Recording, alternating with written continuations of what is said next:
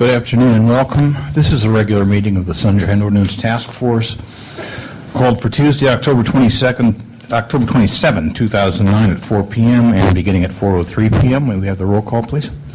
Member Craven Green? Here. Member Craven Green present. Member Nee? Here. Member Nee present. Member Colton? Here. Member Colton present. Member Manny? Member Manny excused. Member Washburn? Here. Member Washburn present. Member Caneva? Here. Member Caneva present. Member Johnson? Here. Member Johnson present. Member Chu? Here. Member Chu present. Member Chan? Member Chan excused. Member Goldman? Member Goldman excused. Member Williams? Member Williams excused. Mr. Chair, we have 7 ayes. We have a And quorum. how many noes? 0 noes. Thank you. We have some definite and some possible agenda changes. Items number 13 through 18 deal with 3 complaints, and those complaints have been withdrawn. So items 13 through 18 are off the agenda. I received notice in the case of item number 4, which is case number 09044, Peter Warfield versus Board of Appeals. I received notification that the respondent, Ms. Goldman, was not notified of today's meeting until last Friday, and at which time she was to go on vacation. So, what is the pleasure of the task force, and what is the pleasure of the complainant regarding continuance? Mr. Warfield, would you approach the microphone, please?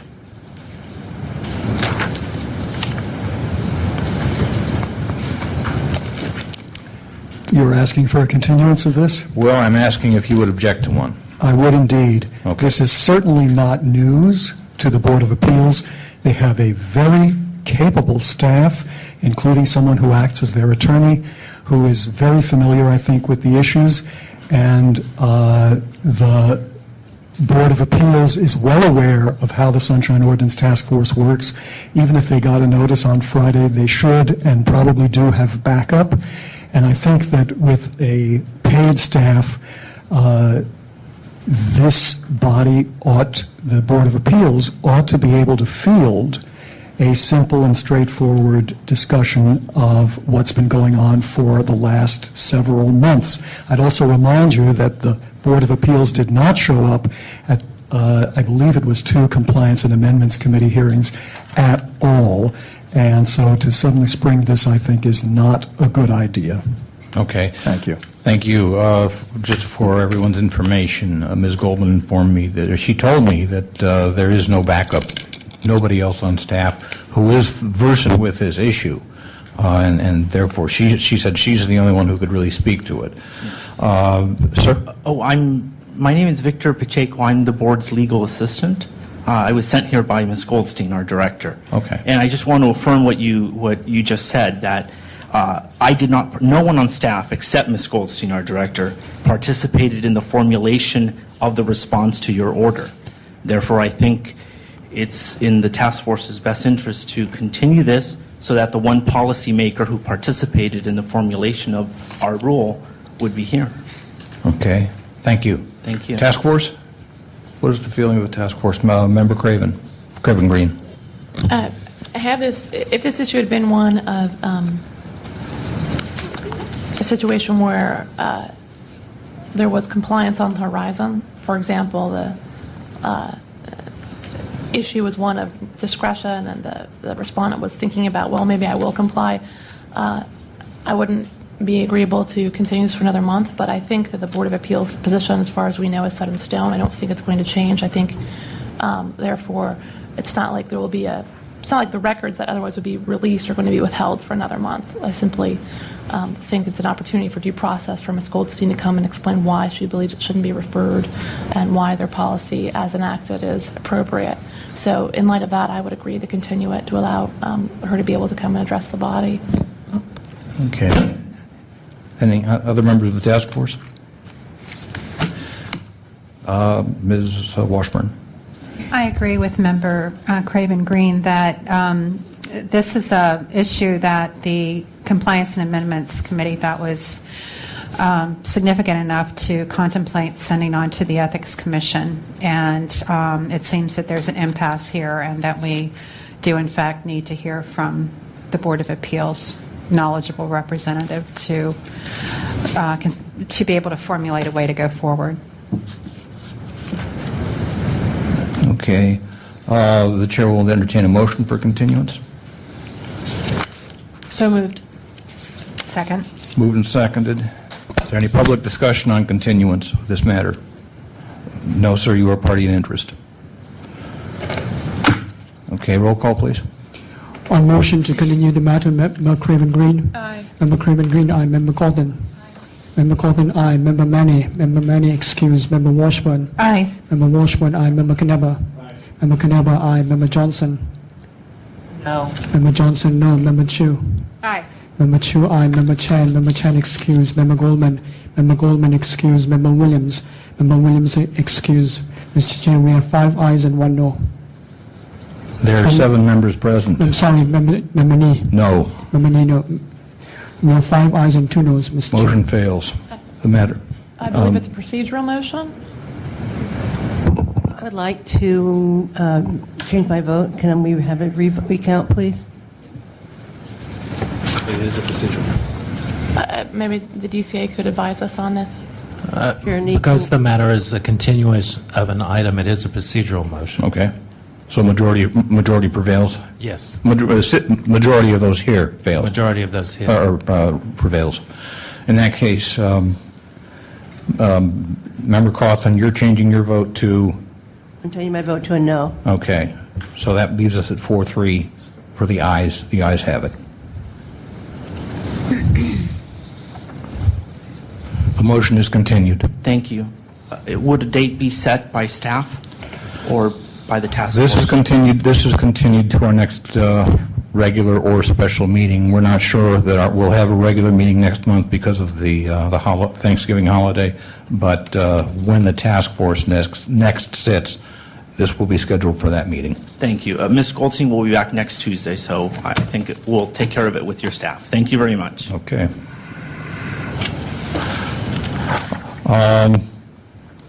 There was one other.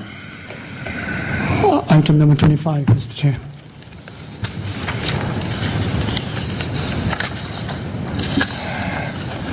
Oh, yes. That's complaint number 09064.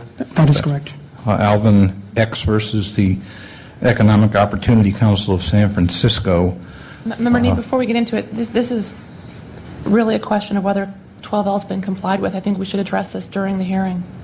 It's not a request to continue, it's a request to kick back. This is, we normally handle that within the hearing.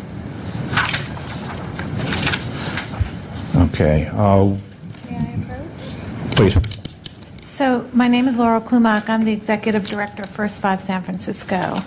Because we are funders of EOC, of the Economic Opportunity Center, we've been brought into this complaint. We are asking to schedule a pre-hearing so we can help the two different partners reach an agreement. We weren't notified that a complaint had been made, so we haven't had any opportunity to bring them together so that they could comply. So we're just asking to bring this to a pre-hearing so we can resolve it before it comes to you. Thank you. Member Karen Green? That's exactly the sort of thing we discussed during the hearing on the complaint, so we'll have to wait until item 25 is called, unfortunately, to discuss that, given our prior practice. Okay. Are there any other requested agenda changes? Not that I know. Seeing none, let us move forward then. Could you read the first item, please? Item number 1 is the approval of minutes of September 22, 2009. Okay. Is there any comment by the task force on the minutes? Do I hear a motion for approval? Will we approve the minutes? Is there a second? Second. Moved and seconded. Is there public discussion on the minutes of our meeting of Tuesday, September 22nd?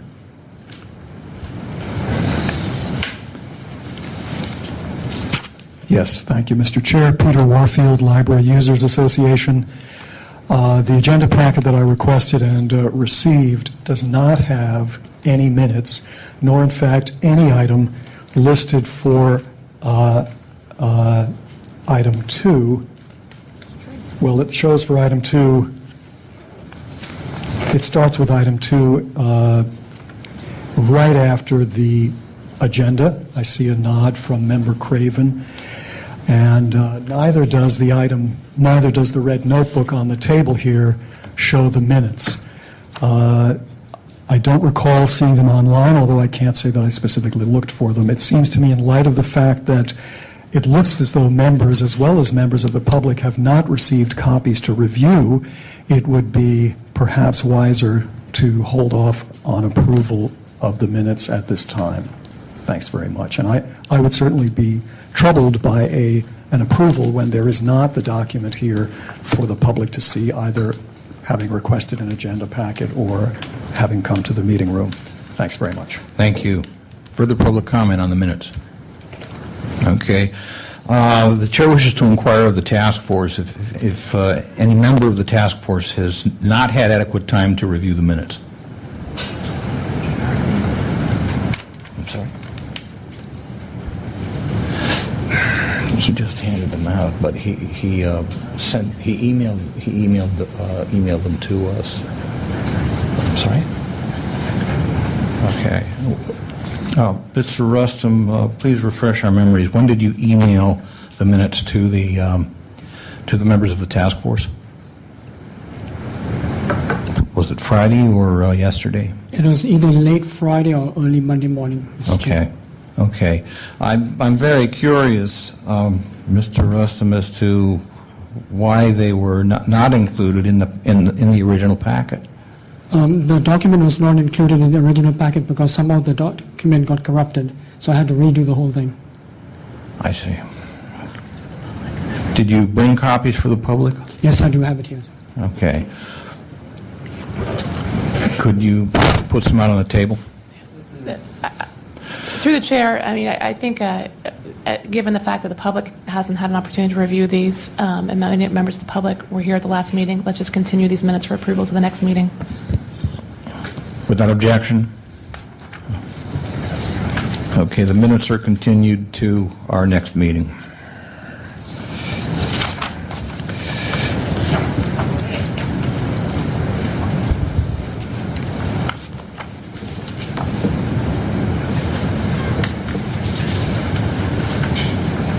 Mr. Clerk, could you read the next item, please? Item number 2 is the Compliance and Amendments Committee has referred to the task force a recommendation that file number 09033, Sue Cotton versus the Library Commission, be forwarded to the Ethics Commission on the basis of willful failure as official misconduct by the Library Commission Chair and failure to appear at committee meetings. Okay, is the complainant here, please? I'm here. Okay, please approach. I need to ask to be recused, don't I? You've Granted. been recused from this motion, so that recusal is still pending. No, we don't need. As Member Cawthon is a party in interest, she has recused herself before in previous proceedings regarding this matter, and so her recusal continues herewith. I'm going to ask for a continuance to the next meeting. There are only 6 people to vote, and we would need a unanimous vote, so I would ask for a continuance until the November meeting. Do I hear a motion for continuance? I so move. Is there a second? Second. Moved and seconded. Is there public comment on the motion to continue this item? Excuse me, Ms. Blackman, you were party in interest. You're not to comment during public comment. You will be given an opportunity to comment. Public comment, please, on this item, on whether to continue this item.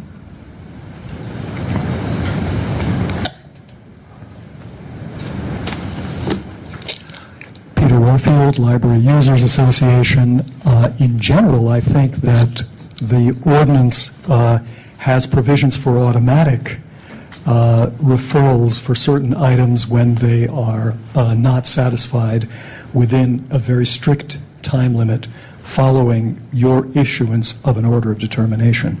It seems to me this ought to be almost automatic. However, I think I would support, in fact, I would say we do support Member Cawthon in her request for a continuance.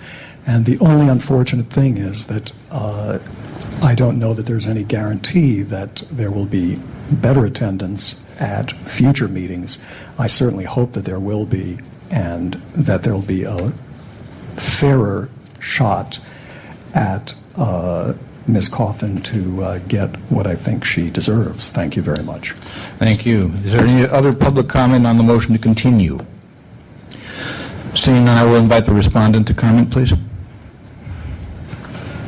Thank you, Sue Blackman, Library Commission Secretary. I would just request that we hear the item today. I am in attendance today, so I'm not sure availability for the next meeting. Okay, and Ms. Gomez, who is the actual respondent in this case? She was not able to attend today. Okay, thank you. Task Force Member Craven Green. I believe my position has always been very consistent on this issue. I don't like members of the public or complainants, whoever they are, trying to count the tea leaves about who's here and who's not and how we're going to vote. I don't agree to continuances where there's a quorum, just as a matter of principle, so I would not support a continuance in this case.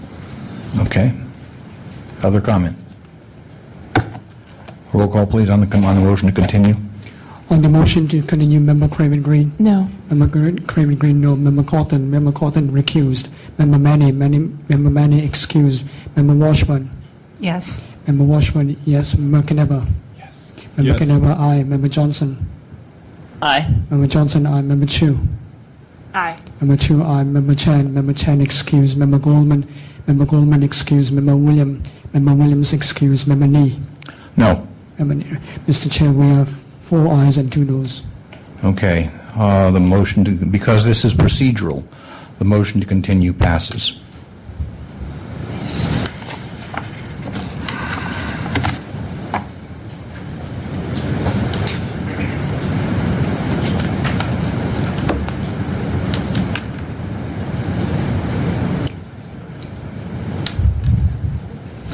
Mr. Clerk, could you read the next item, please? The next item is item number 3. The Compliance and Amendments Committee has referred to the task force for further consideration its recommendation that the 09042 Peter Warfield versus Public Library matter be referred to the Ethics Commission for failure to comply with the order of determination ordering the public library to allow Mr. Warfield to inspect and receive copies of the 50% plans. Okay, before we proceed on this, may I ask why Member Cawthon is not in her regular seat?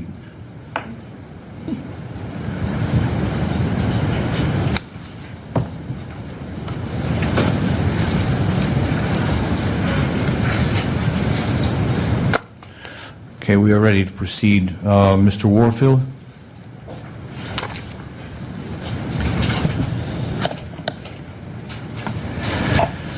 Thank you for coming. You have 5 minutes. Yes, Peter Warfield, Library Users Association. I think this is a fairly straightforward issue.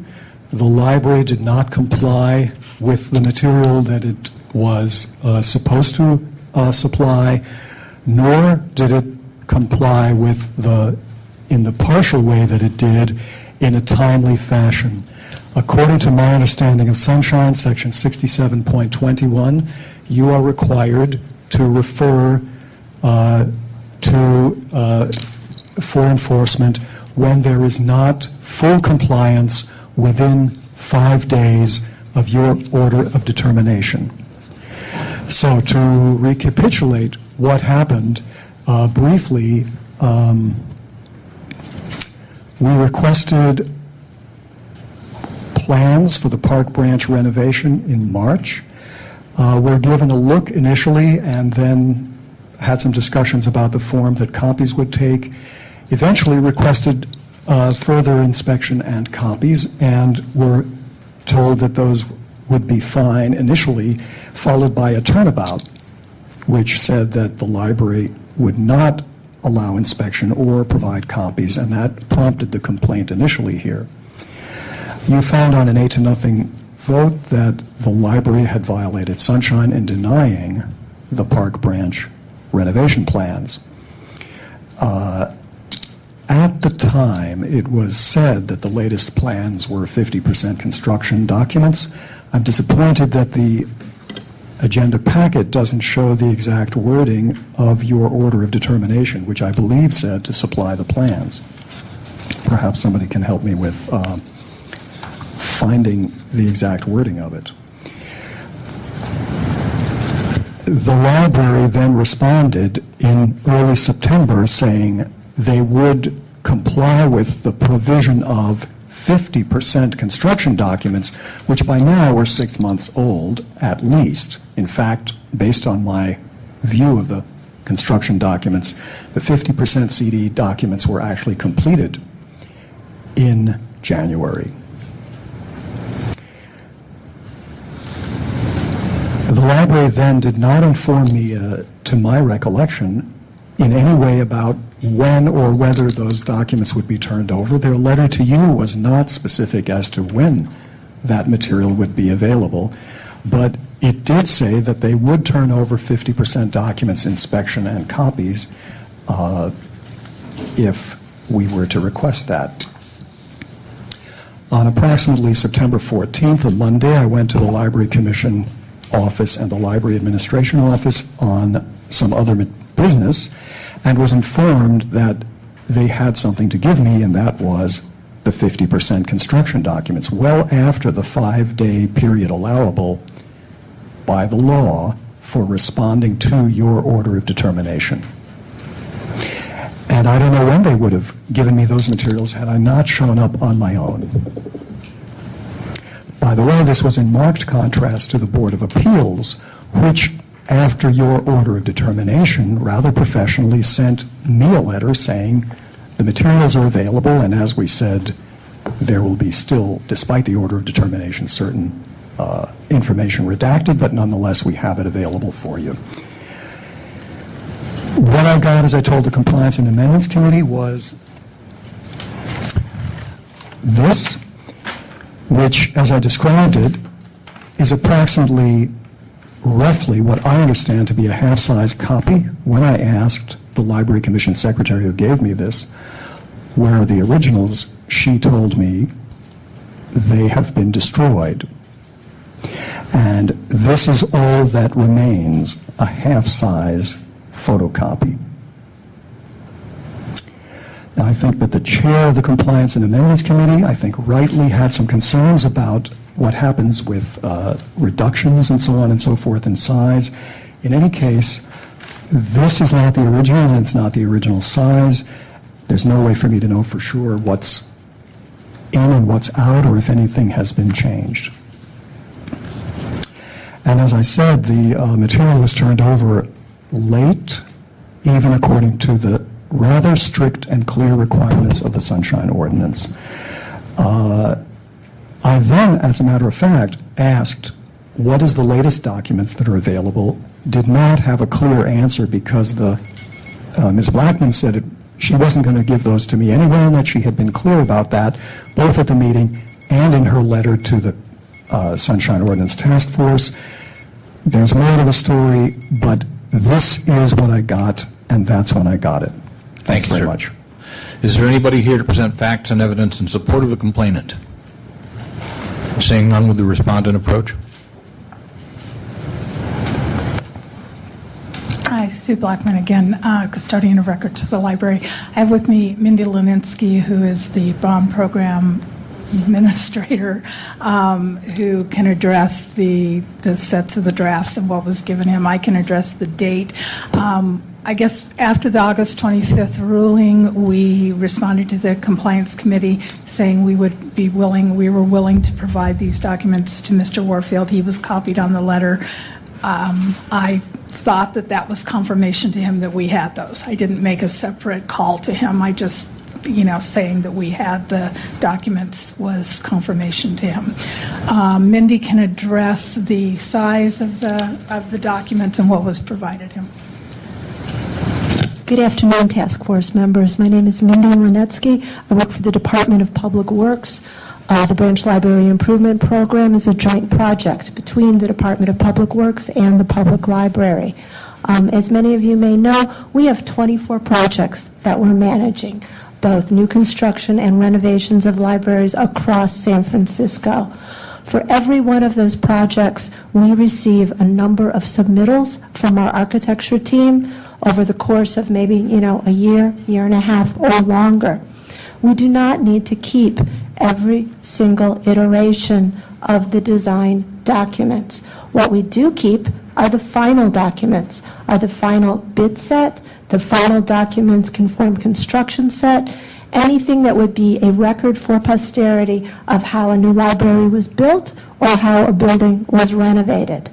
So if the Library Commission Secretary gave Mr. Warfield a set of any drawing along the way, such as the 50% construction document that he said, and it was then returned to our office, there's a possibility that it could have been thrown out.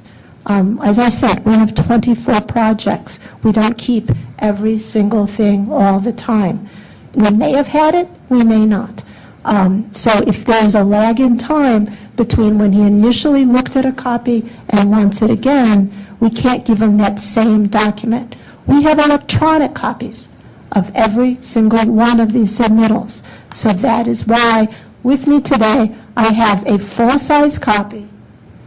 This is a full-size copy of the 50% construction documents. Mr. Warfield can give us $139.01, which is what the City and County of San Francisco paid for this set.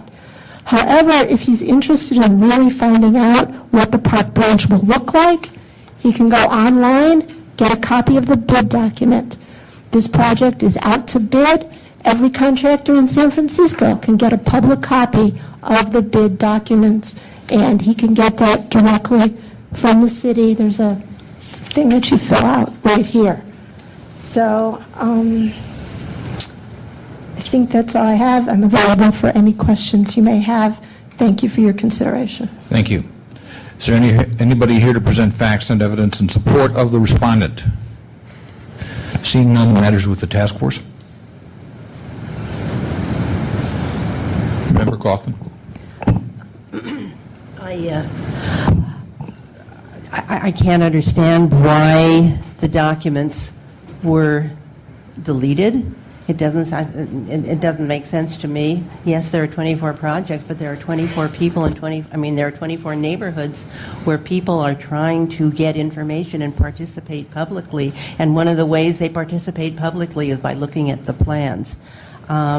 I do know that a member of the Historic Preservation Commission did go up and look at the full plans, and I had understood that Mr. Warfield was going to be then permitted to have a copy, but I didn't hear that they were going to charge him $139. I don't know how many pages that's for, but I know I've copied plans in the past, and it doesn't seem to be that expensive. In any event, I think that since other people have been showing the full plans, including the man from the Historic Preservation Commission, and also I think the Friends of the Library is usually brought into these issues, so I think that Mr. Warfield should be able to have the plans if he wants them. Member Craven Green. Member Coughlin, I think the issue is different. What they're saying is the 50% construction full-size set has been destroyed. The original, excuse me. Clarify? Yes, please do. We have a lot of people get sets. Right. There's the city librarian looks at it, the architects look at it, the DTIS people look at it. So there isn't like one magical 50% CD set. There's lots of them that get around through city departments. Okay, and so on that one set then that's circulated, would all notes from the architect, would all... No, there's several sets. Right. Might get it. It's not one set, it's one kind. So there might be notes on my set. I understand that, right. So, but basically what's submitted to you by the architect for your distribution then to the various interest groups who are in the process is an electronic set, so that would include all notes or other annotations from the architect itself that the architect wants you to see. Yeah, and anybody in the public that would want to look at one of those sets, we can make a copy. Okay, all right. And so when he was told the original had been destroyed. It may have been that the one that he looked at that day. I mean, we're not going to, if he asks for a set and we have one, and it might have had my comments on it, might have had somebody else's, we're not going to pay to get a new set. So we gave him one to look at. Then he was done with it. It went back. That set, it was thrown away. Okay. All right. So that particular one was destroyed, but there is the ability to reproduce, which I understand you have done. Yes. A full-size copy that had at least all of the original notations, if any, from the architect that was provided to your everything. office.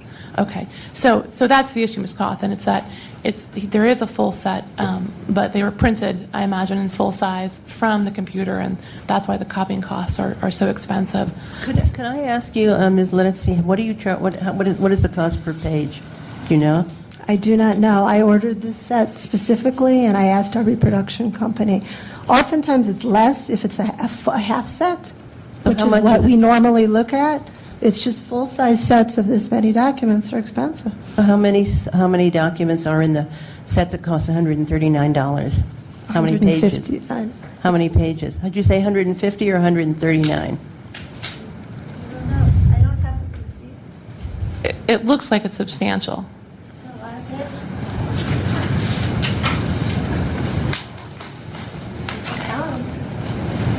This is a good size drawing. Cost a lot. I'm going to count each one. And Let's look at the last page and see what page it is. It doesn't have those connections. Sorry? we need to use the microphone. Just Isn't the last, aren't they, the pages are numbered, just look at the last page. If you've seen documents in the past with Cawthon, they are not numbered. So they're not numbered. Thank you. This discussion is helpful to me, and actually this is why it would have been helpful to have a representative from the Library Commission at the Compliance and Amendments to discuss exactly this, to discuss exactly what was provided and when, why they couldn't be provided, what can be provided. So I would just like Ms. Blackman to know that, that's really helpful to us, and we have these questions, and when we only have one half of the story, it makes it very hard for us to give full consideration to all the facts. So I just wanted to state that. Member Cawthon may have additional questions. Yeah, I also wanted to know, Mr. Alan Martinez of the Historic Preservation Commission did come up and look at the plans. I'm wondering which set did you show him? Do you know, Ms. Blackman? I believe it was the 95% drawings, which Mr. Warfield has also requested and has also received. And I think he got a half set on that half-size set, which is what he looked at, the half-size set. Okay, Mr. Warfield, is that correct? Could you just come up to the microphone?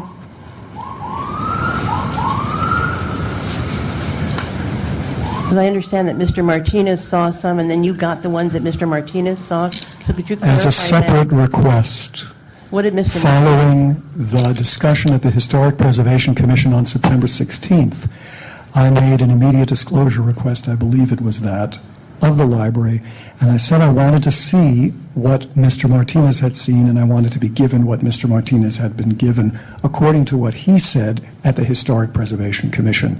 And then, a few days after Ms. Blackman refused to give me any current things and said they would refuse it, having learned that the very day prior, the very business day prior to the Monday that I came in, they had shown Mr. Martinez 95% construction documents, I then was given this. And as Ms. Craven Green says, you're only hearing half the story when only I am present. You're hearing a quarter of the story or a third of it, because now we have an entirely new story, and these appear to be what is actually full size. I was never shown something this big at the library, nor offered at any time the option of obtaining this, what appears like a very large size set. This is approximately what I recall seeing at the Library Commission when I first saw the 50% documents. So the new story now comes from Ms. Linetsky about what the true size is of the full original documents. And they never said, it's clear that these documents were not destroyed and that they were quite available, contrary to what I was told in person at the library.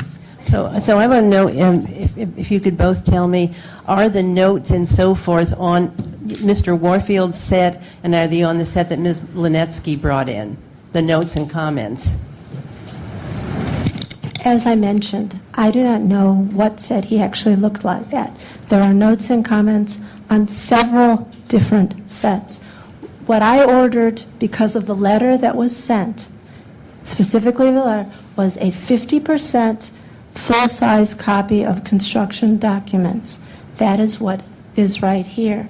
Probably the reason that Mr. Warfield has never seen these size is that we use it in our office. The sets that the city librarian or the deputy city librarian receive are half-size sets, which is so if he would ask for just a set of drawings, that anybody that asks for a set of drawings, that is what they would be given. We don't, because one, these are very expensive. Two, they're very cumbersome and difficult to look at. So the usual working drawings are what is defined as half sets. Okay, I just wondered if Mr. Warfield wants those drawings, you'll give them to him for a price, right? These? For the Yes. Okay, Mr. Warfield, do you want those drawings? If I might answer the question that Ms. Linetsky was given the opportunity of answering, I got what appeared to be a half-size copy of what I had seen at the Library Commission office prior to their refusal to let me see anything any further. Were there notes, et cetera, et cetera? I haven't seen any notes. Ms. Linetsky says that various sets had various sets of notes on them. I can't say what any original or the original or multiple originals might have had in the way of notes because I was never given an opportunity, and I was explicitly told I would not be given an opportunity to see anything. And by the time your order of determination came out, the library was claiming that it had no longer any, quote, original copy of this stuff, which we're now seeing appears to be incorrect. I think Ms. Craven Green also pointed this out, that there were multiple locations electronically where this material was available. Why wasn't all this stuff told previously to me and to the Compliance and Amendments Committee? All this stuff is new, and the tone in which it's offered, well, if he wants to, he could get $139 worth of they didn't do that until now. We're months and months and months later and many meetings and have dug it out, thanks in considerable measure to this body's actions. And I think that whether or not I want to spend $139 on 50% CD when they're now at 95 or 100% construction documents should not be relevant to the issue that I think is before this body now, and that is, did the library comply with the law when I came in March? And furthermore, since you've decided that they violated the law, did they comply as required with your order of determination from August? And did they give me what they were obligated to give me and provide it in a timely way? If they didn't, you should find them in violation of the law and refer them to the bodies that you're intending to refer them. This is a last gasp effort to stave off an execution, essentially, when the guilty verdict has already been pronounced, and it's clear that they haven't done anything except under great pressure to change anything. They didn't comply with your order in a timely way nor in a material way, and they have hidden what's going on from you and from me until this moment. I think you've gone beyond the question. Thank you. Please just answer the questions of the members. I don't know any longer what's original and what's not. According to Ms. Linetsky, there are multiple originals, but she did say there were comments on various ones which I don't see. Mr. Warfield, thank you. Okay. No. I have some questions. Ms. Blackman? The order of determination followed a meeting of August 25th, 2009. The order of determination is dated September 1st.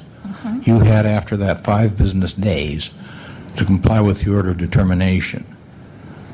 Mr. Warfield reported to us by the next meeting, full meeting of this task force, which was September 22nd, 3 weeks after the order of determination, that there was no compliance.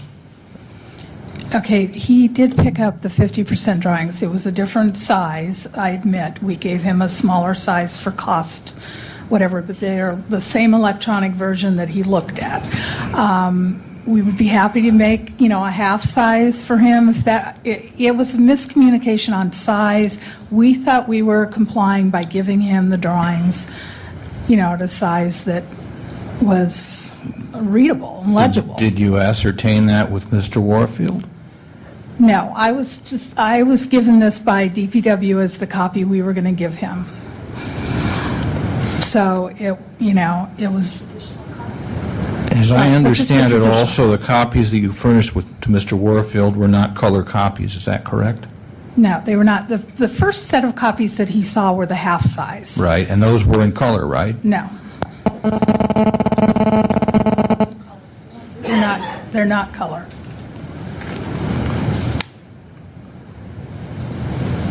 Okay. Thank you. Ms. Blackman, while you're up, where did you get the information or did you convey to Mr. Warfield that the original full-size set of plans had been destroyed? I told him what had been told to me was that in the process of going through the files, cleaning out files, they were in the process of moving DPW. They got rid of all the older sets of drawings because we were now in the 95% and 100% construction phase. So they weren't keeping all these various sets of drawings that were now... Of hard copy drawings? Of hard copies. The electronic copies Did you know that they had electronic copies? No, I did not. And I did not know that until we got these today. So you did not know until you followed up with DPW that it would be possible to have or prepare a full-size set for inspection or copying? Correct. And when did you find that out? This last week when we got the notice to appear today. All right, thank you. I just had a question for Ms. Member Blackman. Cawthon. Which were the ones that Commissioner Martinez saw from the... He saw the 95% construction drawing, and I believe he saw a half set. And the half set that he saw did have notes on it or comments? Again, I don't know. There are various copies that are in distribution, as Mindy has said, and so some may have notes on them. It may have been the city librarian's notes. It may not have had notes. It's hard to say. There are various copies. Well, did Mr. Warfield see the same? Did Mr. Warfield get the same set that that Mr. Martinez of the Historic Preservation Commission saw? We printed an additional set of 95% construction drawings, the half set, You similar printed to both what we showed. both the half set and the 95%. Okay. Mr. Warfield? After you received the copies that you did receive, first of all, when did you receive those copies? I believe it was 2 days, the Monday before the Wednesday, September 16th Historic Preservation Commission meeting, that I came in there for another purpose, and Ms. Blackman said, here's a copy. So that would have been on September 14th. September 14th. Okay. At that time, when you looked the copies over, did you then contact Ms. Blackman and say, these are not what I want? Well, she was standing right there, Okay. and I looked at these, what I showed you, and I said, this doesn't look like what I had actually seen in the office several months earlier in March, when I was given a first look at what now turns out to be half-size Okay, and her documents. response was? Her response was, I said, this doesn't look like the originals, and so on and so forth, and she said they don't have the originals anymore. Okay. And I may have asked what happened, and I don't, basically she said they'd been destroyed. Okay, thank you.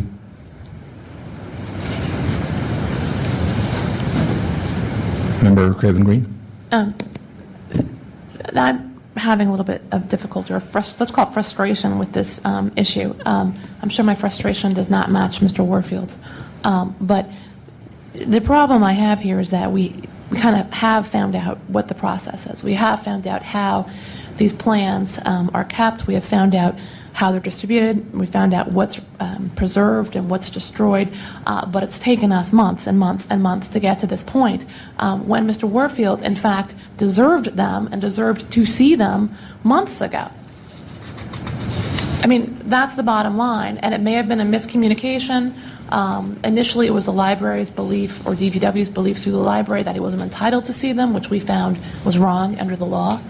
But following that, following our decision, and following the library's agreement to comply with the decision, we had this further round of issues about getting these documents. And this is a very important issue. I've represented clients against other city agencies about access to full-size plans, whether they're architectural plans or grading plans, land use plans. It's very important to have those documents available.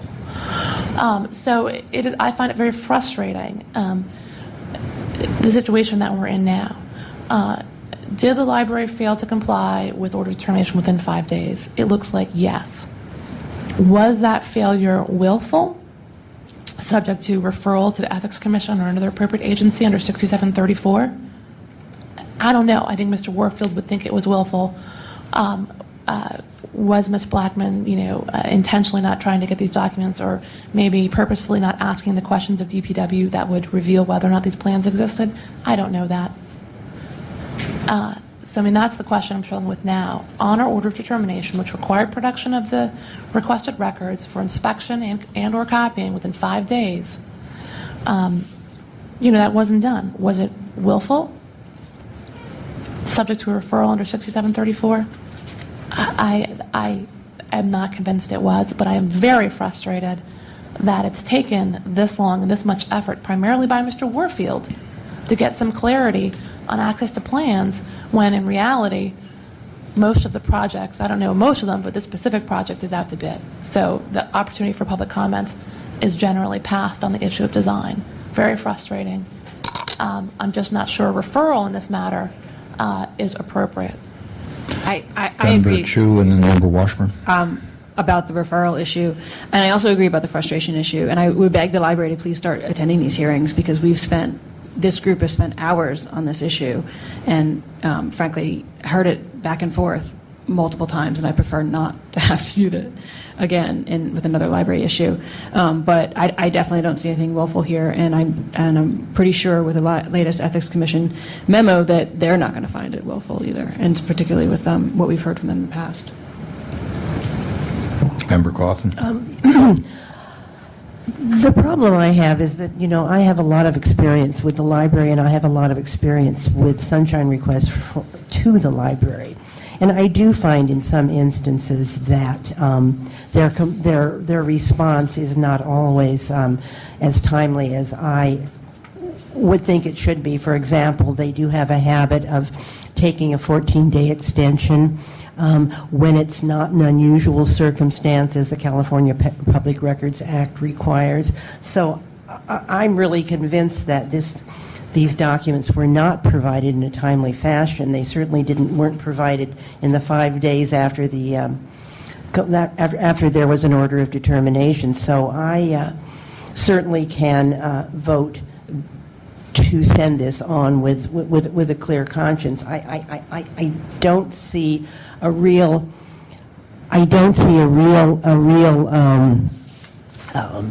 movement on the library's part in this particular case to act in a timely fashion, and they did not.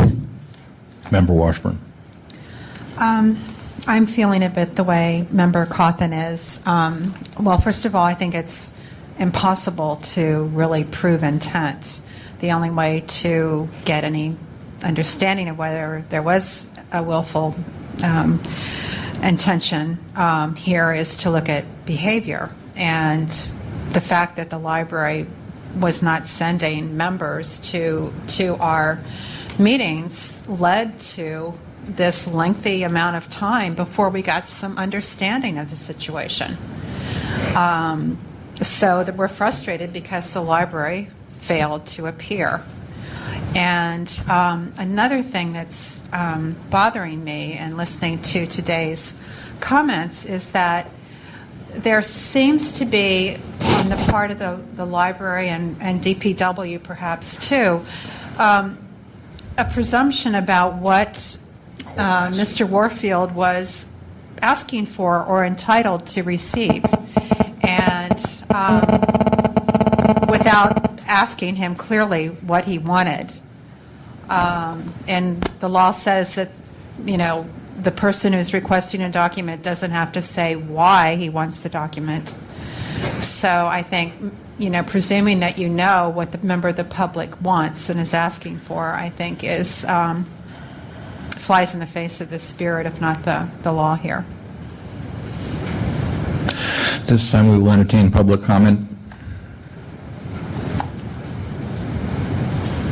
Ray Hartson. I am familiar with Mr. Warfield's struggle with the library, and I guess I look at this like I would a traffic ticket. If an officer gives me a ticket and it doesn't have a court date on it, but then I subsequently get a subpoena from the court and it says be in court at a certain date, I know I have by law to be there on that certain date. And I can't go back and look at the ticket and say, well, it doesn't say anything on the ticket, so I'm confused.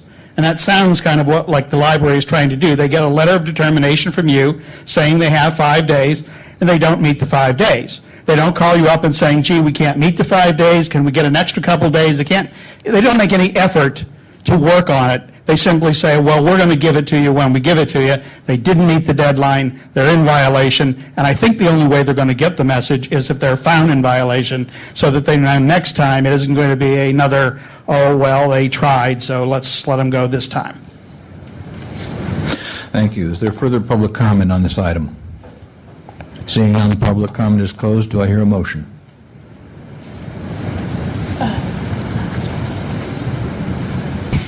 Bill, I would move that we do send this along to the Ethics Commission for willful failure to provide the documents in a timely fashion, and failure also to come to committee meetings.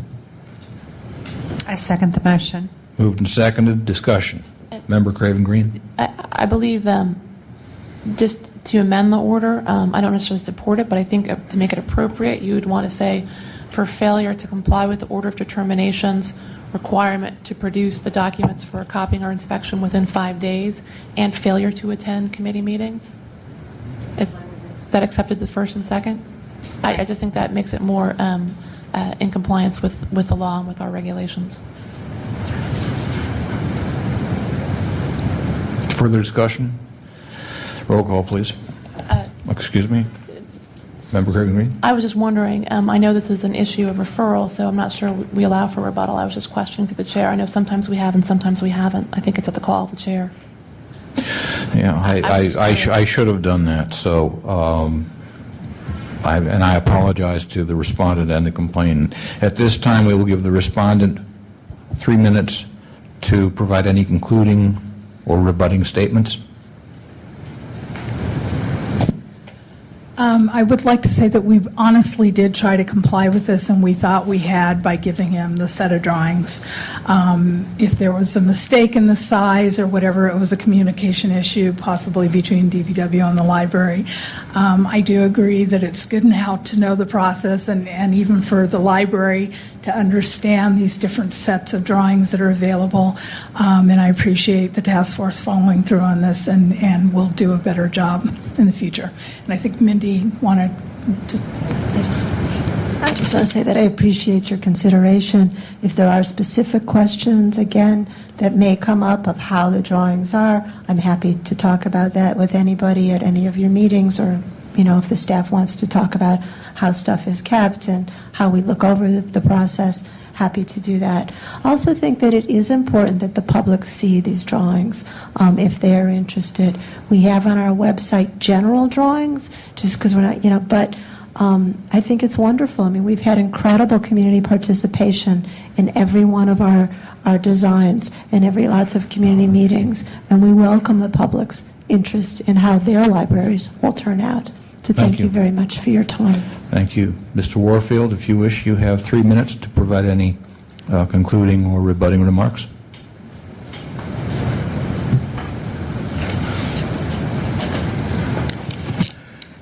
Yes, thank you. Peter Warfield, Library Users Association. The library has played a very elaborate game of keep away on a number of levels that you have seen in portions of here in front of you, including the silencing of Sue Coffin and including a complaint that I had on a similar matter which got, I believe, a 5-2 or 5-3 vote. The libraries never told me about these, and these actually, as far as I'm concerned, make an even greater violation in the first place, which was one that I was not aware of because I had seen the half-size so-called documents. I believe part of the reason the library was keen to keep the 50% construction documents away from me was because I had discovered on my first viewing that, in fact, the library, before it showed any plans to the public at Park Branch, had completed 50% construction documents.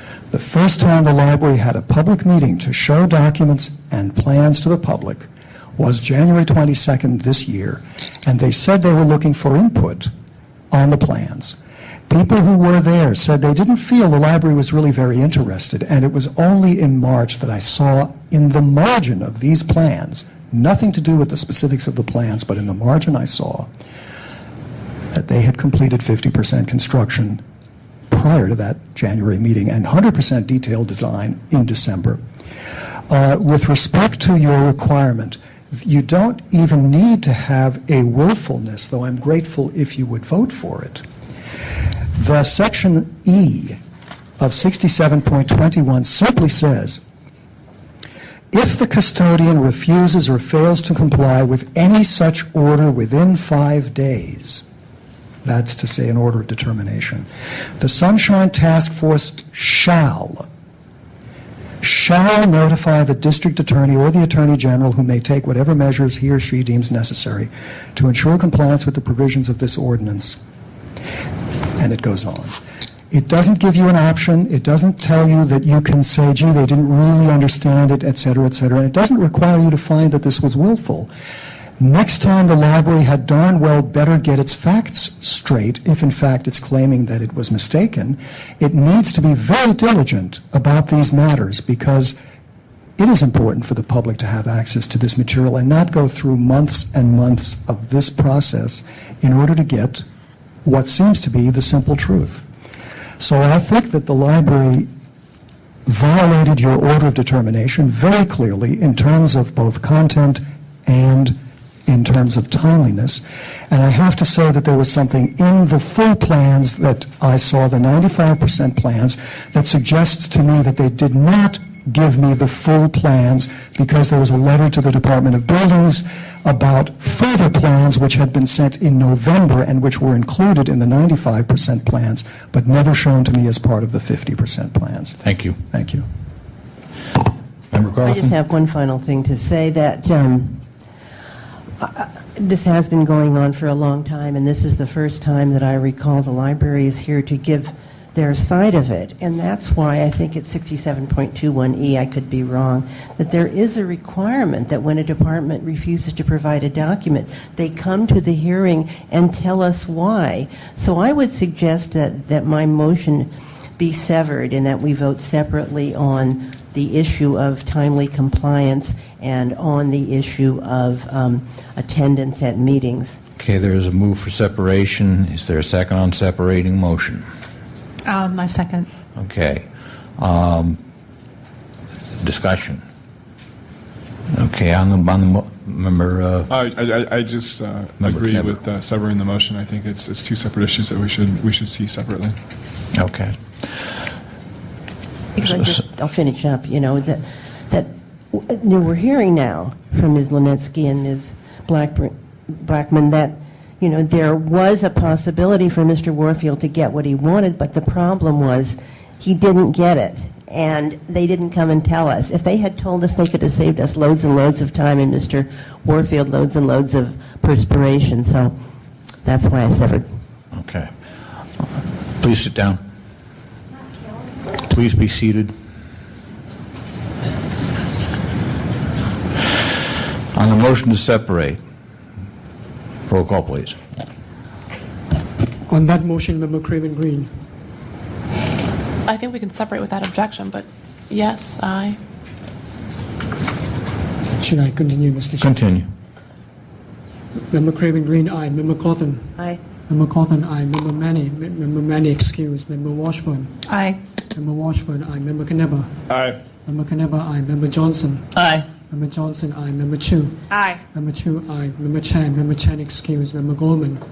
Member Goldman, excused. Member Williams. Member Williams, excused. Member Nee. Aye. Member Nee, aye. Okay. Mr. Chair, we have 7 ayes. All right, so we have two motions before us then. One is to one is to refer to the Ethics Commission, finding willful violation because of failure to comply with the order of determination. By Member Craven producing Green? documents within 5 days of the order of determination for inspection or copying. Correct. May we have the roll call on that, on the first part of the motion, please? On the motion to refer the matter to the Ethics Commission, Member Craven Green. No. Member Craven Green, no. Member Cawthon. Aye. Member Cawthon, aye. Member Manny, excused. Member Washburn. Aye. Member Washburn, aye. Member Knebber. No. Member Knebber, no. Member Johnson. Aye. Member Johnson, aye. Member Chu. No. Member Chu, no. Member Chan, excused. Member Goldman, excused. Member Williams, excused. Member Nee. Aye. Member Nee, aye. Mr. Chair, we have 4 ayes and 3 noes. Okay, that part of the motion fails. We now address the question of whether to refer this matter to the Ethics Commission for the failure of the respondents to appear at committee meetings. Under 6721E and 6734, those would be the provisions that the referral would be made under.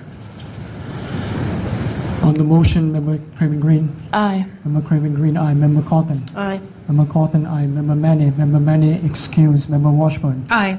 Member Washburn, aye. Member Knebber. Aye. Member Knebber, aye. Member Johnson. Aye. Member Johnson, aye. Member Chu. Aye. Member Chu, aye. Member Chan, excused. Member Goldman, excused. Member Williams, excused. Member Nee. Aye. Member Nee, aye. Mr. Chair, we have 7 ayes. Thank you. We thank the respondent and the complainant both for your attendance here today.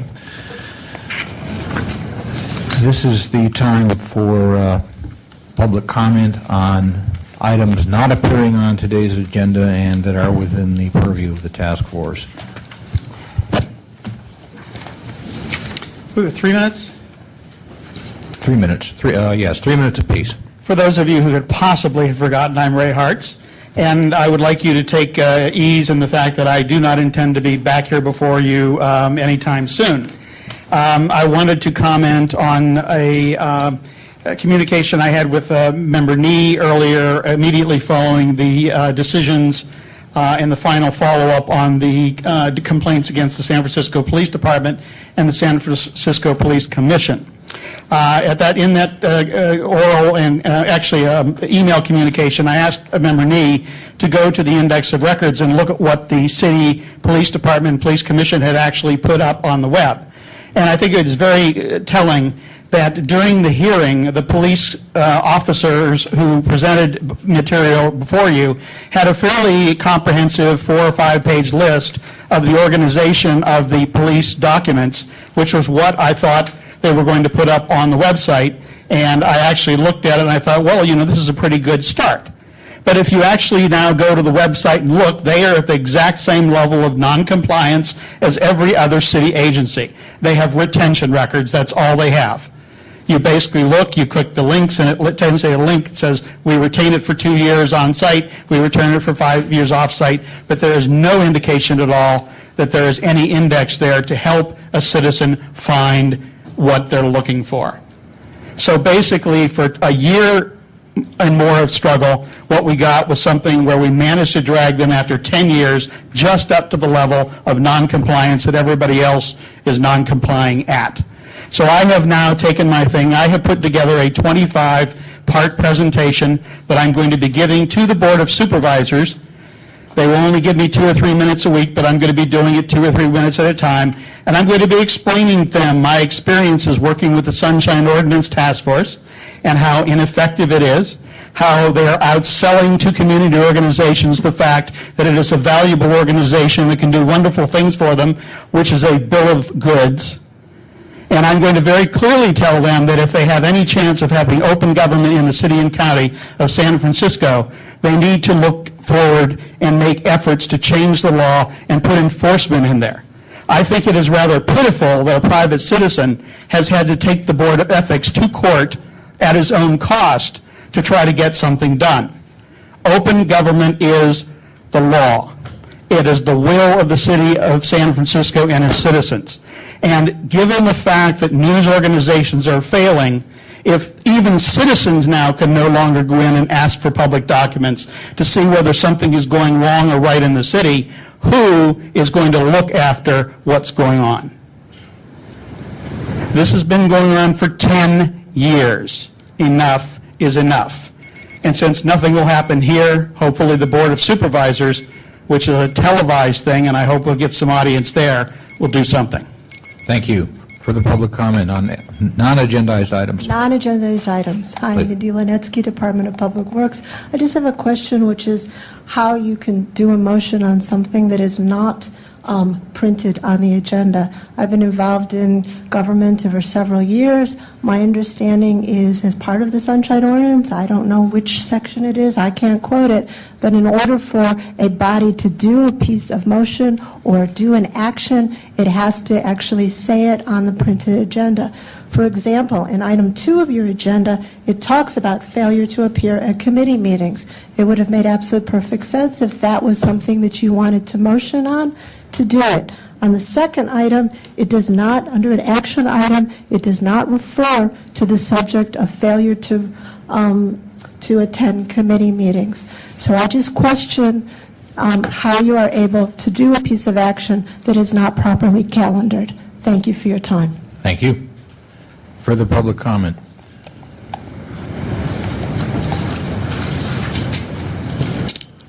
Good afternoon, Sunshine Ordinance task members. My name is Mr. Dillon, and I'd like to comment on the fact that it's so much easier for local government to do things without full transparency, and it's so much easier for the government to do things behind the public's back to achieve their agendas, to cut corners, and to cut costs.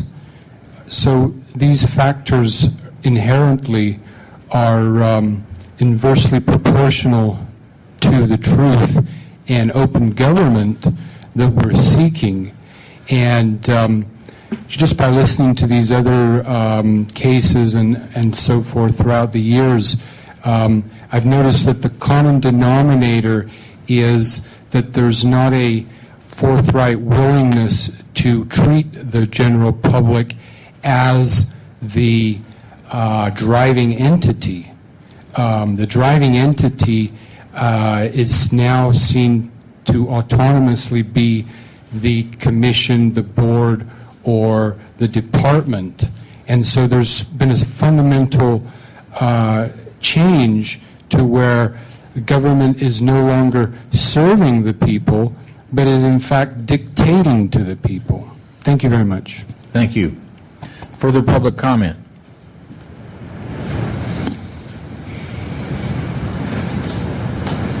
Afternoon, David Pilpel. Nice to be back visiting. It's been over a year. It appears that some things have changed and others not here. Had a few observations. Look forward to the annual Supervisor of Records report. Perhaps that'll be before you at your next meeting or a subsequent meeting. I did take the time to review the packet, which was, fun in its own way. Brought back some memories. It seems to me that it would be helpful if there was a PDF of just the agenda itself and maybe the entire agenda packet available online. It actually took a long time to go through each individual item and download that section of the calendar. So if it's possible to make that available, I think that would aid the public in following these meetings. I'd also noticed that the city attorney memos have been slightly restructured and are getting better. Compliments to Jerry. I think that's a good approach. I like the suggested analysis. I thought that was actually helpful, and I hope that that's helpful to you in going through these matters. I now have a dispute pending with the city department. Following that through the process, it may be before the task force in a month or two. Hopefully it'll be resolved amicably and won't be before you. I was also looking forward to hearing Rick say proceed at the meetings. It's a nice welcome approach. And there were a couple of agenda item descriptions that I had some questions about, and I'll raise those comments as you get there. Anyway, nice to see you all. Thank you. Thank you. Mr. Pilpel, I just have a quick question. When you talked about Proceed. When you suggested, thank you, when you suggested the PDF Yes. file of the agenda, were you suggesting that all of the agenda and the packet material be lumped into one single file? Either that, or if there's a size issue, maybe the first 250 or 500 pages, and then the additional, so that one can view or print the entire packet in the same manner as you receive it on paper. I see. Okay. In addition to the existing manner. Thanks. Okay, thank you. Is there further public comment on non-agenda items?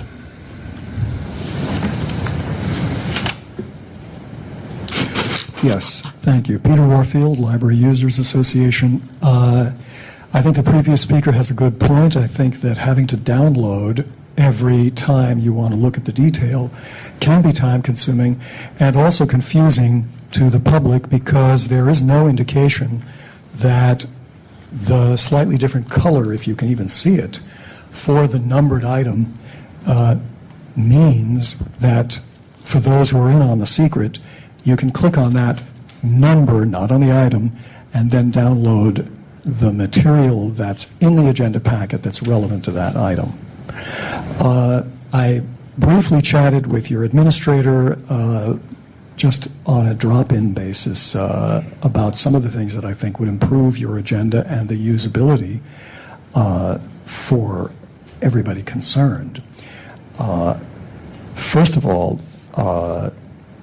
with respect to how you structure the contents, I know that you have a tremendous amount to read. This one, I'm told, is 410 pages long, and you get that just the weekend prior to, if you're lucky, the meetings.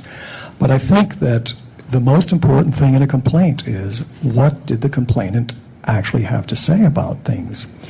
And my recollection generally of your agenda packets is that the specific complaint is almost never, or maybe never, the first thing.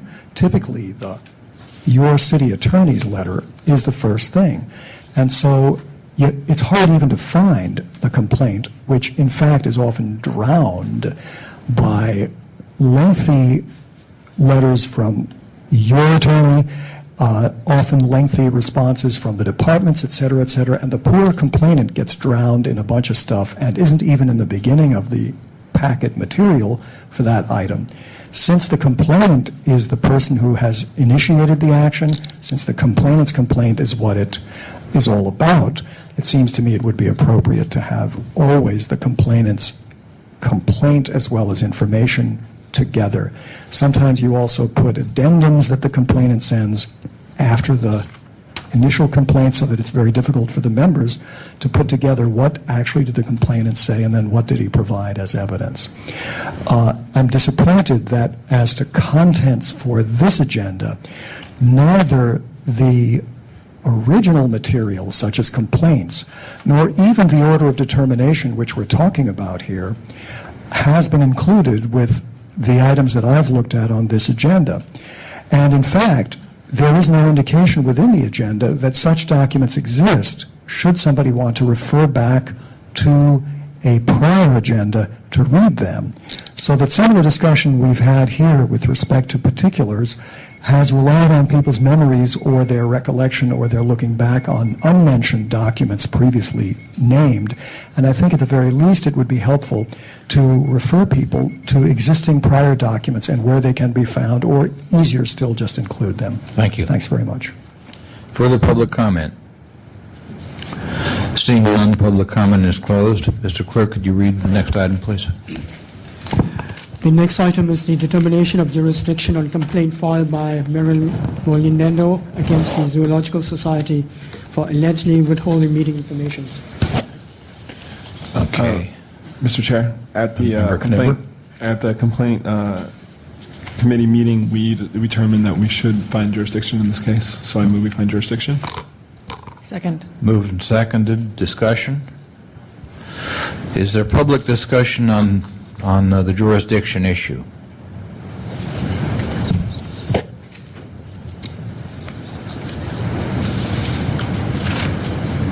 Sir?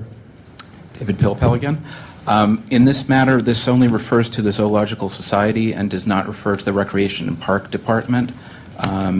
Although the lease and management agreement is with the city acting by and through the Recreation and Park Department, it's not clear from the material that I reviewed if the complainant was routed through Recreation and Park to seek the records. One interpretation of the lease and management agreement would be that the Zoological Society is required to maintain records in the same manner as if it were operating as a city, continuing to operate as a city function. That would suggest in the prior formulation that they would operate through the Recreation and Park Department as they previously did. There's also no clear indication if this is being brought as a complaint under 12L, as the Zoological Society is also a nonprofit organization. So it's not clear from the description whether it's a Sunshine Ordinance or a nonprofit 12L complaint, and what the status is, whether the matter has been investigated by Rec Park if it is a 12L complaint, and if that administrative exhaustion has occurred. Okay. Thank you. Does the did the respondent contest jurisdiction? Yes, they did, and they contested jurisdiction on that count, saying that they're not subject to the 12L. We had that discussion. We talked to them, and we thought that because of their lease agreement and not knowing the provisions of that lease agreement at that time, we thought it would be better to put it to the full task force. Since that, our attorney has looked over, and I believe, looking through his memorandum, that because of how their lease is worded, specifically that they should follow the same rules as if it was still run by the Park and Recs Department, that it would come under our jurisdiction. So that's why I moved to find jurisdiction. I see. Member Craven Green. Through the chair, in light of the contested nature of jurisdiction, I would suggest through the chair's call that we hear from the complainant and the respondent on the issue. Agreed. And can we also hear from our city attorney? Yes, let's hear first from, is the complainant present? Okay, please approach. We are talking now on the matter of whether this complaint falls under the jurisdiction of the task force. Please address your remarks to that question. You have 5 minutes. Okay, thank you. My name is Marilyn Molinetto. I'm a former resident of San Francisco. Use the microphone. Microphone, please. Thank you. I had prepared statement, but I don't know that it answers the question that you want. You'll have an opportunity to read your statement as to the merits. This is just about jurisdiction. Okay. I think jurisdiction is applicable here because the Zoological Society has asked to report once a month to the Recreation and Parks Department to give their reports, and I think that under the lease agreement that they are de facto a part of the Recreation and Parks Department. Okay. Thank you. Is there anybody here to present facts and evidence in support of the complainant? Seeing none, would the respondent approach, please?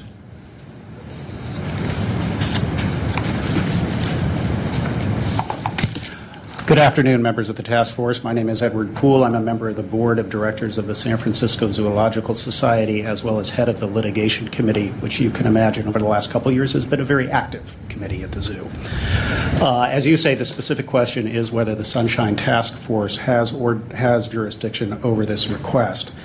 It is important to keep in mind that that is the only issue before before the task force. Any other sort of permutations, such as our responsibility within the Rec and Park and Lease and Management Agreement, is not before this commission, and we have not received any due process of that inquiry by this task force.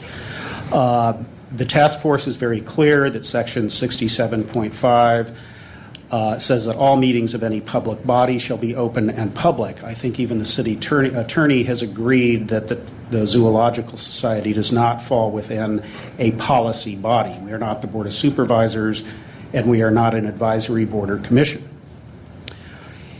We are a California nonprofit corporation that is a completely separate legal entity from any department of San Francisco. We are not the policy-making body. That authority under the Lease and Management Agreement was designated to the Joint Zoo Committee, which by its terms is an advisory committee and would be subject to your jurisdiction. Therefore, it is more likely that the Joint Zoo Committee is subject to the Sunshine Ordinance Task Force. We believe that that Joint Zoo Committee is in full compliance and, in fact, even exceeds the requirements under the Sunshine Task Force with respect to meetings and notice. Further, we have an issue whether the public records that we have are required to be disclosed, because we are not a local agency. Those, again, are counties and cities and the like. None of these provisions apply to the zoo. The opinion of the city attorney expressing its view that the task force has jurisdiction is incorrect. The administrative code provisions are not applicable. They only apply to contracts executed or amended after 1998. Our lease and management agreement was executed on July 1, 1993, and has not been amended since. Further, the records that can be requested are financial only: budget, tax returns, audits. We don't see that board minutes and executive board meeting minutes would be required. Regarding the opinion that the lease and management agreement requires the zoo to subject itself to these requirements is also not correct. The city attorney seems to ignore the specific language of the lease management agreement that outlines the society's specific duties, joint zoo operation documents, and etc., that run against any broad disclosure requirement. Also, if a newer Sunshine Ordinance were upheld against the zoo, the city is changing in midstream the society's duties under the lease and management agreement. As a lawyer, I would say that smacks of breach of contract. We also have one public meeting a year, not two. That meeting requirement is set forth in the lease and management agreement. We are not a city department. We reside with the Rec and Park Commission, and Rec and Park, through the Joint Zoo, is in compliance with the law. You also should be aware that the California courts have considered applicability of the California Open Meeting Records Act to nonprofit agencies. In looking at the term state agency, the California Supreme Court has found that nothing in that wording suggests the legislature intended it to include to private organizations that volunteer to undertake and then perform functions otherwise normally done by a public body. I also want to correct Mrs. Molinato's assertion that the society made the executive committee meetings no longer available to the public. The lease and management agreement never provided that executive or other committee meetings minutes would be available, and it was only in light of Mr. Molinato's prior relationship with the zoo did the zoo make those executive committee meeting minutes available to him last year, which we knew would be discoverable in the underlying civil matter that is really at the heart of this issue. However, that was not done under any public records request. Further, that, I think, addresses your jurisdictional questions, and I'm available to answer any other questions. Thank you. Thank you. Is there anybody here to present facts and evidence in support of the complainant on the respondent on jurisdiction only? Okay, seeing none, we'll continue now with public comment on jurisdiction. Seeing none, the respondent and then the complainant will each have 3 minutes. Member Chu? Could we hear from the city attorney? For me? Oh, okay. task force, I believe, could we hear from the city attorney? Through the chair, Jerry Threet with the city attorney's office. There's a few issues that have been raised that I just want to make a few points in response to. One is during the complaint committee meeting, I did request that the zoo please provide its detailed analysis of jurisdiction so that the city attorney's office would have an opportunity to more fully analyze that, and that was not provided. So many of the things that have been stated here today I've heard for the first time. In terms of the due process argument, I think that the zoo is getting its due process here at this meeting as a contested issue. Both sides are allowed to present their views, and then it's with the task force to make a decision on that. That seems to me to satisfy the due process requirements involved with the issue. And there's two different issues here. One is whether there's jurisdiction of the task force, and another is whether there's a violation. I think they're different issues, and the second one is more difficult. It seems to me, looking at the zoo's lease, that even if you just consider the Public Records Act that was in effect at the time that the lease was adopted, that it would provide the task force jurisdiction on this matter, because it says that the zoo shall be subject to the Public Records Act in the same manner as if the Rec and Park Department were managing the zoo as it had previously. So since the Rec and Park Department would be subjected to the jurisdiction of this task force, I think it follows that the zoo itself is also subject to that jurisdiction. Thank you. Task force? Member Craven Green? I agree with our deputy city attorney here. The issue really is, I think, twofold. You look at what was the law in effect at the time the lease was entered into. I believe the contractual provision, 16.2 of the lease, provides that the Zoological Society provides public access to information concerning the operation of the zoo. To the same extent, such information would have been available to the public. Now, they argue that, but there it's limited by A and B of that same provision. However, it explicitly says in the lease, without limiting the foregoing, the zoo agrees that minutes shall be taken in each meeting of its board of directors, and that all information concerning status of animals exhibits shall be subject to the PRA. Those two provisions are without limit to the foregoing, which means any public records that they have, including minutes that they may choose to keep, are public records. We're dealing with minutes, public records, not necessarily requirements that boards meet at a certain time or that they take minutes. That's addressed by A. But that public records they have, they keep, they maintain, are public pursuant to their lease. So, I think that's pretty explicit that we have jurisdiction over this agency. Whether or not there might be expanded requirements post-Prop G as to require that there be certain other meetings held and certain other requirements with the minutes themselves, that's a different issue. That's not what we're dealing with here today. It's whether or not minutes that exist, that they take, are public. And by Prop G, you mean the 1999 version of the ordinance? Yes, I do.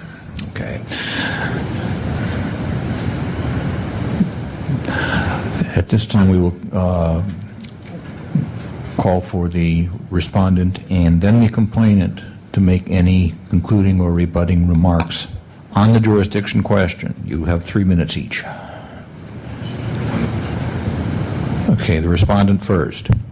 Respondent first.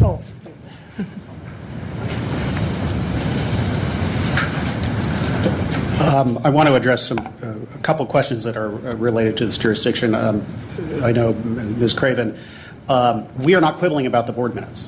We have produced those. We agree that those are subject to that lease and management agreement. However, we're talking about executive committee meetings. Disclosure of those really prevents any organization, not just the Zoological Society, from having an open and free discussion that helps the society move along. We have to have a deliberative forum in private, and the lease and management does not provide for disclosure of those documents. And Mr. Threet, I guess I completely missed that at the hearing, that you wanted our theories, and I'm still happy to provide that to you, cites to the California case that I had mentioned both the last time and that I alluded to today. My apologies. This is the first time I've ever appeared before a committee here. Things move fast. If I missed that request, my apologies.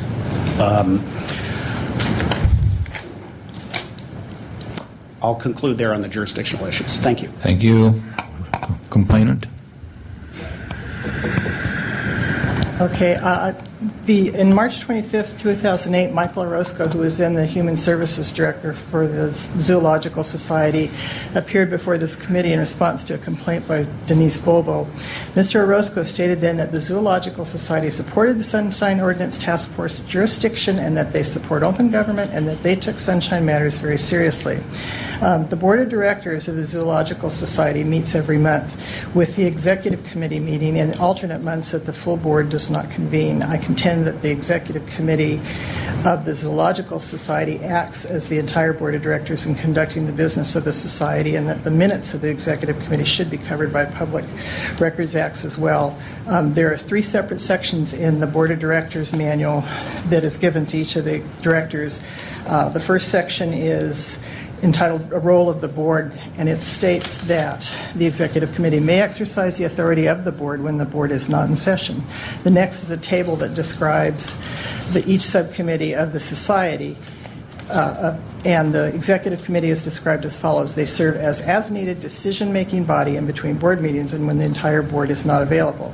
The third is in the amended and restated bylaws of the Zoological Society dated September 24, 2002, Article 7.3, that states the Executive Committee shall have and exercise the full authority of the Board of Directors. So I do think that the Executive Committee meeting minutes are the same as the full Board of Directors minutes and should be public record. I have experience in 501c3 management, and I'm aware that both federal and state laws exist that compel the San Francisco Zoological Society to conduct their business in an open manner, which includes noticing meetings of not only the Board of Directors, but committees of the Board, as well as the keeping of minutes for each committee. I do not believe that they have been complying with those regulations. So I do urge the Sunshine Ordinance Task Force Commission to find that they do have jurisdiction. I think possibly the best way to do that would to be for the City Attorney's Office or the Task Force Committee to ask for a determination from the State Attorney General so that this matter is resolved once and for all. Thank you. Thank you. Matter is back with the task force. I have these documents if you'd like to submit them to evidence. Matter is back with the task force. There is a motion on the floor to find jurisdiction. There is a second to that motion. Is there further discussion? Seeing none, may we have the roll call, please? On jurisdiction, Member Craven Green. Aye. Member Craven Green, aye. Member Cawthon. Aye. Member Cawthon, aye. Member Manny. Member Manny, excused. Member Washburn. Aye. Member Washburn, aye. Member Kneba. Aye. Member Kneba, aye. Member Johnson. Aye. Member Johnson, aye. Member Chu. Aye. Member Chu, aye. Member Chan. Member Chan, excused. Member Goldman. Member Goldman, excused. Member Williams. Member Williams, excused. Member Nee. Aye. Mr. Chair, there are 7 ayes. Okay, then in that case, we now proceed on the merits of the case. Ms. Molinero, please approach. And you have 5 minutes.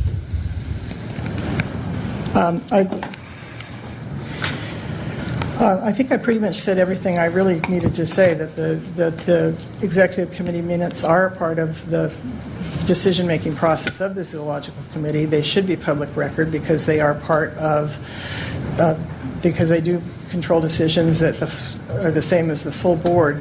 One thing that I would like to contest that Mr. Poole said is that they have one public meeting a year, and that's not completely true. The one meeting that they do open a year is to membership only. It is not open to the general public. So in that case, it is not an open meeting. And I think that it's for an organization that has accepted $65 million in public monies since the lease agreement was in effect since 1993, really subjects them to all the same ordinances as any other city department. Thank you. Is there anybody here to present facts and evidence in support of the complainant? Seeing none, would the respondent approach?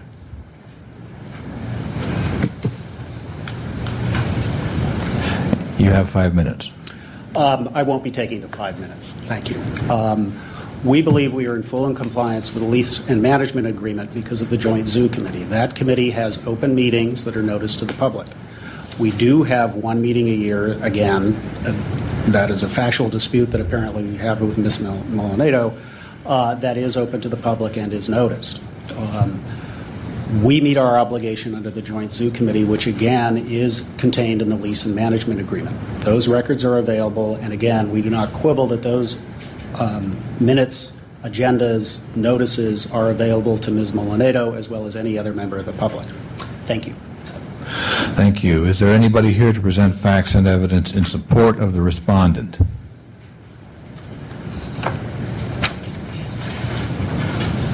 David Pilpel again. I'm not really speaking in support of the respondent. I just had some public comments, so I think now would be the time to offer that prior to your discussion and a motion. I believe I do have an opportunity to make public comment on this item, so I will take that opportunity now. Through the chair, when do we entertain public comment generally after the initial discussion by the board? Isn't that correct, pursuant to our rules? Yes. So we will have public comment, just not right now. Mr. Pilpel, please be seated. I'm not offering public comment on a specific motion. I'm offering public comment on the matter of the hearing. Okay. Are you presenting facts and evidence in support of the respondent? I guess that would be the best way to interpret it, but it's really not clearly in their favor. So No, it's then- up then to it's In the that case, six. in that case, please be seated. If you look at You our will have procedures, a, yeah. you will have a chance later during public comment on this issue to make your comments. We are now taking facts and evidence in support of the respondent.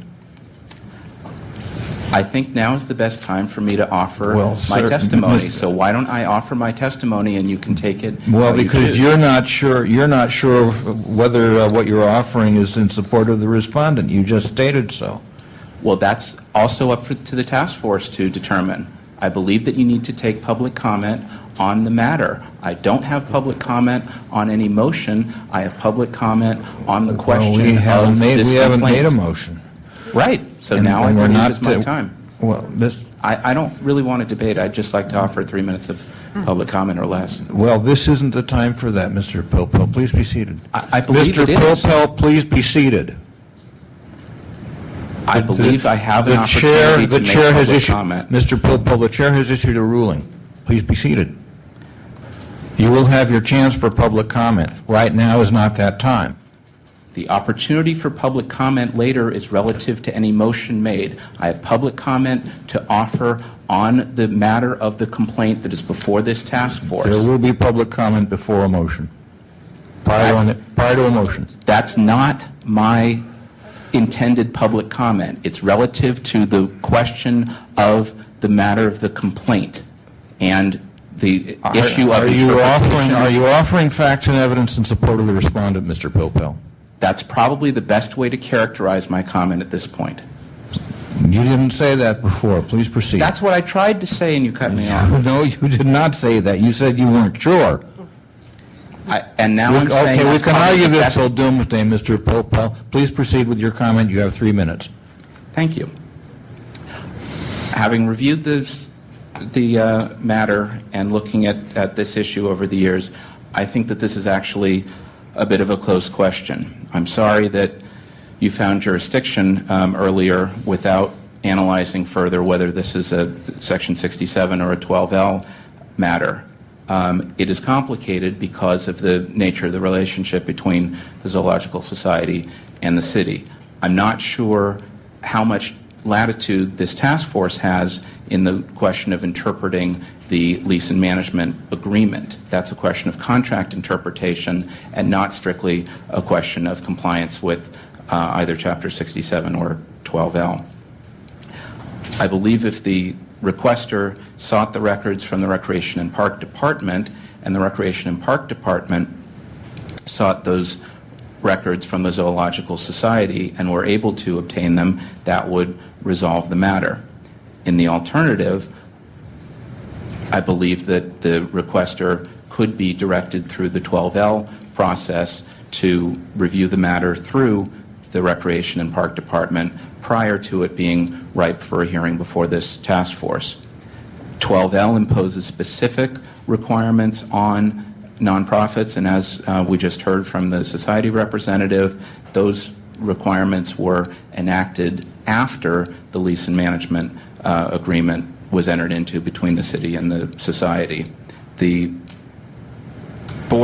access to the board of directors is specifically governed by the lease and management agreement and is not unlimited. Although the primary purpose of the Zoological Society is to operate the zoo, they may have other activities that don't specifically relate to the operations under the lease and management agreement that may include fundraising or their own matters, and I'm not sure that those are properly scoped within public review under the agreement. And finally, in particular, the lease and management agreement says that that the meetings of the board of directors shall be open, but it does not say, and any committee thereof.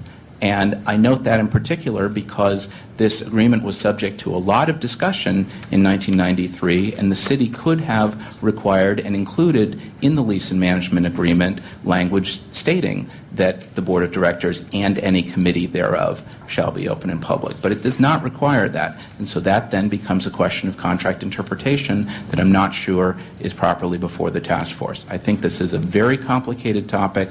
I'm not sure that you've been properly briefed on this tonight. I would strongly encourage you at a minimum to send the requester through Rec Park, through the 12L process, and if you insist on voting on the matter, to ask for further briefing by the city on the rights and obligations of both the city and the Zoological Society under the agreement. Thank you. Thank you. Is there anybody else here to present facts and evidence in support of the respondent? Seeing none, the matter is with the task force. Member Craven Green. I think there's some disconnect here, so I'd just like to clarify my position.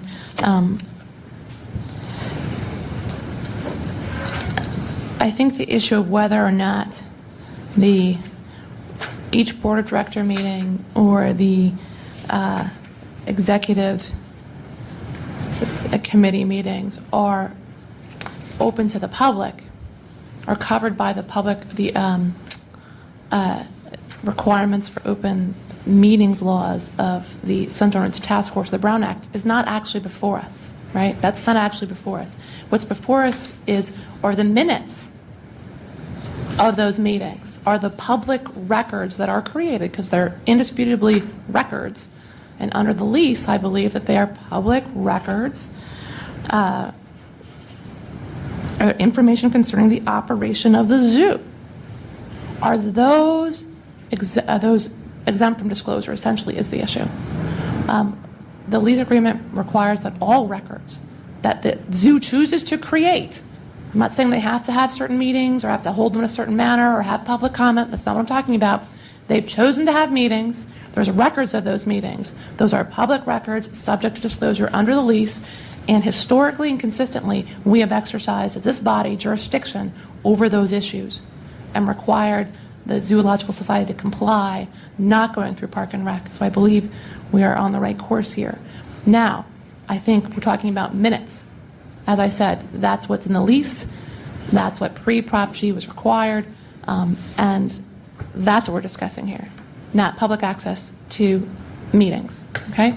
So unless there is an exemption that would exempt disclosure of that public records, which I haven't heard anyone argue or anyone suggest, those minutes are a public record subject to disclosure. And so I think I would move to find failure to produce public records in a timely manner, and that would be my motion at the right time. Member Washburn. And I found that, or I understand that the executive committee of the board of directors of the Zoological Society meets when the full board doesn't and is able to make decisions on behalf of the board. So it is, in fact, a policy body. So it's subject to all of the same requirements that the full board is. And so those are the minutes that the complainant has asked for. So I think it's pretty clear that she's entitled to receive them. Well, I think what Member Craven is saying is that it's regardless, it's simply a public document. So they could choose not to create minutes. and then it would be public. Then public document wouldn't exist. Potentially. I mean, that's a much more difficult question as to whether they have to create the right, whether these meetings are governed by the Brown Act and open government provisions dealing with public meetings. Okay, that's a different issue. I think that's a harder issue. I think that's a separate issue. I think the clear issue, which is what's before us, are these minutes, which are public records that have been created, exempt from disclosure, and the answer is no. Is that? I just want to clarify that's just my position. Member Washburn is your position may be different and broader, and that's. Member Knebber, did you have something? No, I just wanted to agree with Member Craven Green. It's the idea here is that the minutes are there. We're not requiring them. This is not before us saying that they're not holding the meeting. I think if we look at this as a narrow issue, it is the records are there. I believe I agree with our Deputy City Attorney's analysis that they are that they need to apply by the terms of the lease. And I do think in the narrow issue that the records are there and they need to produce them. Member Cawthon. I have nothing really new to add. I mean, I'm looking at the lease and 16.2 on page 72, and then it goes over to page 73. And as Mr. Threet said, Ms. Craven, that the group did agree to abide by sunshine as if they were still governed by Rec Park. And over on page 72 at the 73 at the top, it says they agree to take minutes and that these minutes shall be public records. So I think it's pretty clear. I would just like to point out that this is actually before sunshine, so I don't like your terminology. They agreed to abide by all provisions that the Rec and Park would have to. I wish to make a comment or two. First of all, it really bothers me that the requirement that minutes be produced would somehow inhibit open and frank discussion. I hear that all the time, and to me that is a totally bogus argument. There are certain matters that may be discussed behind closed doors. They are well defined in the Brown Act. They are well defined in the Sunshine Ordinance. And if there are certain items that should not be put in the minutes of what is a public meeting, then there are proper procedures for going about that. Second, in your renewed agreement dated 2002, section 7.3 or 7.4, all the powers of the board are conferred on the executive committee. That would seem to me to also place on the executive committee the same responsibilities when it comes to sunshine that are conferred upon the full board. And I think also, presumably the executive committee and all other committees of the board do play a role in determining policy. They help formulate policy. So I don't think that the public records requirement is negated here. And with that, I will conclude my comments. And at this time, I will call for public comment on this matter. We can have it afterward. Good afternoon, task force members. Completely concur with the chair and his comments on the subject matter before it. Thank you. Thank you. Is there further public comment?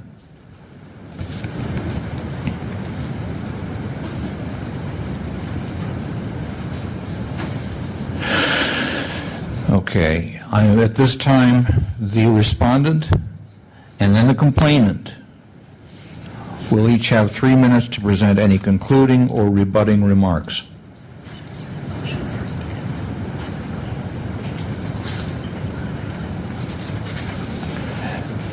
Does the respondent have any concluding or rebutting remarks? Sir, you have 3 minutes. Thank you.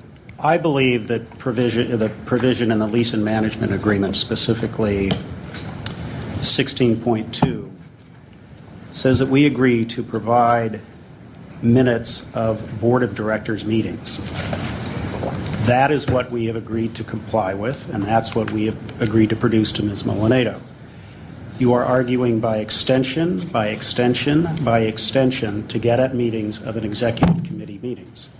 I think the question that you raise, specifically any public document, now must be disclosed under the Sunshine Ordinance, borders on the ridiculous. Any document that we produce, you've mentioned, for example, committee meetings. What you're encouraging people to do is not have minutes, not keep the institutional memory and record that is helpful to an organization. And I completely disagree with you that the board, either through the executive committee or any other standing or subcommittee, is not stifled when you say that you need to keep minutes and you need to produce those minutes. It really discourages the type of discourse that makes nonprofit functions. I disagree with your determination that these documents need to be produced. We think it is limited by the Rec and Park Joint Zoo Committee, and I just respectfully disagree with the direction that you're headed. Thank you. Thank you. Would the complainant approach, please, if you wish to make any concluding or rebutting remarks? Yes, I just wanted to say that I find it very disappointing that the Zoological Society has taken the stand that they prefer to conduct their business secretly. Shortly after her appointment as interim executive director in 2008, Tanya Peterson stated publicly that she believed in openness and transparency, and yet that's not what we're being told today. I think the Zoological Society needs to take a very hard look at the IRS regulations concerning a 501c3, and they would learn that it is required that you can keep notice minutes and keep minutes of committee meeting minutes. And if they were ever audited by the IRS, they would probably stand to lose their nonprofit status. And if this is such an onerous burden on them to provide public records, then perhaps they need to reconsider whether or not that they want this public-private partnership with the City of San Francisco. My last comment is that, again, they certainly don't mind taking $4 million a year from the City of San Francisco and then complain vigorously when they're asked to provide the same sort of documentation and openness that the City of San Francisco has. Thank you. Thank you. Matter is back with the task force. Member Craven Green. Yes, I would like to make a motion, but I want to be very specific about what it is, the scope of that motion, because I believe my interpretation is a bit narrower than other members. But this is premised on the idea that it's pretty much premised on the lease agreement language. The Zoological Society is not any nonprofit. Decisions by the California Supreme Court regarding nonprofits in general and whether they have to comply with the Brown Act or Public Records Act are simply an opposite.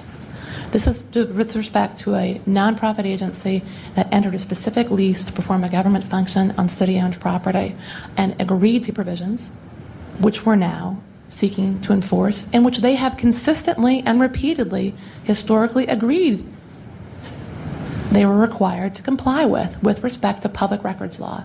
Not necessarily with respect to open meetings law, with respect to public records law.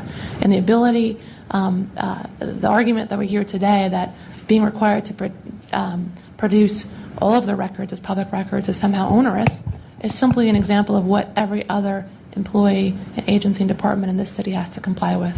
And it may be a pain, it may be onerous, but they function and they get along. So my motion is to find a violation of 67.21 for failure to produce requested minutes which, pursuant to the Zoological Society's lease agreement, are public records that must be released. This order is not only consistent with the lease terms and prior orders of termination of the Sunshine Ordinance Task Force, but also by admissions that past admissions of the Zoological Society that they are required to comply with the Sunshine Ordinance requirements with respect to public records. Is there a second? I second. Moved and seconded. Discussion. Roll call, please. On the motion, Member Craven Green. Aye. Member Craven Green, aye. Member Cawthon. Member Cawthon, aye. Member Manny. Member Manny, excused. Member Washburn. Aye. Member Washburn, aye. Member Caneva. Aye. Member Caneva, aye. Member Johnson. Aye. Member Johnson, aye. Member Chu. Aye. Member Chu, aye. Member Chan. Member Chan, excused. Member Goldman. Member Goldman, excused. Member Williams. Member Williams, excused. Member Nee. Aye. Member Nee, aye. Mr. Chair, we have 7 ayes. Thank you. This time we will take a 5-minute recess.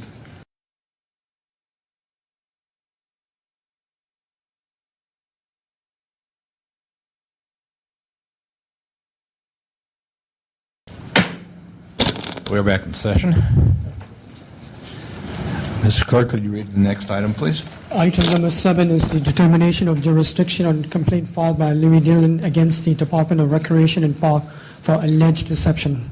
Okay. Has the respondent contested jurisdiction?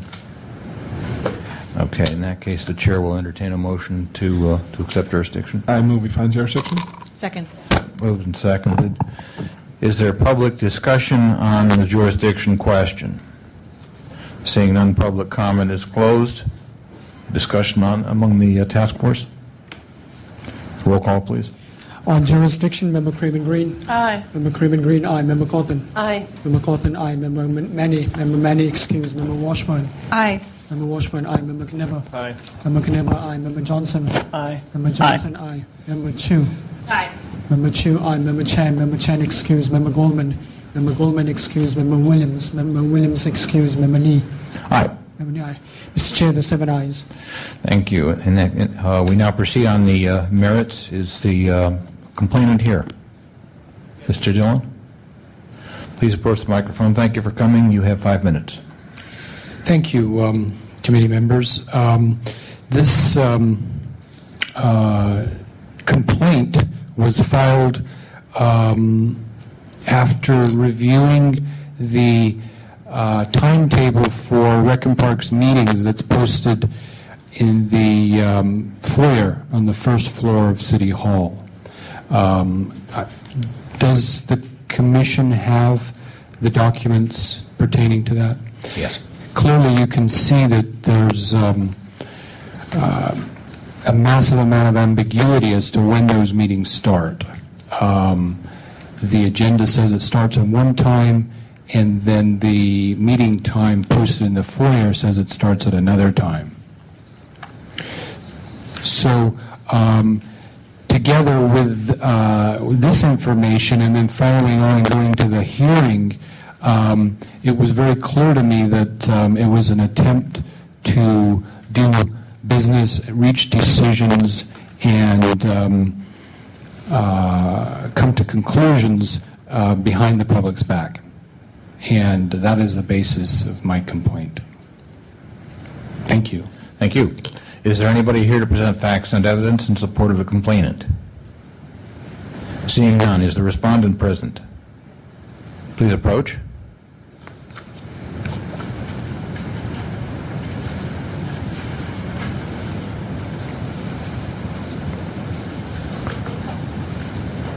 Thank you for coming. You have 5 minutes. Good evening, members of the Sunshine Ordinance Task Force. My name is Olive Gong. I am custodian of records for Recreation and Park Department.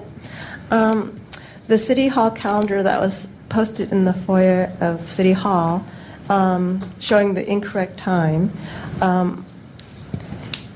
is not part of the public posting done by the Recreation and Park Department.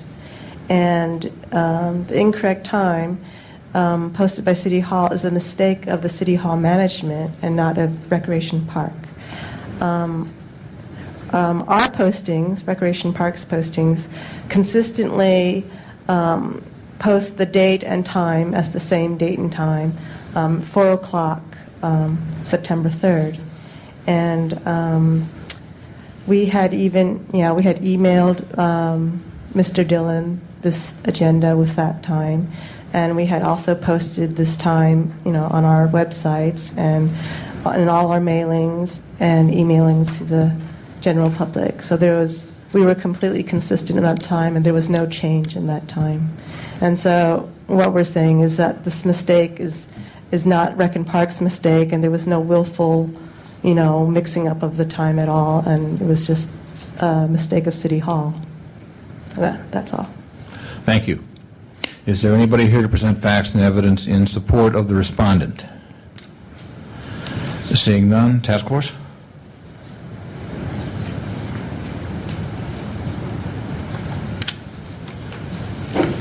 I do have a question. If Ms. Gong or perhaps Mr. Rustum could answer this. Ms. Gong said that the calendars that are posted in the foyer on the first floor of City Hall come from City Hall management. That's a rather, to me, amorphous or ambiguous term. What do we mean by City Hall management? Who actually is responsible for posting those agendas, those calendars? Does anybody know? Mr. Rustum? Mr. Chair, I do not know. Mr. Threet? Through the chair, Jerry Threet with the City Attorney's Office. The Building Manager's Department is under the Mayor's Office and is a separate office that's located in the basement of City Hall. I see. And makes all the postings that you're referring to. Okay, thank you. There was a lady in the audience who raised her hand. Did you have knowledge in this case? No, I was just going to mention it was the City Hall Building Manager's Office that created that. The City Hall Building Manager's Office, and where are they? Are they on Room 8? So that would be in the basement? Okay, thank you. Okay. Member Craig Green? Maybe I missed this, but how does this other entity who posts the city calendar, how do they get the information? I guess, Ms. Gong, do you provide information, if you could come up to the microphone? Do you provide information to that entity about when your meetings are regularly scheduled? How do they know? I'm just curious in general. Actually, I don't know. I don't know how they know. Maybe they look on our website. I don't know. I actually don't know. Okay, because I mean that's... Ma'am, could you please approach the microphone? Obviously, you have some knowledge in this, and we would appreciate your talking on record. Madeline Licavoli, Deputy Clerk, Board of Supervisors, Clerk of the Board's Office. The rooms are reserved. They go through a process of reserving the room. The various boards, commission, task force, and building management is the one that has the jurisdiction over the various hearing rooms. So the departments or commissions request it, and then they're scheduled in. And they're scheduled in, I believe, for a setup time and a breakdown time, as well as the time of the meeting. So the entity, I'm sorry, I missed the name of the entity, the building manager? The City Hall Building Manager's Office, Room 8, under the City Administrator, is the one who has jurisdiction over the reserving or the use of the room. So, and it's your understanding it's that entity that prepares this list of meetings going on in City Hall that's posted in City Hall? Right. Okay. They have an electronic program, and they create a calendar, and they enter in the information. Pretty much, I'm not sure if they schedule like on a year-to-year basis because of your standard third Thursday at such and such a time, but they have that in there based on that. Okay. Ms. Gong?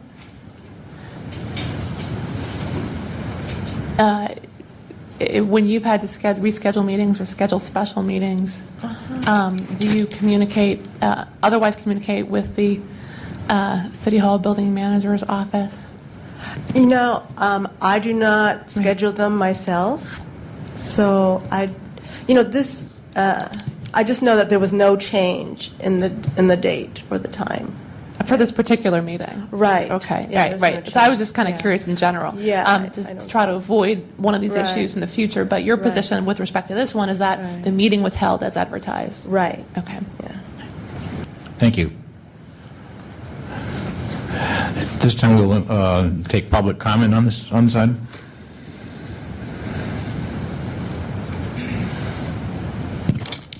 David Pilpel again. You already heard about the City Hall building manager and the room reservation process. I'm not sure that that's particularly germane to this complaint. The list of the meetings in this building does not constitute notice or agenda under the Sunshine Ordinance or the Brown Act. I believe the Recreation and Park Department and the Recreation and Park Commission met its obligations with respect to this meeting for the agenda itself and the addendum. You've seen that in your packet materials. It was properly posted and mailed. I'm not sure what the issue is. Perhaps the question of the time is the matter. Their usual meeting is at 2 o'clock. For some reason, this meeting was held at 4 o'clock. Perhaps they did not anticipate having a quorum at 2 o'clock, and so it was noticed and posted as a special meeting at 4 o'clock. It appears that the requester received notice of the meeting. I would note that the packet includes a non-redacted mailing address, which troubles me. But in any event, I believe that there was no violation here. Thank you. Thank you. Is there any other public comment? Seeing none, public comment is closed. At this time, the respondent and then the complainant will each have 3 minutes to make any concluding or rebutting remarks.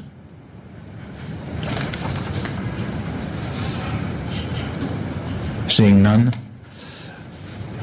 Mr. Dillon. Thank you, Chair. I would like the Sunshine Ordinance Task Force to consider these facts.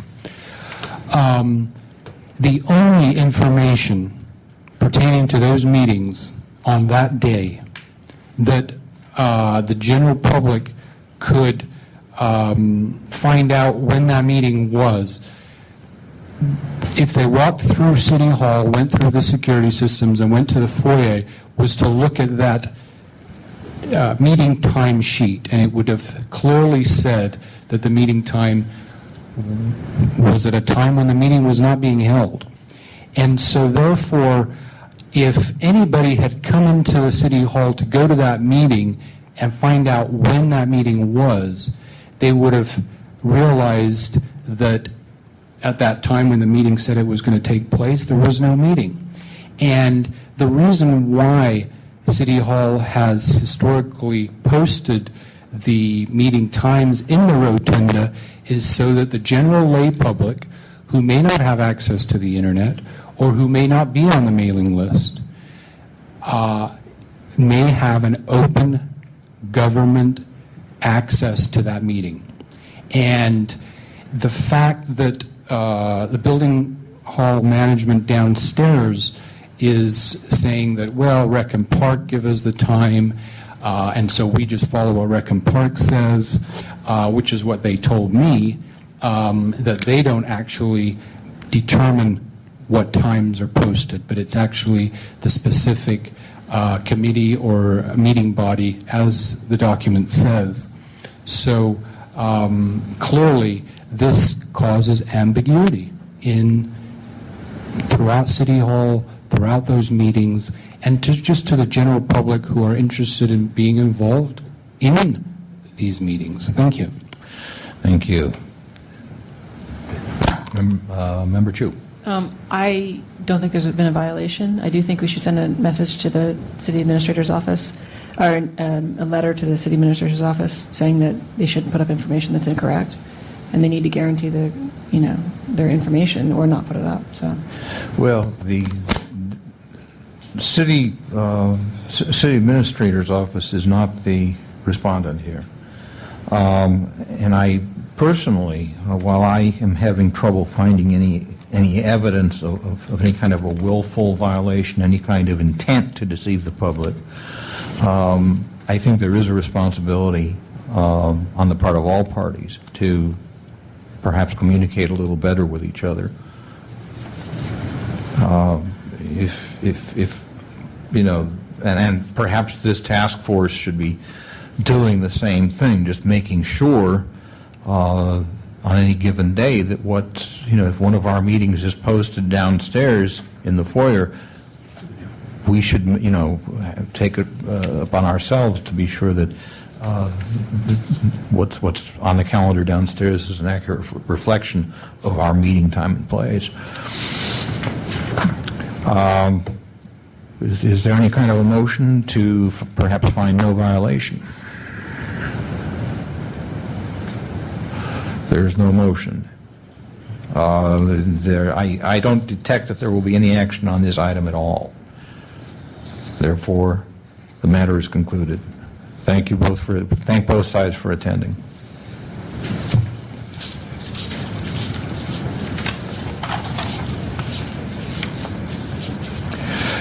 Mr. Clerk, could you read the next item, please? Item number 9 is the determination of jurisdiction on complaint filed by Peter Warfield against the Clerk of the Board of Supervisors for alleged unlawful and unjustified redaction of documents. Okay. Has the respondent contested jurisdiction? There has been no contestation of jurisdiction, so I move we find jurisdiction. Second. Moved and seconded. Is there public comment on the jurisdiction matter?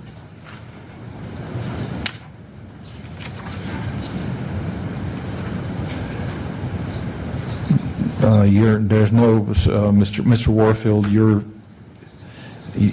party in interest here. You're not entitled to public comment on this issue.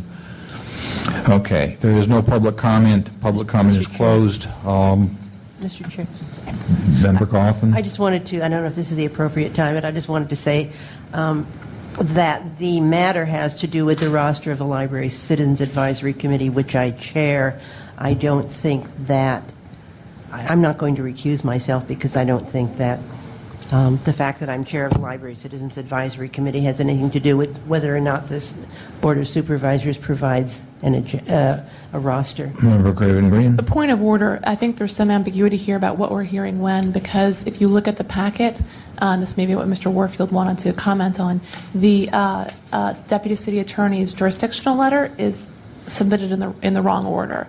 That, in fact, this complaint deals with alleged unlawful and unjustified redaction of documents by the clerk of the board with respect to letters submitted pro and con a legislative response. That letter is under the next item. So it's there. If we read the packet, we will have had it all. So just the point of order, Member Coughlin does not need to make that admonition now. You can do so at the next item.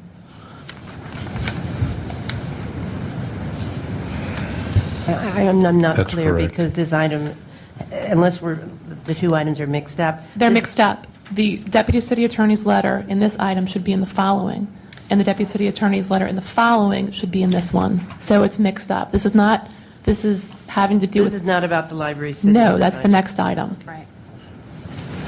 We have all the information. It's just in the wrong place. Okay. Can we have the roll call, please, on the jurisdiction?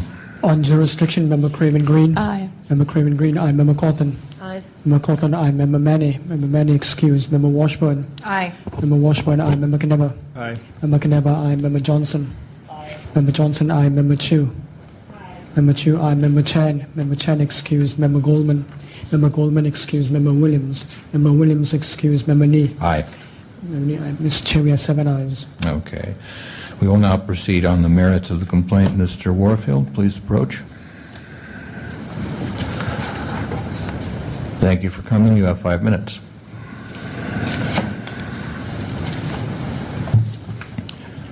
Thank you, Mr. Chair. Peter Warfield, Library Users Association. First of all, I would like to say that it's my understanding that the exchange that just happened is correct, and that is what I came up to say. I thought that people had a right to speak about jurisdiction, and it seems to me, for the record, since the city attorney, your city attorney's letter about this matter, I believe, is posted under the jurisdictional issue, it seemed to me that for the record it would be useful to say that it's the wrong letter. There's been a switch, and it appears that the letter for this item is in the following items: determination, agenda item.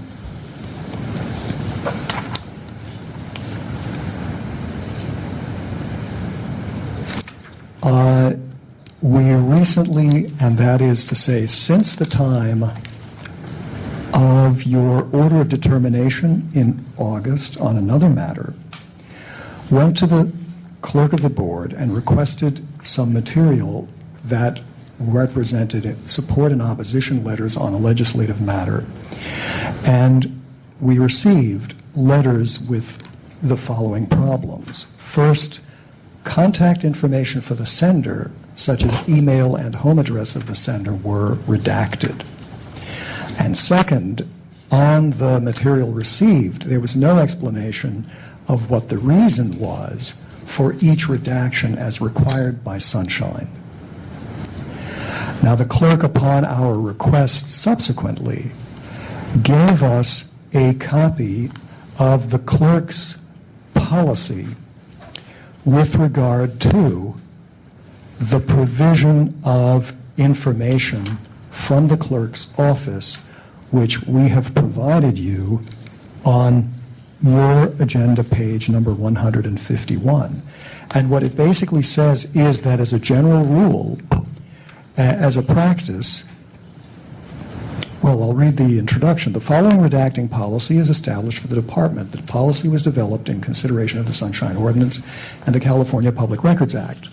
And then it goes on to state what the policy is, which is simply, as a general rule, in accordance with local and state laws, it shall be the policy of the clerk's office and its agencies to redact all personal information, including but not limited to the home address, telephone numbers, email addresses, etc., from requested records.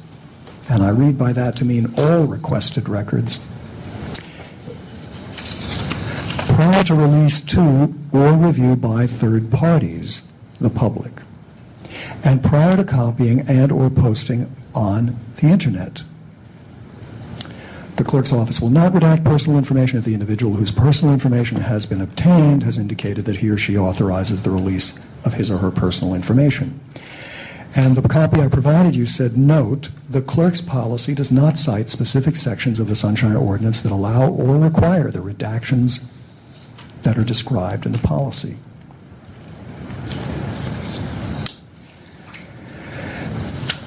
In your order of determination on another matter, on a separate complaint, dated September the 8th,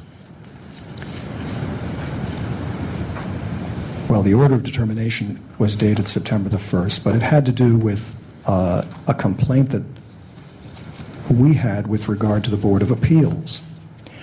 You said something in that letter that I think is very useful, and it's not in front of you. I'll read it to you here.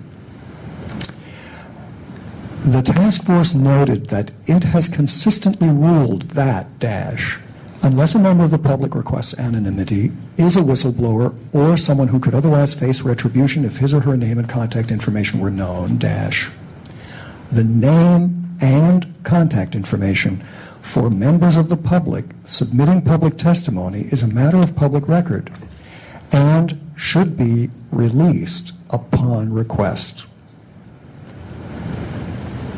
Should be released upon request. Name and contact information. So I think I was glad to read that. I was happy to see that, and it seemed to me that the clerk's action was not only in violation of the law, but violating what your own order of determination to me personally said about your own findings previously. And so I'm asking that you provide an order of determination that orders the letter says library, but I mean the clerk's office, to provide such letters and emails, etc., without redaction of contact information under 6721A and B, 6726, and 67.27. There's also a question Thank you, Mr. Warfield. of unnecessary delay. Thank you. Is there anybody here to present facts and evidence in support of the complainant? Seeing none, respondent, please.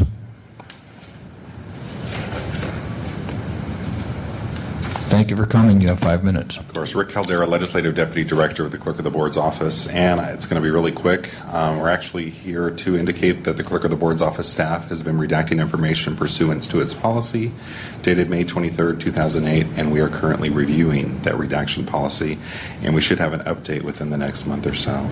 The basic concern I think that the clerk had in instituting that redaction policy back in 2008 is that a person's personal information does have a privacy dimension, and people shouldn't have to give up their privacy as a price for serving or contacting their government. That's it. Thank you. Is there anybody here to present facts and evidence in support of the respondent? Seeing none, matters with the task force. Member Coffin and Member Craven Green. It is kind of a slippery slope because there is, some people don't like, some people are intensely private, others are not. I'm certainly not. I don't think a number of I'll just speak for the Library CAC. I don't think members of the Library CAC care one way or the other. But I do know that really big, important groups like the Planning Commission routinely publish their contact information. That's the next complaint. I'm sorry, we're not addressing that complaint. We're addressing the clerk of the Board of Supervisors. Okay. Well, the same thing applies. I think that I know that the library doesn't routinely delete email addresses when people write to the library. I think this is what we're talking about. So I think our policy has been maximum public participation, and that is made possible if someone has the opportunity to communicate with someone who's communicated with the public. I think that when someone sends a letter to a public body, they do not have a reasonable. They have sort of waived their reasonable rights to privacy. Member Craven Green. Unless someone else would like to go first. Member Chu. I just want to acknowledge that Member Green, I think Craven Green, in the last 60 days has probably recited what I believe to be our understood policy at least twice, which I'd love to hear again. Sorry. I mean, this is not new territory, and I think maybe we should just write it down and say, and certainly as an advice to the clerk of the board's process. But I had a specific question for the representative from the clerk of the board as to what exactly was redacted from the information that Mr. Warfield was provided. What exactly was redacted? What was redacted was the home street address and the phone number, the email address, and I don't know if there was a fax number on there, but that's the information that is redacted per the current redaction policy. And was that done for businesses or organizations? Not for a business address. This is for the home personal address. What about an organization? If I'm Peter Warfield on behalf of the library. If it's indicated that's a business address on the applications that it's not a business, it's an advocacy group. I represent citizens. I'm Erica Craven Green. I represent Citizens Angry Against. And we're talking currently about the library advisory. No, I'm just saying anything. If I submit a letter to the board supervisor and I'm Erica Craven Green and here's my contact information and I'm writing on behalf of citizens outraged against the failure to use LED light bulbs. In the current redaction policy, we would redact your home street address, the number, the address, your phone number if it was listed, fax number, email Even address. though I'm representing an organization. You indicated your name specifically as an individual. But representing this organization. Yeah. Okay. Thank you. That I have a question. Helps. Okay, you ask a question. Mr. Caldera, yes. Those persons, individuals on whose information you redacted, did they request those redactions? I wasn't the one that did the redactions, but from memory, we do have on our applications a little box that indicates whether or not the commissioners or task force members would like their information released to the public, if it's okay or if it's not okay. There is a little box for them to check. But that's I don't know specifically on these applications whether or not those boxes. These aren't applications we're dealing with. This is part of the confusion. This one is about letters pro and against legislation. Oh, C pages. That's what we're talking about here. C pages are redacted. Any of the personal information is redacted. Unless And are there- individually in the letter it indicates that this information is available for the public. After its review, we would not redact it, but typically all C-page information is redacted, specifically the email addresses and any home, telephone, fax number information that might be provided. I have a question. Just to clarify, so Mr. Chair Nee's question was, is there an inquiry prior to acceptance of this information by the clerk of the board that whether or not a particular person submitting a letter wishes to remain anonymous? No. And did any of the people request anonymity on their own? No. Thank you. Member Cawthon? Yes, I know that originally this was not the policy. Originally the policy was to show the contact information. You say you're reviewing the redaction policy. Could you tell me exactly what and why you are reviewing it? Well, following the complaint by Mr. Warfield, the clerk of the board started looking at the policy, and actually myself and another one of the directors are looking and, finding, state code, if there's any state law out there, what are the requirements for redacting, and maybe this policy isn't adequate, as of right now, which is why we're reviewing it. We Right. just don't have anything to show you as of tonight. Okay. Do you have any idea when you're going to We're come to hoping a within the next conclusion? month. Sorry? Within the next month. Within the next month, okay. Yeah. Thank you. Member Craven. I would urge you to find in the area of more openness. Member Craven Green? As an initial matter, I think when we're ruling on these issues or addressing them, we have to look at specifically what the documents are that were requested. I mean, we can't just take a blanket position as to all categories of information submitted to the city should be public, right? You have to say, what is it we're dealing with here? And what we're dealing with here are letters, pro and con specific legislation, where individuals have not submitted them anonymously, because if they submitted them anonymously, there would be no information to redact. These are letters that have been submitted pro and con pending legislation, submitted with individuals by their name, and also providing their contact information, because maybe Supervisor Mercarimi's office wants to call them and say, hey, you said this about the legislation. What would you think if I changed it to this or changed it to that, et cetera? And also because Supervisor Mercarimi may want to know if that individual submitting the letter lives in his district, or if the individual submitting the letter is in Sacramento and is representing maybe representing a lobbyist, right? Or, lives in Pacifica and wants to talk about the golf course that San Francisco owned that's in Pacifica. I mean, that's relevant, right? Or they may live in Daly City. Not so relevant. This is, the way the Board of Supervisors use this information. It's not redacted to them. And I believe, by and large, it shouldn't be redacted in this category of information for members of the public who also want to see that and figure out, well, what are people saying about this legislation? Well, where are they living? Are people who live, in a particular area upset about it or not, right? I mean, I think this is valuable information that does show how government works. So many of the cases that the city attorney, not our deputy city attorney, has stated in the past, but some of which cases have been stated in our deputy city attorney's letter, are simply an opposite. This doesn't deal with the right of people to request anonymity, right? People are allowed to get before us and give public comment anonymously, right? Mm-hmm. That's a right. You're able to petition your government anonymously. That's not what we're dealing with. Those cases are an opposite. This isn't necessarily relevant to the case of email addresses that one of the federal district court cases deals with. Most of those cases, I'm not sure this one, most of those cases deal with unions seeking to get information about potential members so they can solicit them. This is about a very narrow issue, which is people who publicly, at least used to be publicly, submit, oppose or support a piece of legislation. Should members of the public have access to their information? I think the answer is yes, by and large. My personal belief, and I'm not sure this has been incorporated in any orders of determination, is that I think there is a distinction based on Supreme Court and California case law with respect to types of individuals' information. And I think there's an argument to be made that home telephone numbers submitted by an individual not acting in capacity as a representative of an organization, not a business. Individuals' home phone numbers may be appropriately redacted. because of the nature of the intrusion that results when people call you on your home phone number, right? But email addresses, I don't believe, have the same type of privacy implication.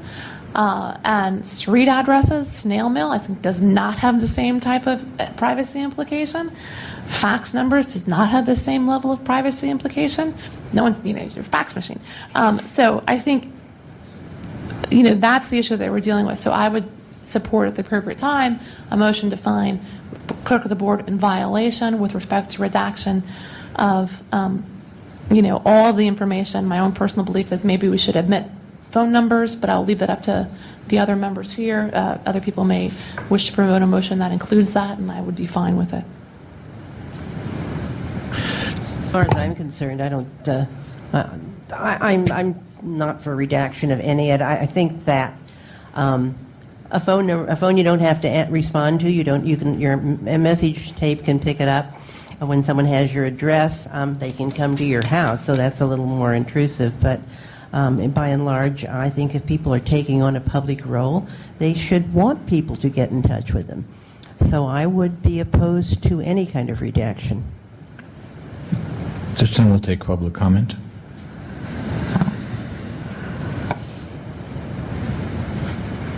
You have 3 minutes. Thank you. David Pilpel again. I think this matter, as this task force has discussed many times, turns on what is a reasonable expectation of privacy under the circumstances. As to your earlier discussion, I think it's extremely intrusive and impractical to inquire of correspondence each time whether or not they wish their information disclosed. That would be some sort of express waiver. So I just don't think that that's workable. At the same time, I don't think people impliedly waive any privacy interest to their contact information when petitioning government on any general matter. There may be specific instances, but this is in a general sense. Given the circumstances of ID theft, increased use of the internet, the ability to cross-reference data points, I think it is much more likely that people could suffer. It's not a remote possibility. It is more likely that people would be contacted, harassed, or harmed in ways that they would not anticipate and would not welcome by their contact information being shared. So I think it's essentially an unwarranted intrusion to disclose that contact information. Certainly one's identity can be revealed.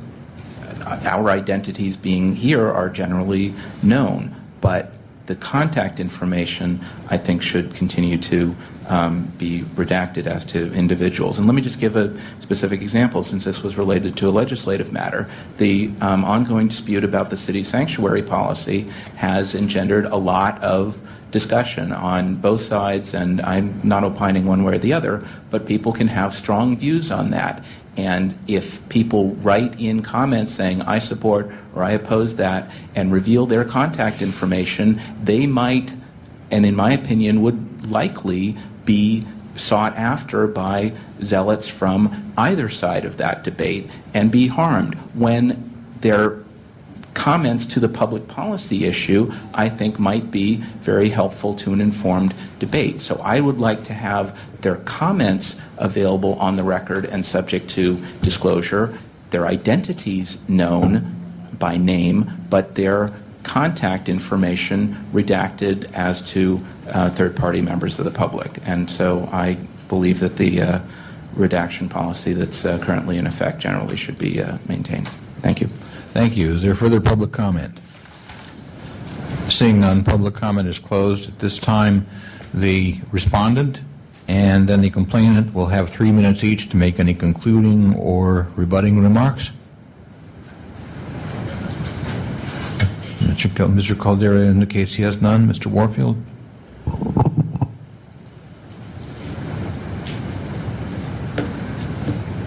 Yes, Peter Warfield, Library Users Association. I appreciate the comments of the task force. There simply is no support in the law for the redactions that have taken place. And I think the fact that the clerk's office is saying that the redaction policy is under review suggests, though it doesn't state, that the clerk recognizes this as well.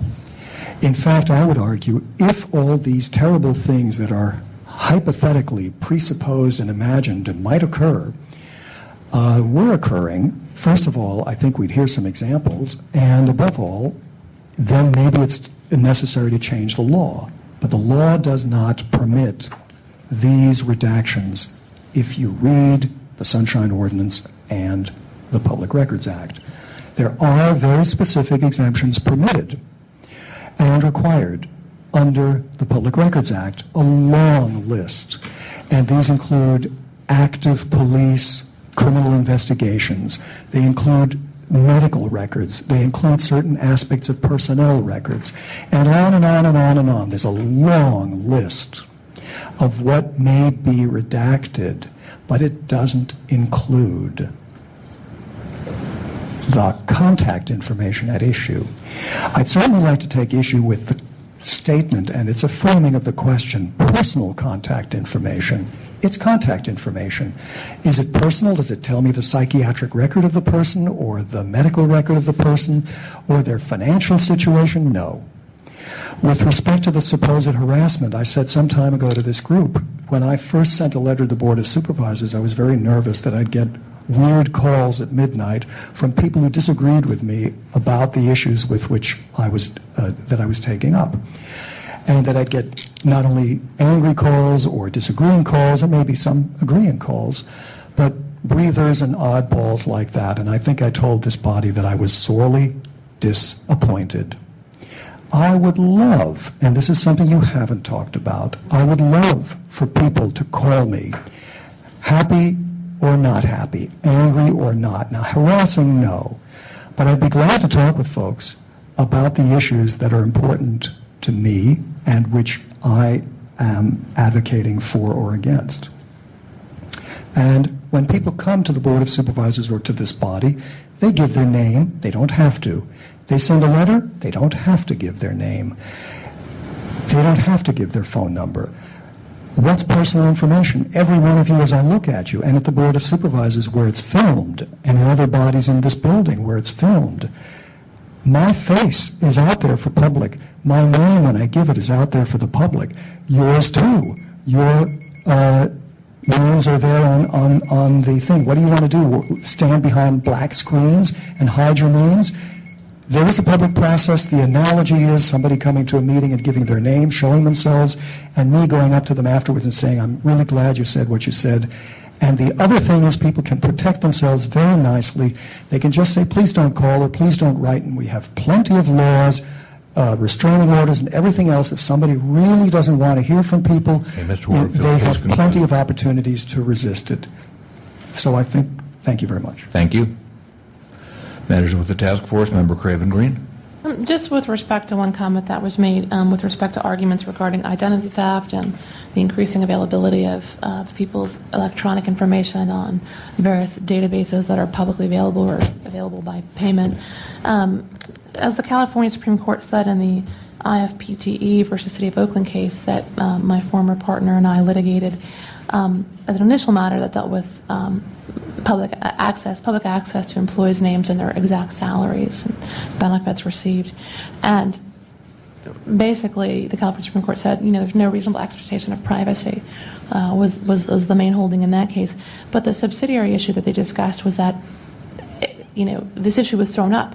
Oh, we can't release names and salary information because public employees are going to be harassed by people wanting to sell them investment planning, or they could be subject to identity theft when someone realizes that, the janitor in Oakland earns $100,000 and all of these issues. And those were raised consistently by the union all along without any proof, without any evidence that any harm had been visited upon those individuals, despite 20 years of this information being public, and that's exactly what we have today.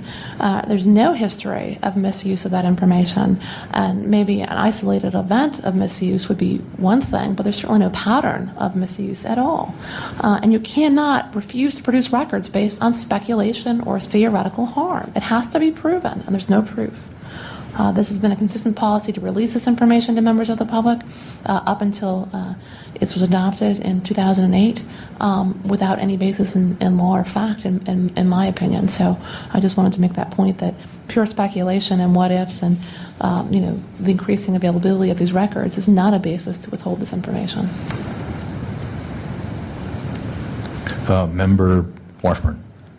I just wanted to comment on something that Mr. Warfield said that I had been thinking about too, which is when you offer your ideas in a public way, one thing that can happen if you provide contact information that is made available is that you can begin to work in coalition with other people. And we want an open government here, and one of the reasons we want an open government is so people can participate. So I think removing barriers for participation by knowing what your fellow citizens are thinking and having opportunities to engage with them, I think is an important part of the process. So I just wanted to reiterate that fact. And I also wanted to say that whenever I send a letter or contact someone, I think carefully about, do I want to give my home phone number? Do I want to give my email address? And these are things that adults, decisions we make every day in all kinds of ways. And so I hope that we find a violation here.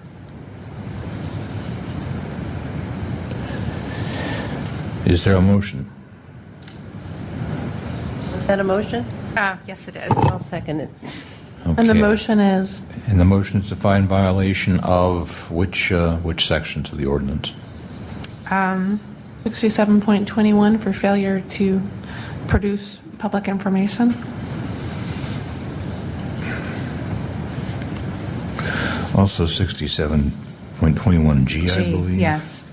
Presumption of a record being public. Right. Well, that's fine. So 6721 generally and 6721G, or are you talking about 6721? If we want to be specific, let's be specific. Well, I don't think every provision of 6721 has been violated here. Okay, then what's the initial one?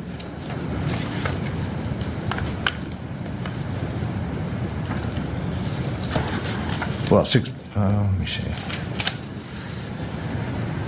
A, 6721A.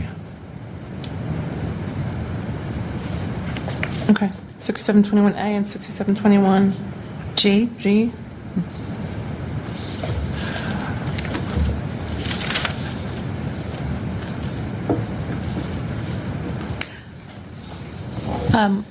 And I would move that the order of determination, if this were to pass, would incorporate the language and analysis we provided in the prior order of determination that dealt with the materially same issue. I'm also considering, as part of the motion, to further consider this matter at the EOT or the Compliance and Amendments Committee, because the Board of Supervisors is considering a change in policy. This would give us an opportunity to work with them and to make our positions known. So maybe we could have a meeting of the minds and we won't hear this matter again. Member Cawthon. One of the things I was thinking about is, when we go around and talk to people and we talk to departments, we would like to disseminate the idea that maximum public participation is made possible when there is minimal redaction of contact information. So I would like to take this up at the Education and Outreach Committee. Member Graven. I was just suggesting through the chair that this be referred to the Compliance and Amendments Committee, and the Compliance and Amendments Committee can hopefully at its meeting, hear from the board about whether or not there's been compliance with the order determination, but also what the status is on their policy, and engage in that discussion. Was there any reason why it shouldn't be heard by both committees? Duplication of effort, cross signals. 6 heads are better than 3. Well, since there is some overlap between the two committees, there wouldn't necessarily be 6 heads working here. However, at this point, I think the matter rests appropriately with compliance and amendments,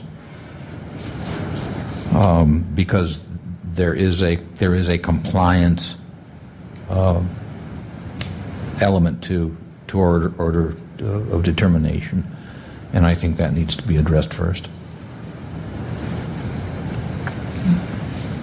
Further discussion?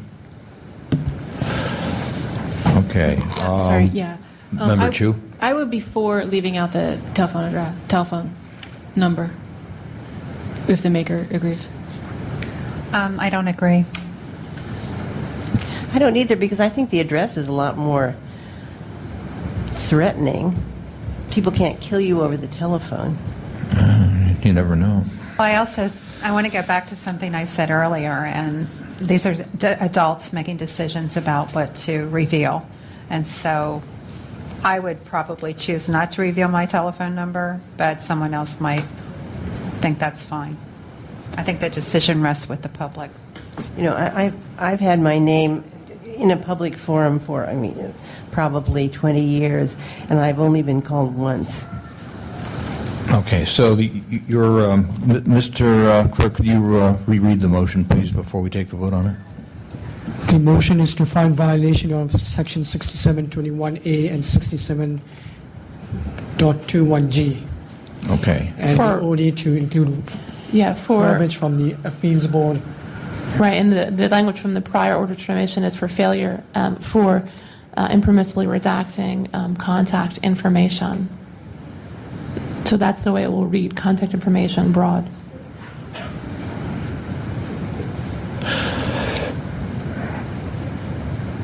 Roll call, please.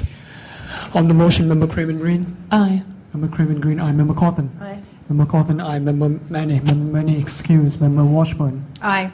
Member Washburn, aye. Member Caneva? Aye. Member Caneva, aye. Member Johnson? Aye. Member Johnson, aye. Member Chu? Aye. Member Chu, aye. Member Chan? Aye. Member Chan, aye. Member Goldman? Member Goldman, excuse. Member Williams? Member Williams, excuse. Member Nee? Aye. Mr. Chair, we have 8 ayes.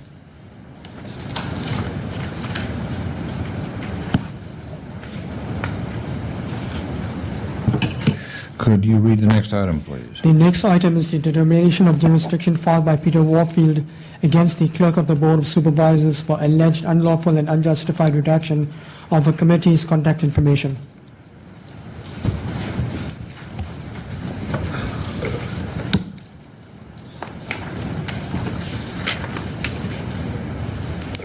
Okay, has the respondent contested jurisdiction? No, the respondent did not contest jurisdiction, so I move we find jurisdiction. Okay. Chair will second. Is there public discussion on jurisdiction? David Pilpel again. I would note that there are a couple of words missing here. I believe it should read determination of jurisdiction on complaint filed by Peter Warfield. I just suggest that although you're busy and clearly have a large caseload, that time be taken to carefully review the agenda item descriptions. That's my job. Thank you for the heads up. Proceed. You're too generous. Okay. Further public comment on the jurisdiction item? Seeing none, public comment is closed. Any comment by the task force? Roll call, please. On jurisdiction, Member Craven Green? Aye. Member Craven Green, aye. Member Cawthon? Aye. Member Cawthon, aye. Member Manny? Member Manny, excuse. Member Washburn? Aye. Member Washburn, aye. Member Caneva? Aye. Member Caneva, aye. Member Johnson? Aye. Member Johnson, aye. Member Chu? Aye. Member Chu, aye. Member Chan? Aye. Member Chan, aye. Member Goldman? Member Goldman, excuse. Member Williams? Member Williams, excuse. Member Nee? Aye. Mr. Chair, we have 8 ayes. Okay, we will now proceed to hear the case on the merits. Mr. Warfield. please approach. Again, thank you for coming. You have 5 minutes.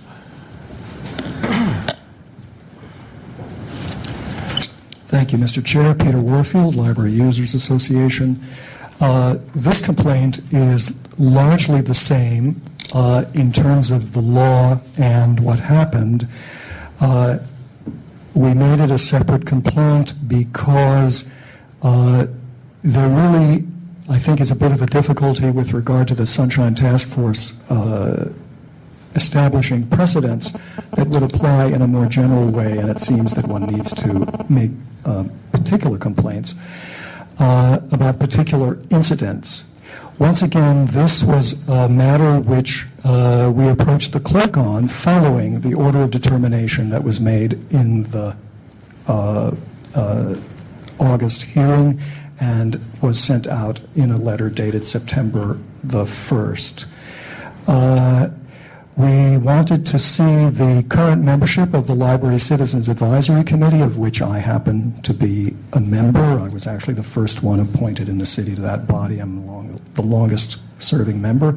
There have been some turnover, and I wanted to know who the current members were, who was out.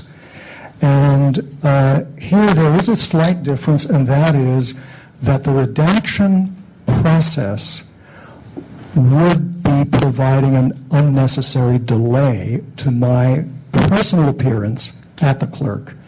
I had in the past routinely gone to the clerk's office to find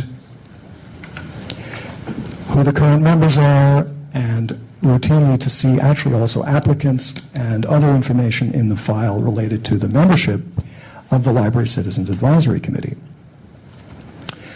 I'll read you briefly from the complaint. We requested information from the clerk of the board that included information about the current membership of the Library Citizens Advisory Committee. We were told to return in a little more than 3 hours. This was before noon. We were told to return in a little more than 3 hours so that redactions could be made.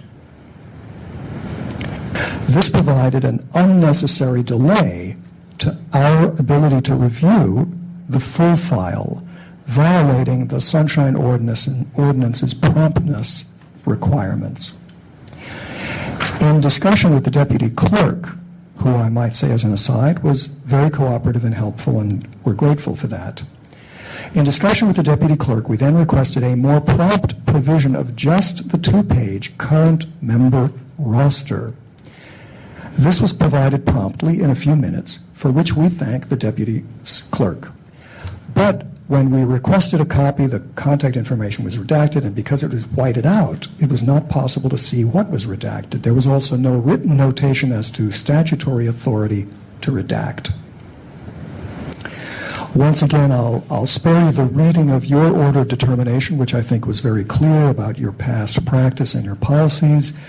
Once again, I would say there's no basis in the law for the redactions that occurred.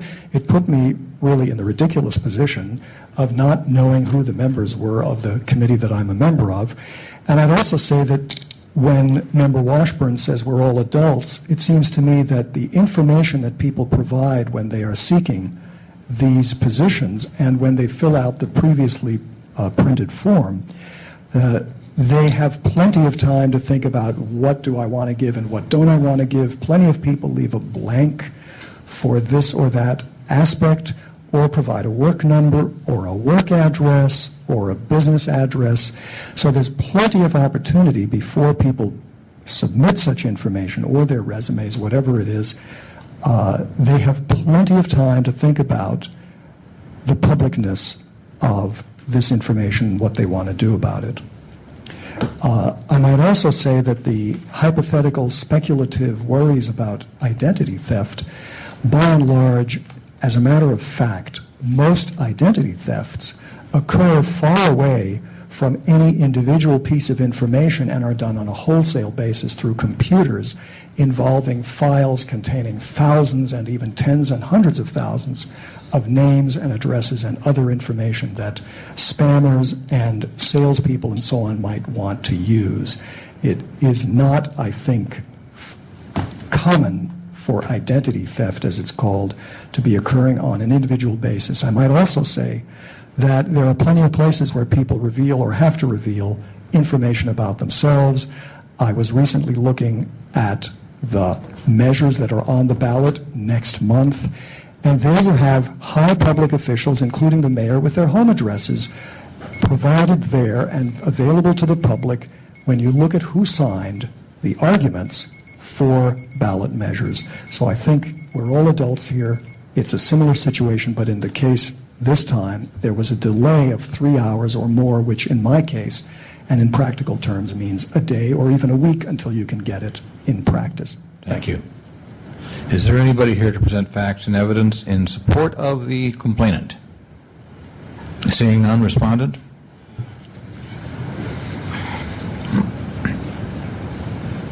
Again, thank you for coming. You have 5 minutes. Of course. Rick Caldera, Legislative Deputy Director, and I really don't have any additional information to add other than in this instance, when we did the redaction on that roster, there should have actually been squiggly lines, and that's what Mr. Warfield is indicating, that when he saw the copy, you actually couldn't even tell what was redacted.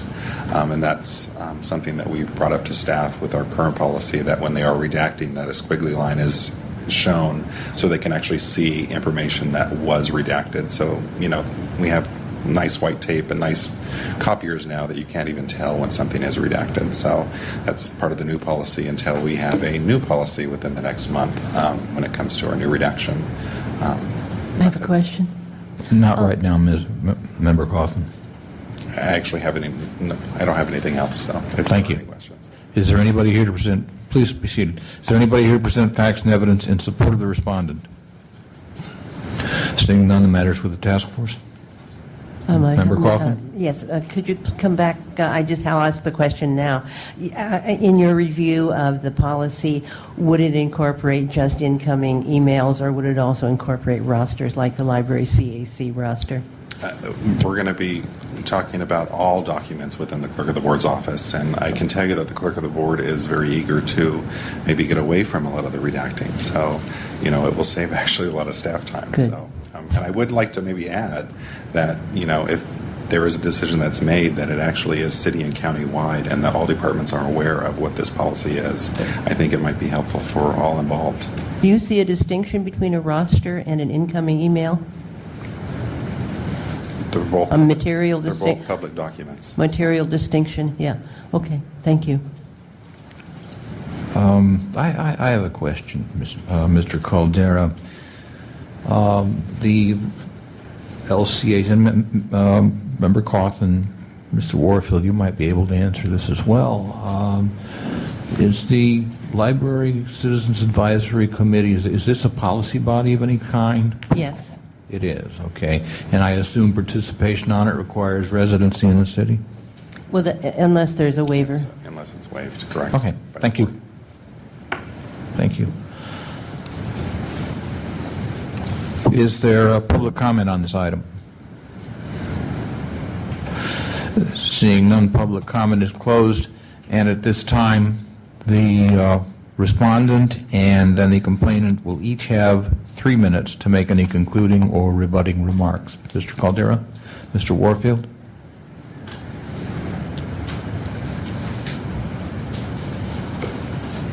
I'd like to thank the task force, and I'd like to thank the clerk's office for what I understand to be a coming change of policy, and also appreciate that they recognize that the inability to see what was redacted is a particular violation of the ordinance that I think needs to be cited in the violation language, because it is important that a person recognize when they're getting the original document and when they're not, and if they're not getting the original document, just exactly what was redacted.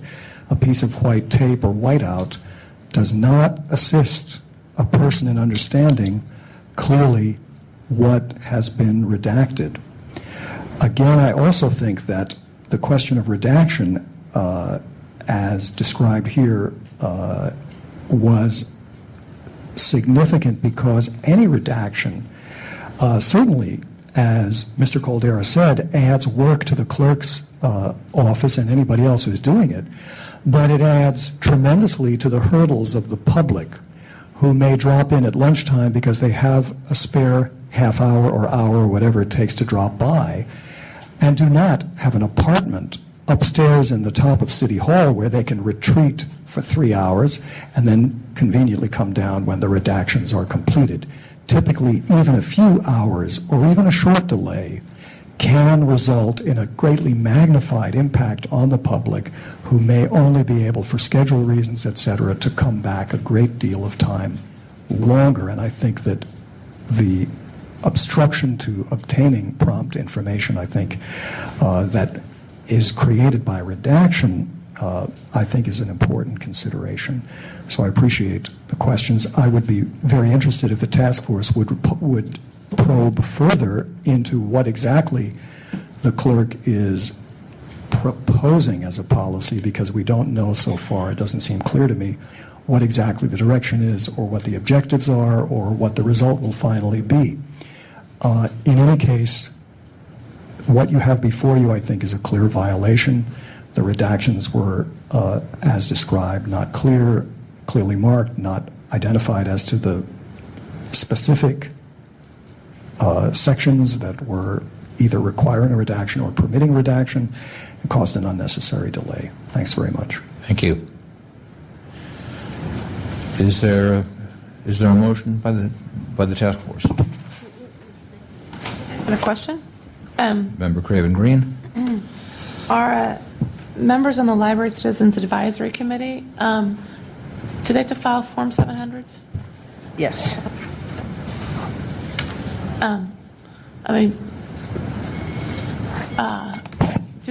Do members of the Library Citizen Advisory Committee have to file Form 700s? No, I think I misspoke. I don't believe they do. I was just curious. But maybe they should, so don't get me into trouble.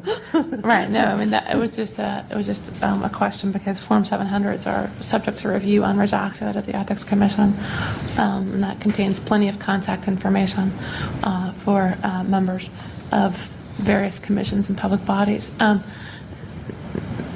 I think that particularly when you volunteer to serve on a board and volunteer to participate in the public process, you are giving up any certain privacy rights you otherwise would have, maybe as a member of the private community who wasn't participating in public government.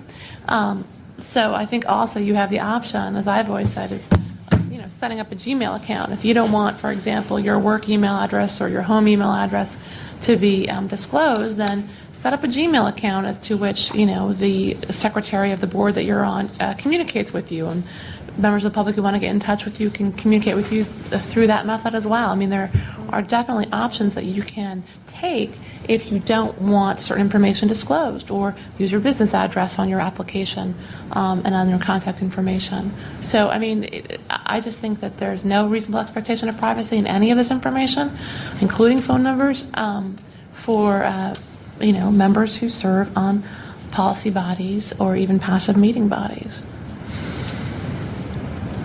Well, I'll just Member Craven. I'm sorry, Member Cawthon. I'll just reiterate that we have been asked for our rosters in the past, and we have happily given them out. And by contrast, I once served on a library support group, and the people in that group were just terrified to give out their information, so they didn't. But I didn't agree with that. Okay. And it was a passive meeting body, as opposed to a policy body. Just for argumentation's sake for a second, regarding Member Craven Green's suggestion that somebody could provide a business address instead of a home address, what would you say to somebody who works at home?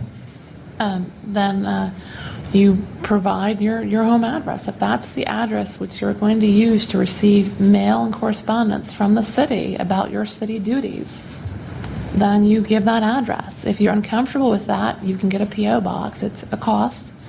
I guess if you're really uncomfortable with that, you could just say that, don't send me anything. I will pick it up.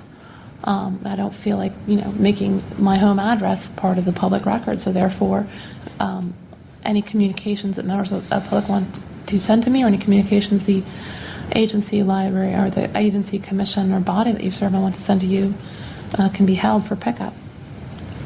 Okay. Is there a motion on the floor? Okay, the chair will move to find violation of Section 67.21A and 67.21G. Before it's seconded, on review, G only deals with court actions. So I'm not really sure that's appropriate to be citing. I didn't catch that in the prior one. I would say 6721A and 6721B for failure to produce for inspection on a timely basis records, and for failure or for also making impermissible redactions, if the maker would be approving.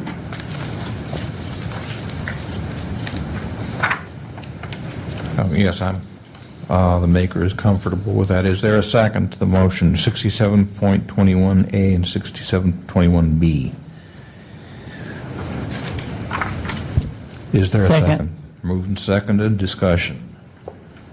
Roll call, please. On the motion, Member Craven Green. Aye. Member Craven Green, aye. Member Cawthon. Member Cawthon, aye. Member Manny. Member Manny, excuse. Member Washburn. Aye. Member Washburn, aye. Member Knebber. Aye. Member Knebber, aye. Member Johnson. Aye.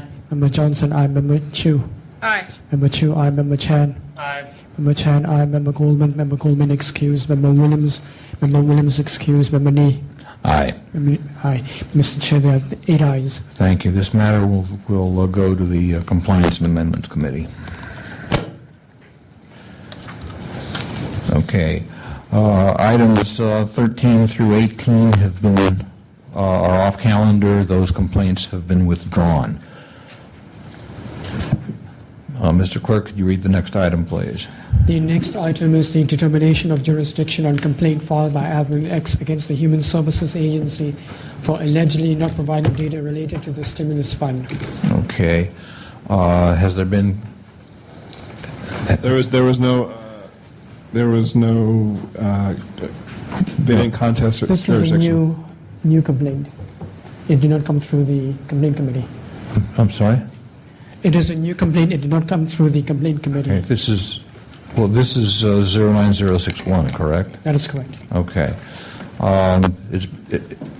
We did not see that, so I don't think there was a contest of jurisdiction. Oh, I see. Okay. Well, in that case, we should probably hear on jurisdiction. And is the complainant present? Is Mr. X present? Okay. Mr. X, hold off for a minute. Is the respondent present? The respondent, I believe, does not intend to appear according to the email she sent. Excuse me. In our packet, the respondent sent a letter, and they said that they did not want to appear because they believe that this and 09063 are baseless, and they don't intend to appear. Okay. But they did not contest jurisdiction one way or the other. No, they did not. In which case, I don't think we need to. I don't think we need to argue them on jurisdiction here. I agree, and I move we find jurisdiction in this case. Second. Moved and seconded. Is there public comment? Mr. X, please step away from the microphone just for a second. All right. Thank you. Is there public comment on jurisdiction? Seeing none, public comment is closed. Roll call, please, on jurisdiction. On jurisdiction, Member Craven Green. Aye. Member Craven Green, aye. Member Cawthon. Member Cawthon. She's in there. Member Manny, excuse. Member Washburn. Aye. Member Washburn, aye. Member Knebber. Aye. Member Knebber, aye. Member Johnson. Aye. Member Johnson, aye. Member Chu. Aye. Member Chu, aye. Member Chan. Aye. Member Chan, aye. Member Goldman. Member Goldman, excuse. Member Williams. Member Williams, excuse. Member Nee. Aye. Let's list. That's a majority. Yeah, let's list Member Cawthon as excused on this. We're ready to proceed on the merits.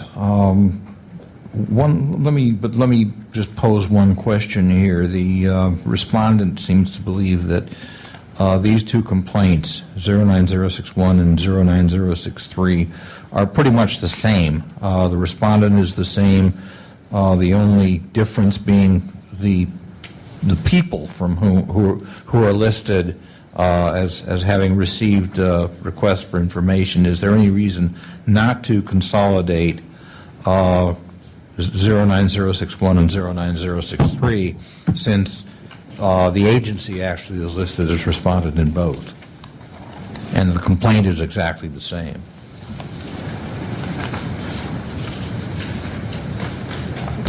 Mr. X, move. Mr. X, is that acceptable to you? No, the complaints are quite different.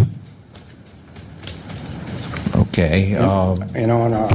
Please explain. I mean, did the information that you requested from each individual differ somehow, or was it the same information you requested from both? It was similar, but clear differences. On item 25, I made the request 9/30/2009, 4 simple queries, 3 being simple sentences, 1 being a compound sentence.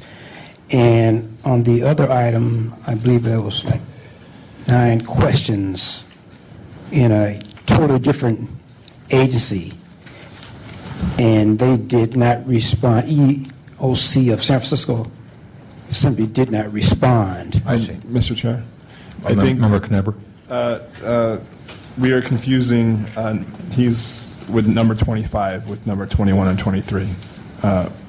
Mr. X. Number 19 and number 23. No, I believe we have number 19 and number 23. We're not trying to consolidate number 25. We're trying to consolidate numbers 22, complaints number 21 and 24.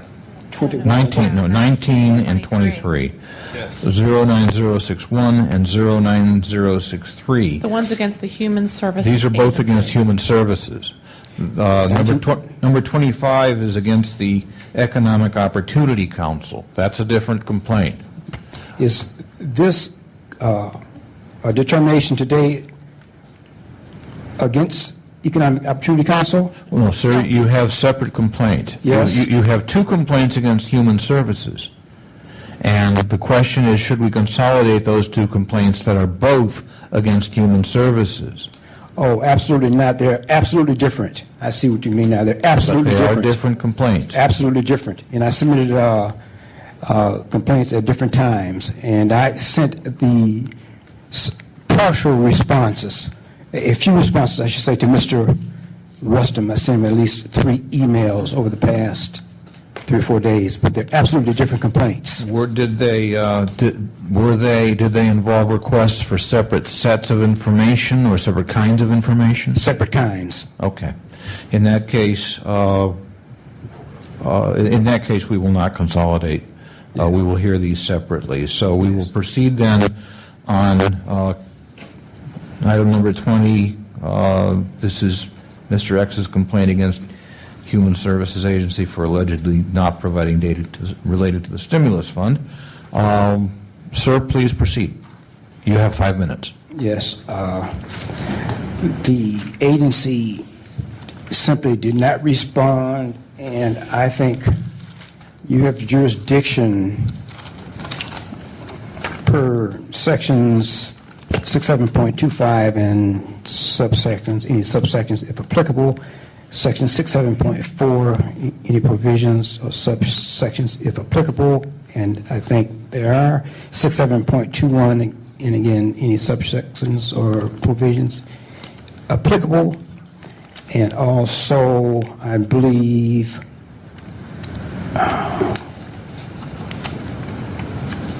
Administrative Code 12-L.3, any provisions under that code, because HSA did not respond to my emails to their custodian of record, a Ms. Pamela Tebow. And I sent that query over 10 days ago. I don't have the exact date, but over 10 days ago for that specific agency, HSA. Okay. And understand there isn't any contest per that specific agency.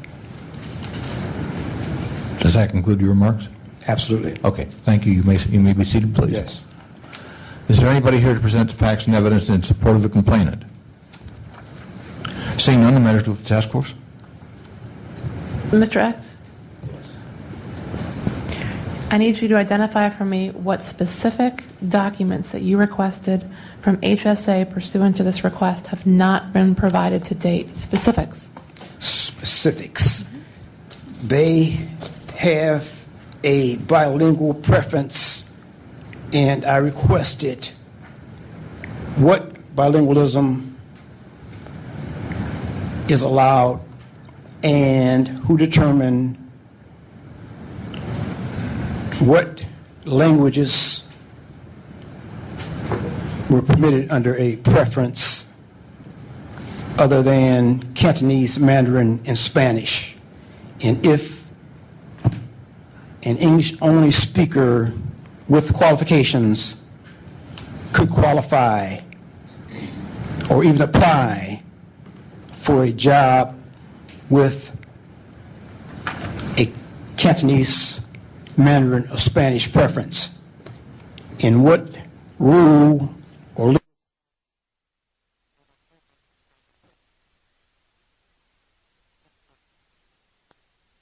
violated California's Unruh Act and other anti-discriminatory codes. And about 6 other questions, honestly, I've forgotten because the memorandum I have here was for a totally different agency I made a complaint for, which was EOC Council, Economic Opportunity Council of San Francisco. That's the memorandum I have. I just got confused because I made sunshine laws requests to 3 different agencies within a 3-week period. And so there's some confusion on my part too. But as indicated earlier, the queries were absolutely separate and mostly different questions.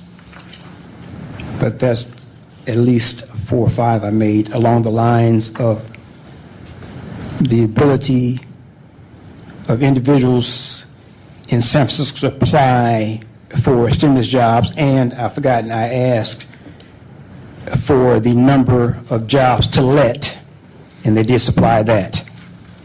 They did. Yes. Okay. So the only things you've identified for me today that Yes. they have not produced are the following. You requested what bilingual languages are allowed and who determines what languages to allow preferences for, and what rule or legal code they are using to allow for legal preferences. That's all I've heard you say specifically. Anything else specific to this request they have not provided? Yes, I ask, what if an English-only speaker with qualifications, sufficient qualifications, applied for jobs labeled bilingual preferences, which my experience tells me that's probably a demand? What would their chance, or would they have a chance to even apply? And the custodian of records did not respond. Okay. But the problem with each of these requests is that you're asking them to give you explanations in writing of policy or what applies to policy or legal justifications. And under the Sunshine Ordinance, unfortunately, a department is not required to provide an explanation in writing of, for example, if there's a document that shows who made the decision or who participated in the decision to list certain bilingual languages to entitle someone to a preference, they would have to produce that. But if there's not a document that showed who made that decision, they don't have to put it in writing and explain it to you. Same thing for your query about what would happen if an individual who is otherwise qualified but only English speaking applied. That's a hypothetical that requires a written answer created in response to the question. They do not have to provide that. So they only have to provide you documents which exist, okay, that are there, but they don't have to provide you written legal justifications. And so I see the response saying we have no responsive documents. And so that is a response, unfortunately, from the agency. I think I gave quite specific queries, and It doesn't matter how specific your questions are, unless you're requesting a specific document that exists, they don't have to create one. well, since they didn't respond, how would I know, or this body know, if they're telling the truth? Because it seems to me that they have all types of data on employment practices, who applies for jobs, jobs to let. So that's what I'm disputing. Right, but it looks like they have produced documents responsive to those questions if they exist. And if they don't exist, basically they've said they have no more documents responsive. What that means is we don't have them. Yeah. You may wish that they created a certain type of document, or you may want to see their legal justification, but they don't have to create those, unfortunately. We have limited jurisdiction. Well, I sent email to I think Mr. Rustum received it, whereas one employee, because I sent emails to 3 or 4 employees, and they gave me conflicting information. One employee indicated, I think her name was, well, I'm not absolutely positive, but a female employee indicated that they did have information required by the federal stimulus jobs. They had information on discriminatory practices, for example, the number of jobs, and information on why they could ask for a Cantonese or Mandarin speaker. So that's why I submitted my request, because I was so specific that this one individual, I'm precise, this one individual, they did have specific information on why they were allowed to ask for a Cantonese or Mandarin or Spanish speaker, and I asked, wouldn't that in effect eliminate a whole class of people who happen to speak English only? But I understand what you're saying. You're saying they're claiming they can't respond because they don't have that information. In writing, in a document, right. What other form? Possibly on a hard drive? Could I extract from a hard drive? I'm pretty sure they have that. It sounds to me like there's been, I can't see from your request or their response that they have documents they haven't produced. Are you talking about that one specific, the preference for Cantonese or the preference for bilingual applicants, which they detail me is usually for people who speak Cantonese, Mandarin, or Spanish? Right, right. They say that it's I saw information that said that it's requested by the employer, and where it's requested by the employer, they comply with it, but that there's no documents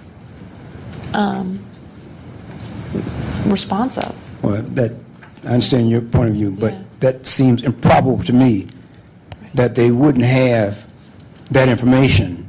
In writing. Yes, if an employer requested that I want a speaker who speaks Cantonese, that seems improbable to me that they wouldn't know the reasons for that, or they wouldn't have that listed somewhere. Well, in fact, I saw the flyers. They have flyers posted around town where they clearly indicate I think they might have stopped their practice now because of my queries. So I understand your position. If they don't have the documents, they can't. I understand the law, I should say, sunshine laws. If they don't have the document, they can't produce. But that's highly improbable, in my opinion. They don't have documents for that. Well, there's Mr. X. This is it's regrettable that you're having problems getting the information that you want. However, in terms of what we can at the task force can do here, as Member Craven Green pointed out, you have to come to us and say you requested document X, and the respondents gave you a good deal of information and said to you in writing, we have it here, that they do not have any additional information, any additional documents responsible to the requests that you made. And so, what we can do here is extremely limited. They cannot be asked to produce a document that doesn't exist. And if you have reason to believe that they're hiding information, whether it's an electronic file or hidden away in a sheaf of papers somewhere in a back room, you have to you have to be willing and able to provide some evidence to us that they're hiding something, and without that, we cannot find a violation. Okay. We wish you success in getting all the information you want, but if you're going to come to us with a complaint, it has to be, I asked for document X. I asked for documents relating to XYZ. I asked for information on contracts, all contracts between March 7th and April 19th, 2007. If you can specify the information you want and where you think they might have the documents, that's one thing. But otherwise, if they don't have the document, they cannot be forced to create documents, on just at somebody's whim. Yes, I'll specify next time. So if you think there's a document that they're hiding, and you can provide some evidence of that, we're willing to listen. Member Coughlin. I just have a question. On page 216 and 217 of our, 216 and 217. On 216, they have down around the middle, they say that they placed 529 people in jobs now positions, and then on page 217 at the top, they say 404 women were hired, and then down on the next line they say 62 black men were hired. So that was in satisfaction of some of your requests, right? Yes, but what should they have done that they didn't do? Did they submit to you my email asking about preferences? Because understand now they're claiming I understand that, but you're contending they have a preference to a certain ethnic group, but you're asking for documents stating, is that? Yes, because I've seen flyers around town, and I let them know. But they don't have. They haven't provided them to you. They have not, because it's been my experience. If you apply for a job in the Sunset District, and if you make the requirement, you want a Cantonese speaker, a Mandarin speaker, and even if you're black and you speak that language, and I went to school with Asians, and so have an affinity, if you are qualified, in effect, that's not just a preference, that's a demand for an Asian employee. Okay, but when they have provided on page 117, or 217, sorry, they've told you how many black men were hired. Yes. And they've told you how many women were hired. Yes. Does that satisfy that portion of Yes. Okay, fine. Yes. Right. I think what they're saying is you requested lists of jobs with bilingual preferences, and they don't keep a list, so they can't provide that. But what they have offered to provide you are all job announcements And so you can look at the job announcements and figure out by looking at each of them. Unfortunately, it's laborious, but you can look at each of them and say, that one has a bilingual preference, that one does not. That one has a bilingual preference, that one does not. Those are the only documents they have, and they've offered to give those to you. So that's all we can do. Did the documents you get indicate those preferences? No, because we didn't ask them to produce them, but they said they would produce the job postings, which would indicate whether or not the employer had specified a bilingual preference. Did you get the postings? We didn't ask for them. No. Oh, that's strange. I did. And did you get the postings? I picked up posters around town, but I see now that they've eliminated that. Yes, without a doubt. I picked up posters well, then with a maybe clear preference indication. What they've said is that they will provide you copies of all the job postings. So maybe that's what you need to do now, is go to them and say, I want copies of all the job postings. Right. That may be thousands. Yes. But you can review those thousands, maybe have them gathered in a place inspect them instead of having them copied, and you will see which list preferences and which do not. All right. Okay. That may be the only way of getting the answer. All right. Okay. On Member Washburn. page 234 of our packet, there's a email response from Pamela Tebow, I think, that is responsive to, is their response to your request, your question about why, when you say bilingual person preferred on the job announcement, your question was verbally you spoke to people, and then they're putting this in writing for your convenience. So why is a bilingual person preferred, and who decides that? That was your question to them. And Ms. Tebow responds, requirements for specific jobs are determined by the employer seeking employees under the Jobs Now program. So if you want to know why this preference is stated, you need to talk to the employer, and they have no documents that can tell you why a particular employer wants a bilingual person, and they're the ones who decide it. So in a particular case, you would want to talk to the employer, find out. However, since HSA administers that federal program, and they have to follow federal law, also federal statutes, they would know that you can't discriminate, and it would be very difficult to ask employers, and employers would not say, we want an Asian, or we want a female, or we want a black employer only. So that's why I made the question to the administrators of the stimulus program, the federal program, here in the state of California, here in the county of San Francisco. Right, I understand the distinction between, the preference of the employer and then the possibility that this stating bilingual person preferred is a way to eliminate people. Right. I understand what you're saying. Okay. But I do think there is, under the law, and I don't know the law that often or that well, but I've certainly seen a lot of job announcements, and a prospective employer can state job requirements for the job, and they can also state preferences.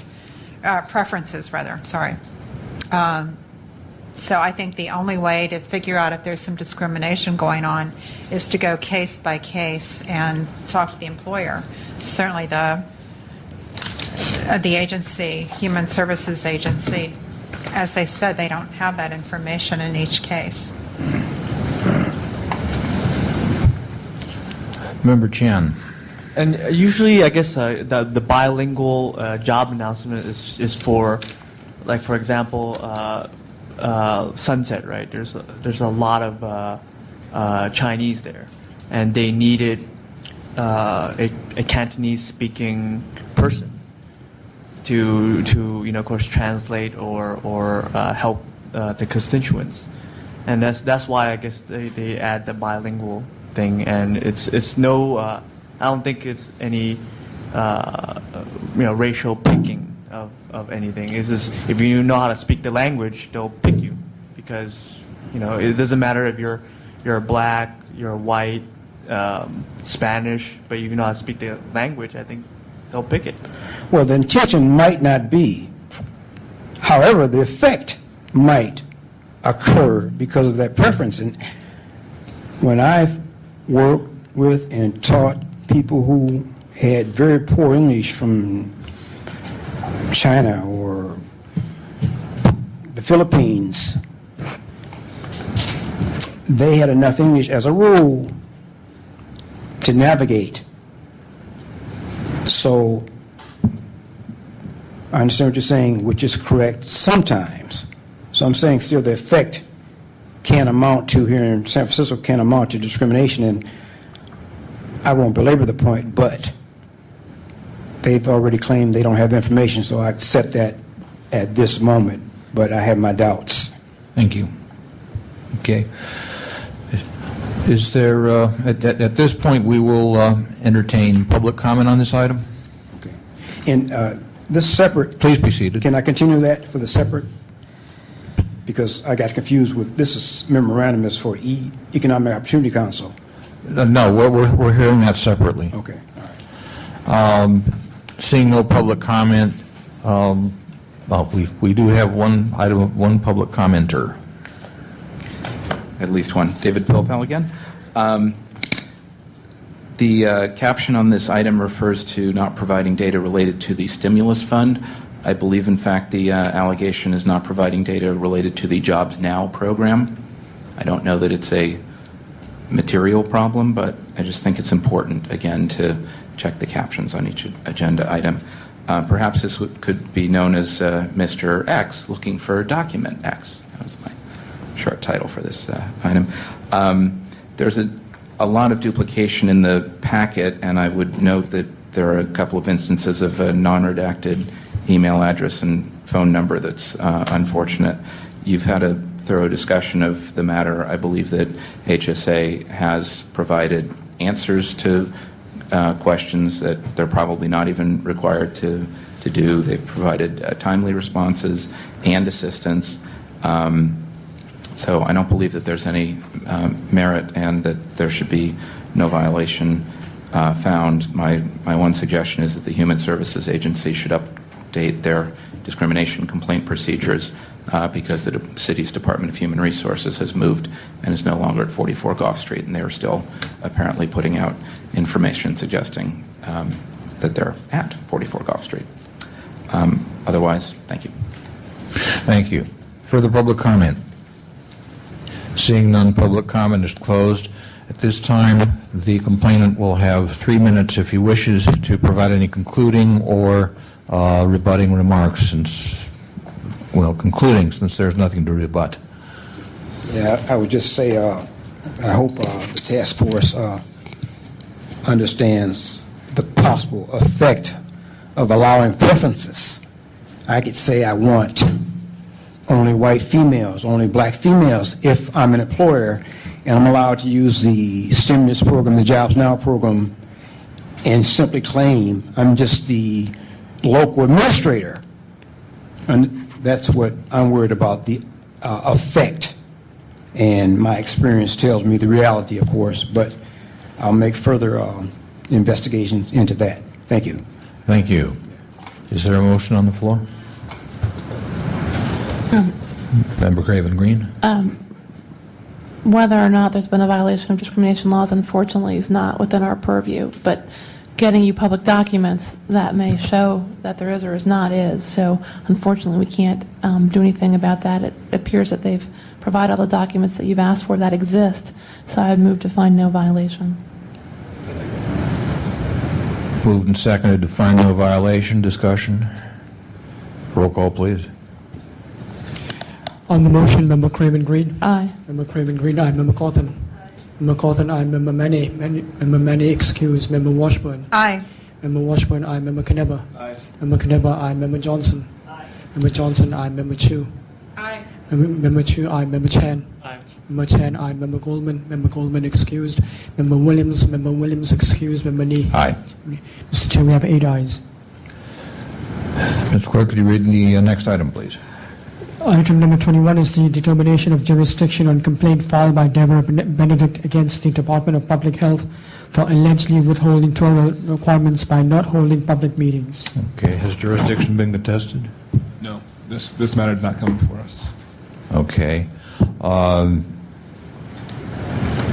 Is the respondent present to contest jurisdiction? Okay. In that case, we'll entertain a motion to... I move we find jurisdiction in this matter. Okay. Moved and seconded. Discussion? Roll call, please. Public comment on jurisdiction. Thank you. David Pilpel. I believe part of the city attorney memo has text from one of the Mr. X complaints. I don't think that's a material problem, but I just noticed that. It's not clear from the packet material whether the Department of Public Health has reviewed this and exhausted the administrative process under Chapter 12L. Although this complaint is captioned against the Department of Public Health, it really appears to be against Baker Places under 12L, with the Department of Public Health as the contracting agency. So it's not clear if this matter is ripe for the task force review, and it's really not so much a complaint under 12L as a request for an advisory opinion if the complainant or concerned person has exhausted their administrative remedies through the department. That's not made clear, so I'm not sure if jurisdiction is proper and timely. Thanks. Thank you. Is there further public comment on jurisdiction? Seeing none, public comment is closed. May we have the roll call, please, on the motion? On the motion, Member Craven Green. Aye. Member Craven Green, aye. Member Cawthon. Aye. Member Cawthon, aye. Member Manny, excuse. Member Washburn. Aye. Member Washburn, aye. Member Knebber. Aye. Member Knebber, aye. Member Johnson. Aye. Member Johnson, aye. Member Chu. Aye. Member Chu, aye. Member Chan. Aye. Member Chan, aye. Member Goldman. Member Goldman, excuse. Member Williams. Member Williams, excuse. Member Nee. Aye. Member Nee, aye. Mr. Chair, we have 8 ayes. Okay, we are ready to proceed on the merits. Is the complainant present? Okay, the complainant is not present. Is there anybody here to present facts and evidence in support of the complainant? Point of order, Chris, did we hear from the complainant about whether or not she would be in attendance? She did not respond to my reminder. Thank you. But you did send a reminder. Yes, I did. Thank you. Thank you. The complainant is not present. Nobody has stepped forward to present facts and evidence in support of the complainant. Would the respondent please approach? Thank you for coming. You have 5 minutes. Good evening. I'm Jonathan Vernick. I'm the Executive Director of Baker Places. And first, I want to apologize for being out of compliance in 2008 in terms of holding 2 publicly noticed meetings.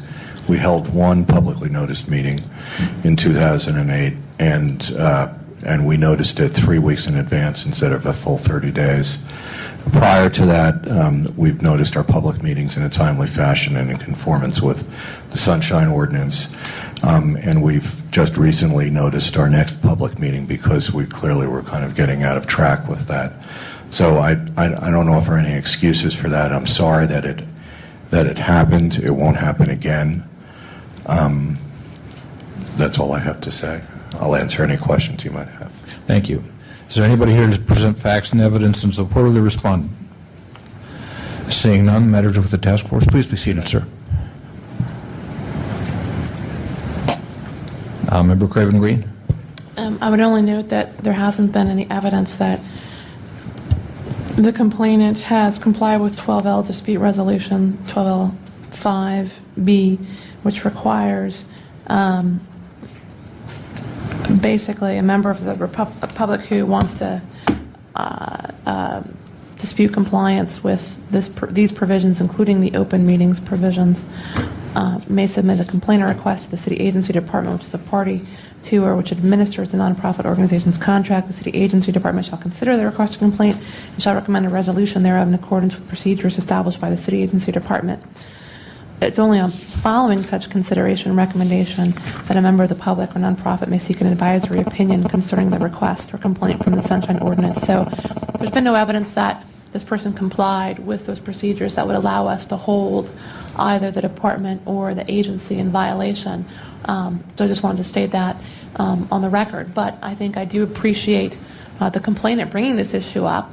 It seems that from this complaint, Baker Places has realized that they've fallen off the track in terms of compliance with 12L and is committing themselves to do that through their executive director. So I think despite perhaps the failure to comply, this has resulted in a positive step forward, and would like to see Baker Place continue to do so. If they need training on 12L's requirements, please seek it from the city attorney's office or from this board, and we hope that we won't see any more complaints. So at the appropriate time, it's not 100% clear that the 12L was followed or not followed the procedure, so I would be inclined just to take no further action. Okay, at this time we will take public comment. Seeing none, if the respondent wishes, he has 3 minutes to give any concluding or rebutting remarks, not that there's anything to rebut. Okay. The respondent has indicated he will pass on that. Is there a motion? Okay. There is no motion.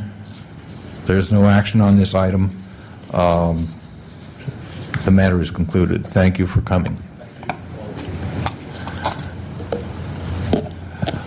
At this point, I'd like to declare a 5-minute recess.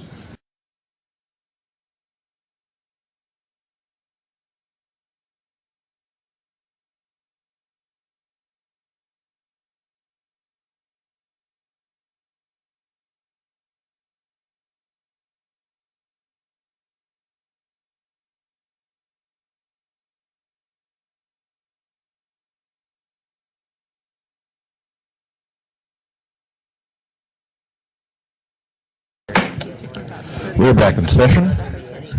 Mr. Clerk, could you read the next item, please?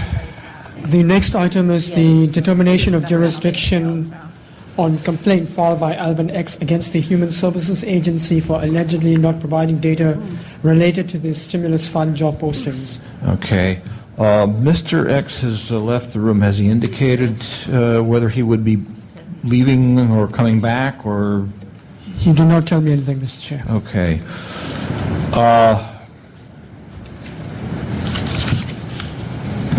Well, in that case, we can continue this until the end of the meeting, and if he doesn't return,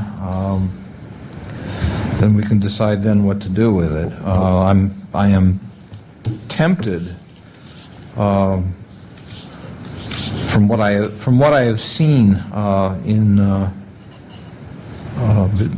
this complaint and complaint number 09061, which were items 19 and 20, I'm very tempted to declare a same house, same call on this, because as near as I can tell, the complaints were similar, if not identical. However,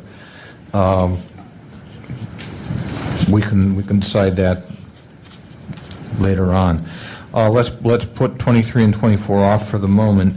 Can we proceed then, please, with item number 25? Item 25 is determination of jurisdiction on complaint filed by Alvin X against the Economic Opportunity Council of San Francisco for allegedly withholding information. Okay. Has the respondent contested jurisdiction? There's no one came before us to request to contest jurisdiction, so I move that we find jurisdiction. Second. Moved and seconded to find jurisdiction. Is there public discussion on the matter of jurisdiction?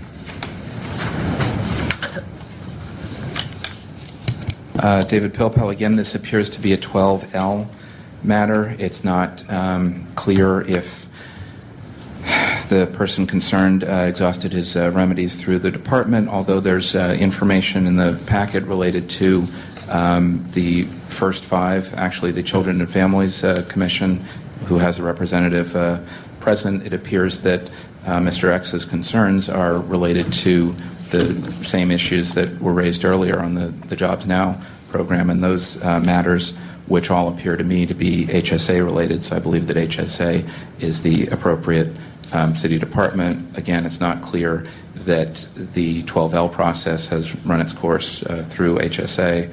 I believe that he should be directed to that process prior to you finding jurisdiction and considering the matter, which again would be only in the form of an advisory opinion.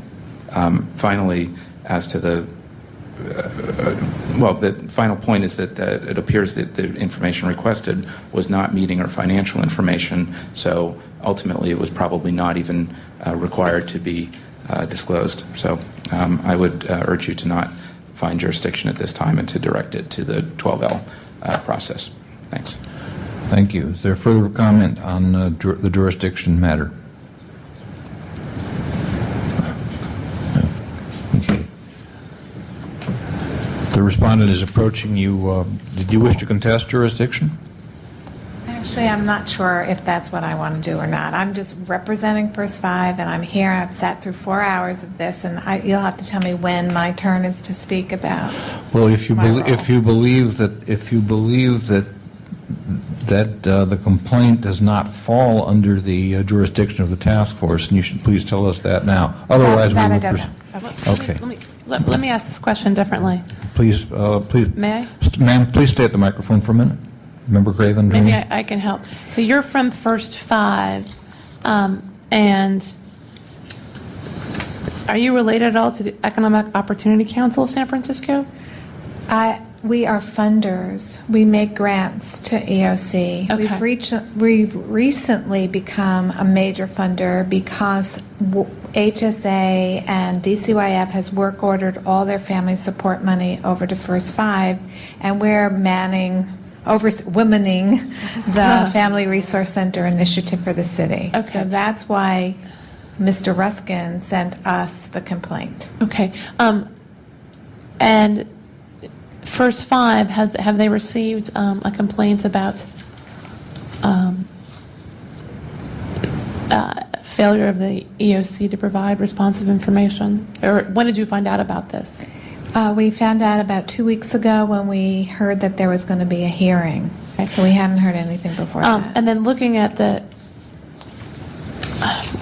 information here in the complaint, is that information that you might have in your possession, or would you be able to work with EOC to produce the information required under 12L? Well, that's why we came tonight to ask for a pre-hearing, because we haven't had any opportunity to help EOC comply and give that information. We don't have it, but we thought we would be able to work with them to get it. Okay, thank you.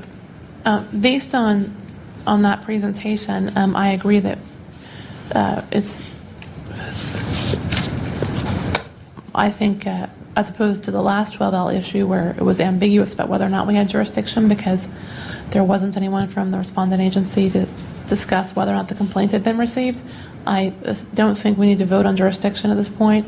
I think what we could do is just say thank you to the representative of First Five for coming. Please work with EOC to provide the information required under 12L to Mr. X. And take no action on this matter. If Mr. X is not satisfied with what he receives, he can file the complaint with First Five. First Five can mediate it and lead to a resolution. If Mr. X is not satisfied with that resolution, he can come back before the task force. But it appears based on the testimony we've heard that process has not been complied with, so we would not have jurisdiction at this point, or there's no dispute about it, really. So that's what I would propose, is that we take no further action, either jurisdiction or merits, and allow this to play out with First Five and Mr. X. Well, there is a motion on the floor and a second. We could always vote the motion down. If the second agrees, I'd like to withdraw my motion. Yes. Motion withdrawn, second withdrawn. In that case, the matter is concluded. Thank you both. Thank you for attending. Thank you for sitting through. It's unfortunate, and I just want to say we apologize for not being able to resolve this initially with but it's the way we handle it, it is an issue of substance of jurisdiction, so it can only be handled when the matter is to be called. Well, I appreciate how thoughtful you are. For the record, my name is Laurel Klumak. Thank you. Okay. I remember you were the one who came last time, yeah. I remember. Didn't you come last time and talk about the issue? No. Well, I guess that was somebody else. Who also had a very nice smile. Yeah. Okay, thank you. And thank you for letting me use your pen.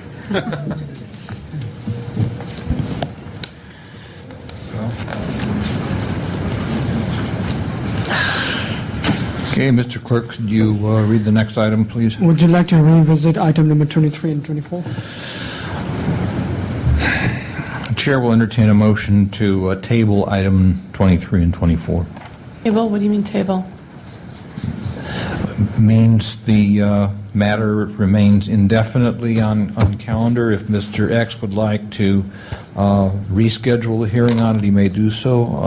Otherwise, I don't think it would be fair to ask him to refile the complaint, but to table means to basically take it off calendar indefinitely until such time as we decide to put it back.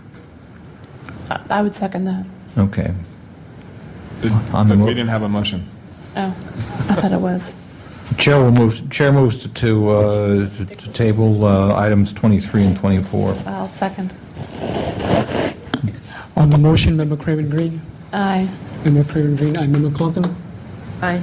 Member Cawthon, aye. Member Manny, excuse. Member Washburn. Aye. Member Washburn, aye. Member Knipper. Aye. Member Knipper, aye. Member Johnson. Aye. Member Johnson, aye. Member Chu. Aye. Member Chu, aye. Member Chan. Aye. Member Chan, aye. Member Goldman. Member Goldman, excuse. Member Williams. Member Williams, excuse. Member Nee. Aye. Mr. Chair, we have 8 ayes. Would you read the next item, please? Item 27 is the Ethics Commission's proposed rules on handling sunshine complaints. Okay. Have all of you had adequate time to review and comment on these? Do we? My question now, I guess, is do we want to move forward now with any kind of a formal statement from the task force as a whole, or do we want more time to review this, collect comments, and then make a statement? What's the pleasure of the task force here? I would like more time to think about this, discuss this, and move forward. Okay. It should be noted that in the package of proposed rules, item number 5 has already been adopted by ethics. So we're dealing now on 1 through 4. I have some thoughts of my own on this. However, I'm certainly willing to, withhold them until such time as it comes before the task force for further discussion. Member Cawthon? I would like to also consider this further, but I do want to say one thing, which I sent in an email to Chris. I don't know if anybody else saw the email, but one of the problems with the ordinance as it stands is that it focuses almost exclusively on documents and government transparency. It doesn't focus enough on public participation and the right to comment at public meetings or otherwise approach government, exercise our First Amendment to petition government. So I had two recommendations for amending this document, and I think they could be included for any further discussion. The first one is on page 2, under number 2. Where is it? It's the fifth. This would be page 382 of our packet? Page 382, yes.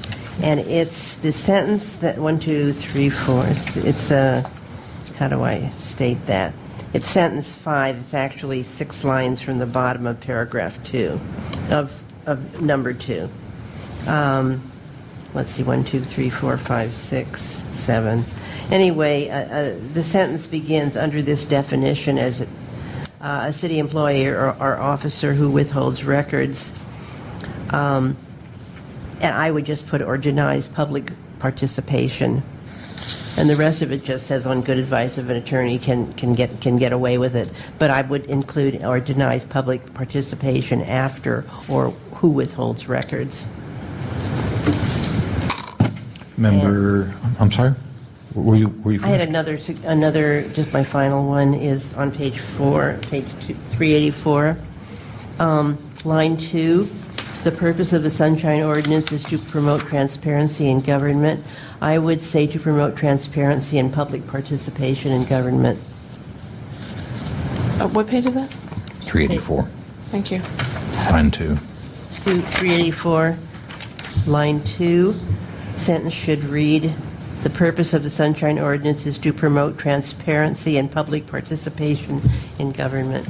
And I think we put those two things in, we can make the other changes, but at least the dual purpose of the Sunshine Ordinance, which is to permit the public to participate in government, will be included.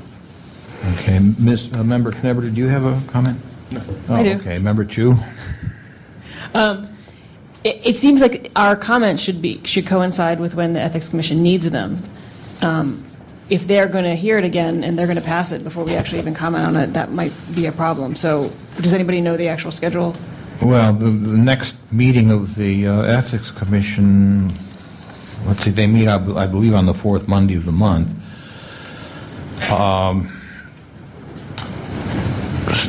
So I'm not sure when that would be date-wise. If anybody has a calendar available, that would be I do. helpful. Monday is... Fourth Monday of November would be the 23rd. Oh, wait a minute. Their last meeting was... Mr. Monday Chair, their would be- regular meetings are on the second Monday. Second Monday? Thank you. So they'll meet again on the 9th. So they'll meet again on November 9th. However, as Mr. St. Croix has indicated, it says the remainder will be crafted and considered once the Commission receives comments from the task force. So they're willing to cut us some slack on this. That's the way I read this.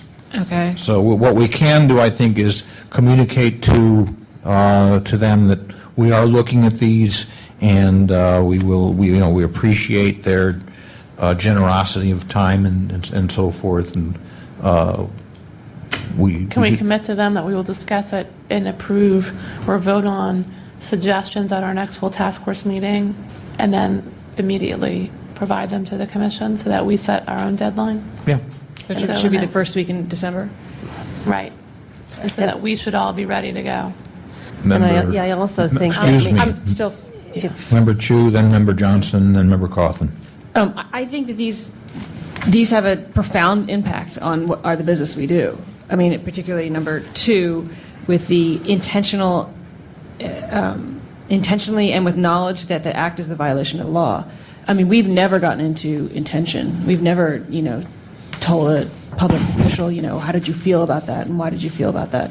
This is going to change a lot of what we do. We're essentially not going to be able to forward anything to the Ethics Commission, the way this is written. So we're going to need to get pretty serious about this. So I'm concerned that, we're going to, in one meeting, try and turn around our comments and response. Having said that, I think we got to be somewhat topical on this, because if we don't get it out in December, we won't get it out till mid-January. I mean, then that becomes silly. So I think this is a big issue for us. Not that I have the answer for it. I think that I'm in agreement with you on that one, because of the way that it's worded.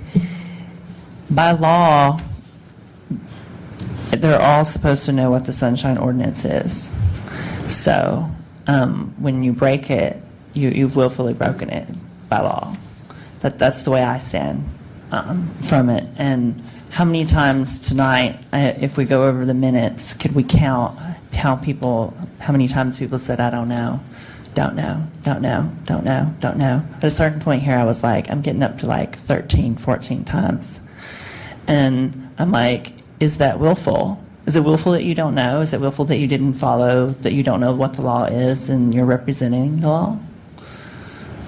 We would need to set that up with them ahead of time before, so we need to essentially go to one of their meetings and say, what does this mean? I mean, if this scenario happens, they say, don't know. Would you consider that intentional? Would you consider that willful? And if they come back and say, no, we wouldn't consider it, then, half of our cases are, then I'm then in that agreement becomes with the you, answer Chief. everyone should say, is I just didn't know. Yeah, Member Coffin and Member Chan. I quite agree that number 2 is very, very dangerous, that anyone can say, as I heard people say today, oh, we were misinformed, or we didn't realize it was in electronic form. Well, anybody can say that, and that would be a non-intentional violation, so I think that should be removed. Also, I really think that the Ethics Commission should know that public participation is an important component of the Sunshine Ordinance, as well as transparency in government and production of documents. So, I mean, I would almost suggest we have a separate meeting on this. This is so important. Well, we can discuss that. Member Chan? I agree with Member Chu. We got to speed up the process. I guess the deadline is December, right? We don't want to be like last year, that we don't even put our thing in the Board of Supervisors that we missed because we're lagging. Yeah. Are you talking about the amendments package? Yeah. Was that? Yeah, the year-end thing, right? I think you're talking about the yearly report that we given. Oh, They've gotcha. been notoriously late, so. Okay. But that's not directly on top. Right. What I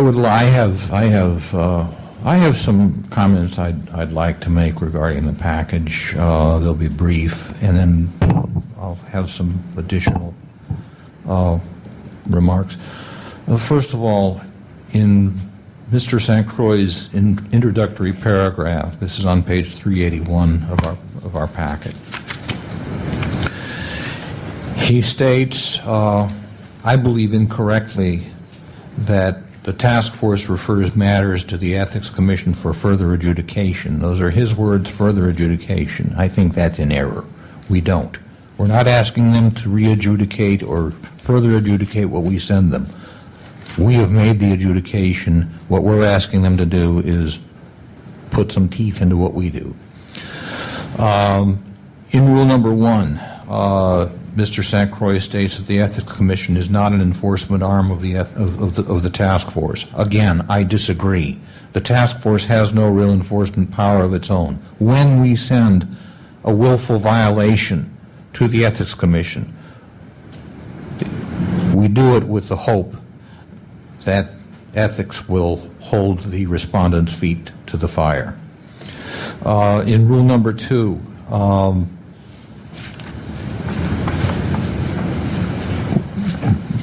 we do not, there's something that Mr. St. Croix states, and I think we need to clarify that the task force does not ask ethics to act in anything except willful violations. If we don't find a violation willful, we're not going to refer it anyway. So when we send them a referral on a violation, we have found it to be willful, and again, we expect them to ask. Also, I don't think the Ethics Commission should automatically accept attorney advice as a defense when the task force finds a willful violation. I think the ethics rule should stipulate that when the task force and respondents' counsel differ, the commission should seek opinion from an outside nonprofit FOI advocacy organization, such as First Amendment Coalition, First Amendment Project, Californians Aware, etc. I think that would provide them with guidance on how to move forward. In rule number 3, I think there is a question on whether the Ethics Commission should have discretion on whether to impose or recommend penalties for scofflaws. Should they have that discretion, or should there be some requirement? Finally, in rule number 4,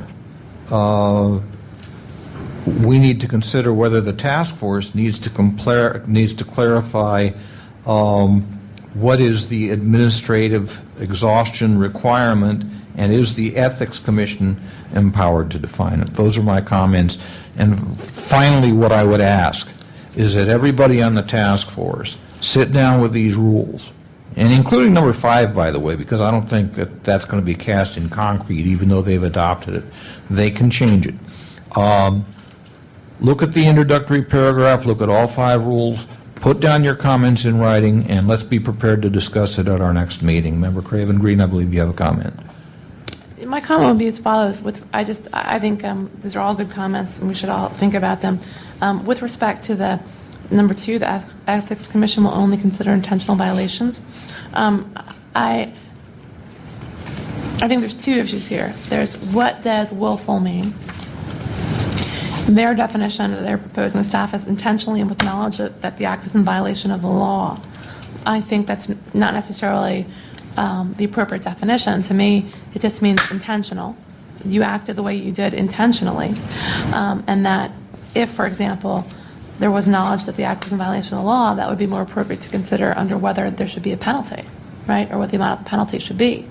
So that's just one point. The other issue is under 6730C, the task force shall make referrals to a municipal office with enforcement powers under this ordinance or under the California Public Records Act and the Brown Act whenever it concludes that any person has violated any provision of the ordinance or the acts. When we met with ethics, I pointed out that that provision allows us to refer matters to the Ethics Commission for investigation and enforcement, even where we find something was not, quote unquote, willful. 6734 deals with willful violations. And so that's my other point, is that they are allowed to consider all violations of the ordinance. A. B, under 6730C. B, under 6734, they're allowed to consider willful violations. And then the issue is what is willful. Okay. Further comment? Okay, seeing none, this matter is continued until our next meeting. I will take public comment, however. Thank you, David Pilpel. This was actually the reason I came tonight. The last few hours was just, kind of fun and games. I was present, as was Chair Nee, at the last meeting of the Ethics Commission when they considered this matter. They did adopt a modified version of the 5th item, but with one dissent, but did indicate that they would be willing to revisit that matter to the extent that it relates to the other 4. I suggested at that time before this lectern that the entire matter is complicated in some of the ways that you've just discussed. As I've opined before many times, the task force has certain powers and duties under the ordinance. The Ethics Commission has separate powers and duties under the ordinance and also has powers and duties under the charter.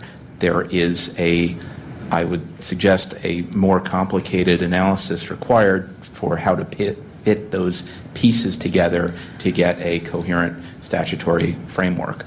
I agree with the comment that under 67.30, is it C or E? C.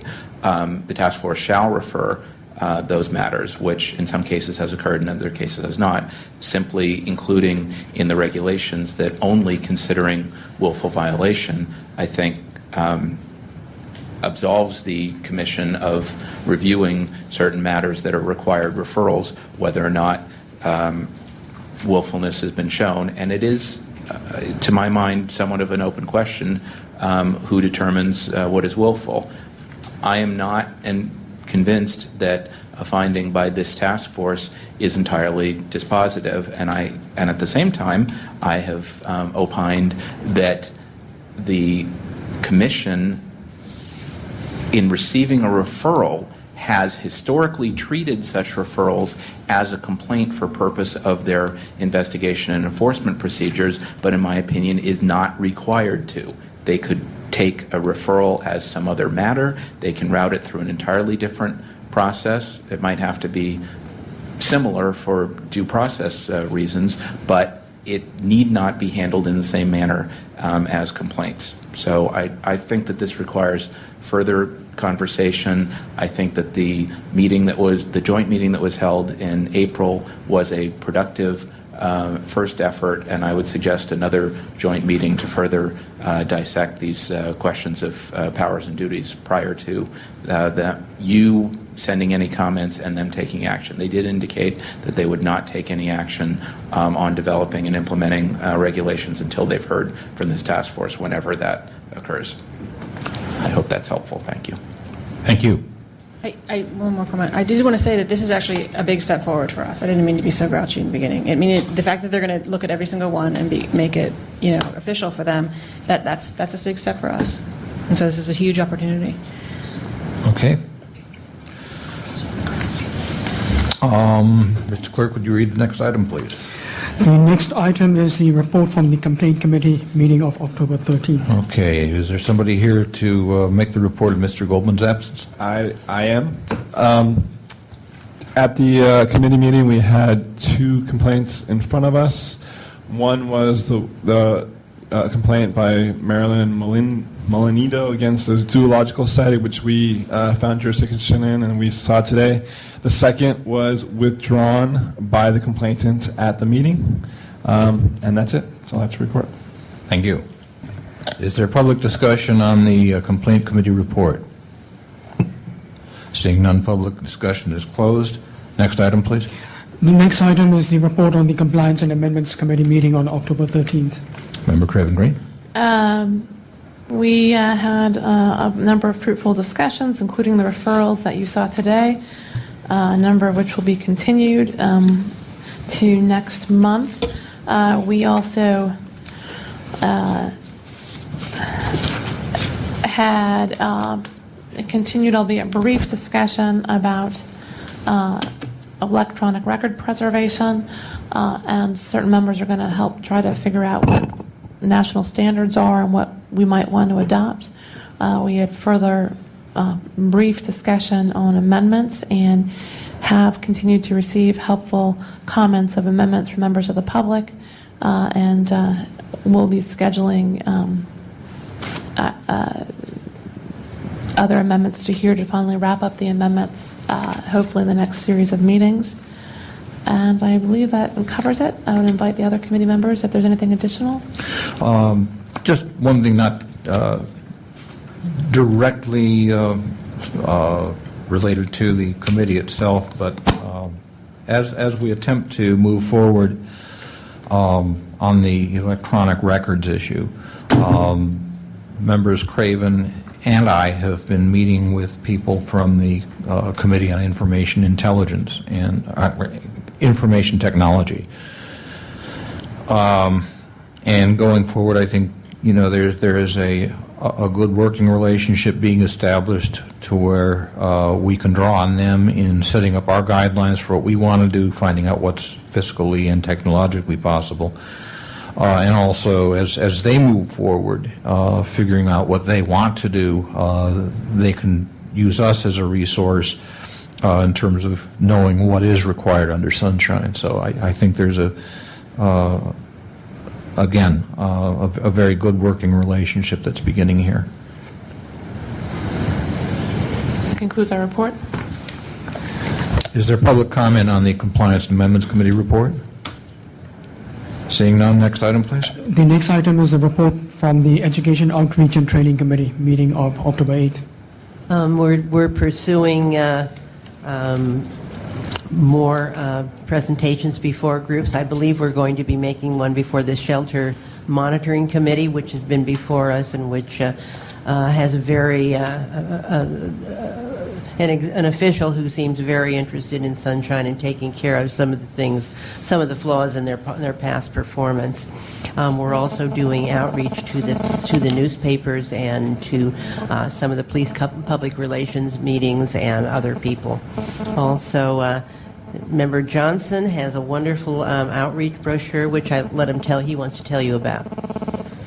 This is a flyer instead of a brochure with YBR promotions and help of the community to sort of just like tag and snag like the Sunshine and give more awareness without overdoing everything. The language is printed in English on one side and Spanish on the other. I believe that the brochure in the past hasn't had a lot of Spanish printing, so that's what I chose. And we, through our attorney said that we could put the seal on there. If you want to elaborate on that, and then maybe if y'all feel like voting on going on with this. We've actually discussed this in this. Oh, okay. I wasn't here then. Okay. So do y'all want to see it? It's good, but I would know that on the English side, there's still Spanish. Oh, that might be. There's two of them. Okay. It's in line 2. Yeah, so on the side that's in English, we should make sure all the text is in English. It's on the top there. It looks great. Yes, this is very nice. Good. That's just like a little promo. It'll be like a little shiny flyer that the YBR will continue to like fire. It'll be like 5,000 until they're gone, so that they can take them to events like Pride, Love Parade, and whatever happens. Well, thank you very much. That's very helpful. We appreciate your having done that. Does that? That concludes our report. Okay. Thank you. Would you read the next item, please? Oh, I'm sorry. Is there public comment on the Education, Outreach, and Training Committee report? Seeing none. Next item, please. Next item is the proposal to cancel the task force's regular meetings of November 24th, 2009 and December 22nd, 2009, and reschedule special meetings on December 1st and January 5th. Okay. These are proposed because of the forthcoming winter holidays, and this is a step that we have traditionally taken every year. I will first take public comment on this proposal. Is there any public comment on this? Seeing none, the chair will entertain a motion. Let's, why don't we see, before we reschedule them, let's see how many people will be here or wouldn't be here. And maybe that's a fool's errand, but everyone may not be leaving town for Thanksgiving. I will be. You will be. Well, that's significant. But maybe by show of hands, people that would not be able to make the November 24th meeting, which is fine. Don't be ashamed. It's totally legit. But would not be able to make it, who are going out of town, so would not be able to make the November 24th meeting. Well, it's possible. Well, Thanksgiving is on the 27th, right? Or the 26th. Right. It's 2 days later. That's the Tuesday before. Yeah. The Thursday. It looks like 1, 2, 3, 4, 5, 6 people will be here at a minimum.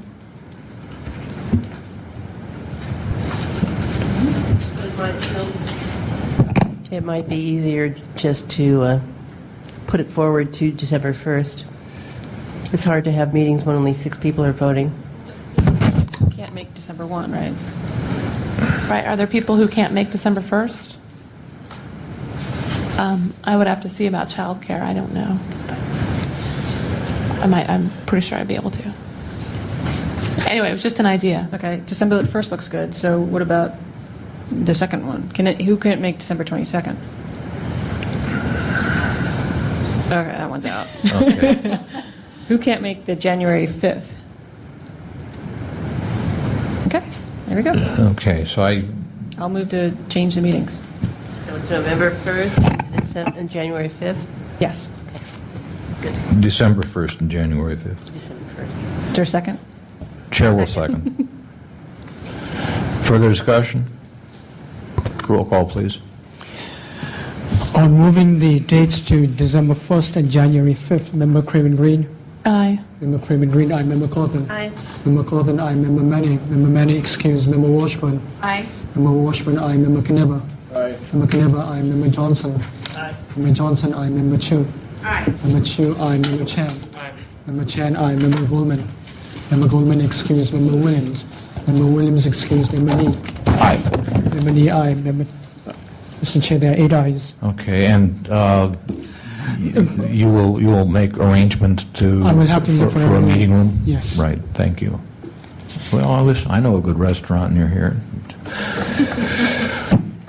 Member Chan, now it's time for your off-site meeting. Okay. Member Chen? Do you guys want to do a Christmas party or A holiday party? For what date would you propose? We can't get together. For what date? My birthday's in December. We can have a birthday party.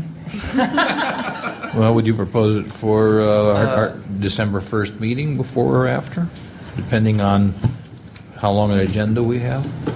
okay? And where is gonna be? I mean, let me. I gotta think about this. I could get some sponsors for a party. Free food. So let me find. As long as it's run through the DCA, our DCA. Make a motion that you are in charge of the party. Okay.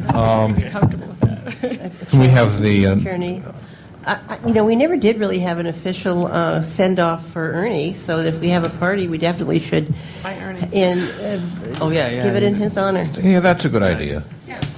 We could even invite Allison Tanin if she happens to be in town. Okay. Next item, please. The next item is the administrator's report. Mr. Chair, we are looking at something like 9 new items, 9 new complaints at the next meeting, at the December 1st meeting. Okay. Thank you. Can you say many of them were by the same person? Miss Mabott has refiled all her complaints, the ones that she withdrew today. Okay. Thank you. Can you look at combining them? Because the chair can combine them independent of any of the rest of the task force, I believe. Well, if there are any complaints that involve, more than one person in the same violation, or one respondent with several violations, we can... Well, the administrator's report suggests that one person, two complaints of the same respondent and complainant. So, if we could do it in advance, I think if we, through the call chair, you can combine them and just list them on the agenda that way, and not provide them the opportunity. So, I'd really appreciate if we could do that. Yeah, well, when I see the complaints, I'll look at seeing about, I'll see about consolidating them. Is there public comment on the... I haven't finished this yet. Please. One more item to follow up on the email I sent you on the posting of meeting audio.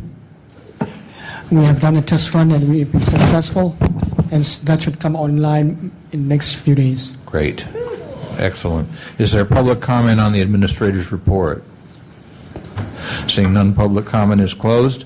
That takes us to announcements, comments, questions, and future agenda items. I do have one thing I'd like to bring to the attention of the task force. And I have sent out an email on this, and I'd like all of you to be thinking about it, and I'll resend the email. Some juggling of the committee assignments is becoming necessary.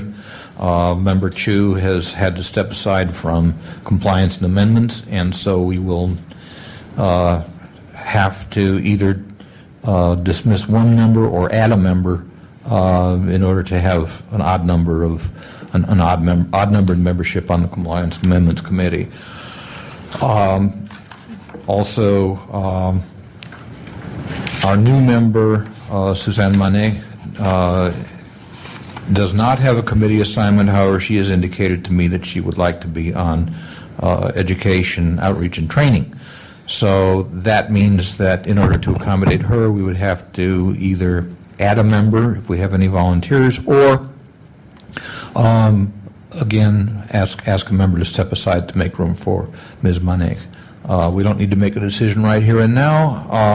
However, be thinking about it. I will resend that email, and then you can email your responses back. Okay? I would just like to note that I did make some comments about that since we're starting to do these outreach presentations, 5 is much too many, 3 is almost too much. So I would ask that unless somebody wants to resign, I would ask that our little group remain inviolate. But if somebody wants to resign, that would take care of the problem. Okay. Nothing further? Chair will entertain a motion for adjournment. So moved.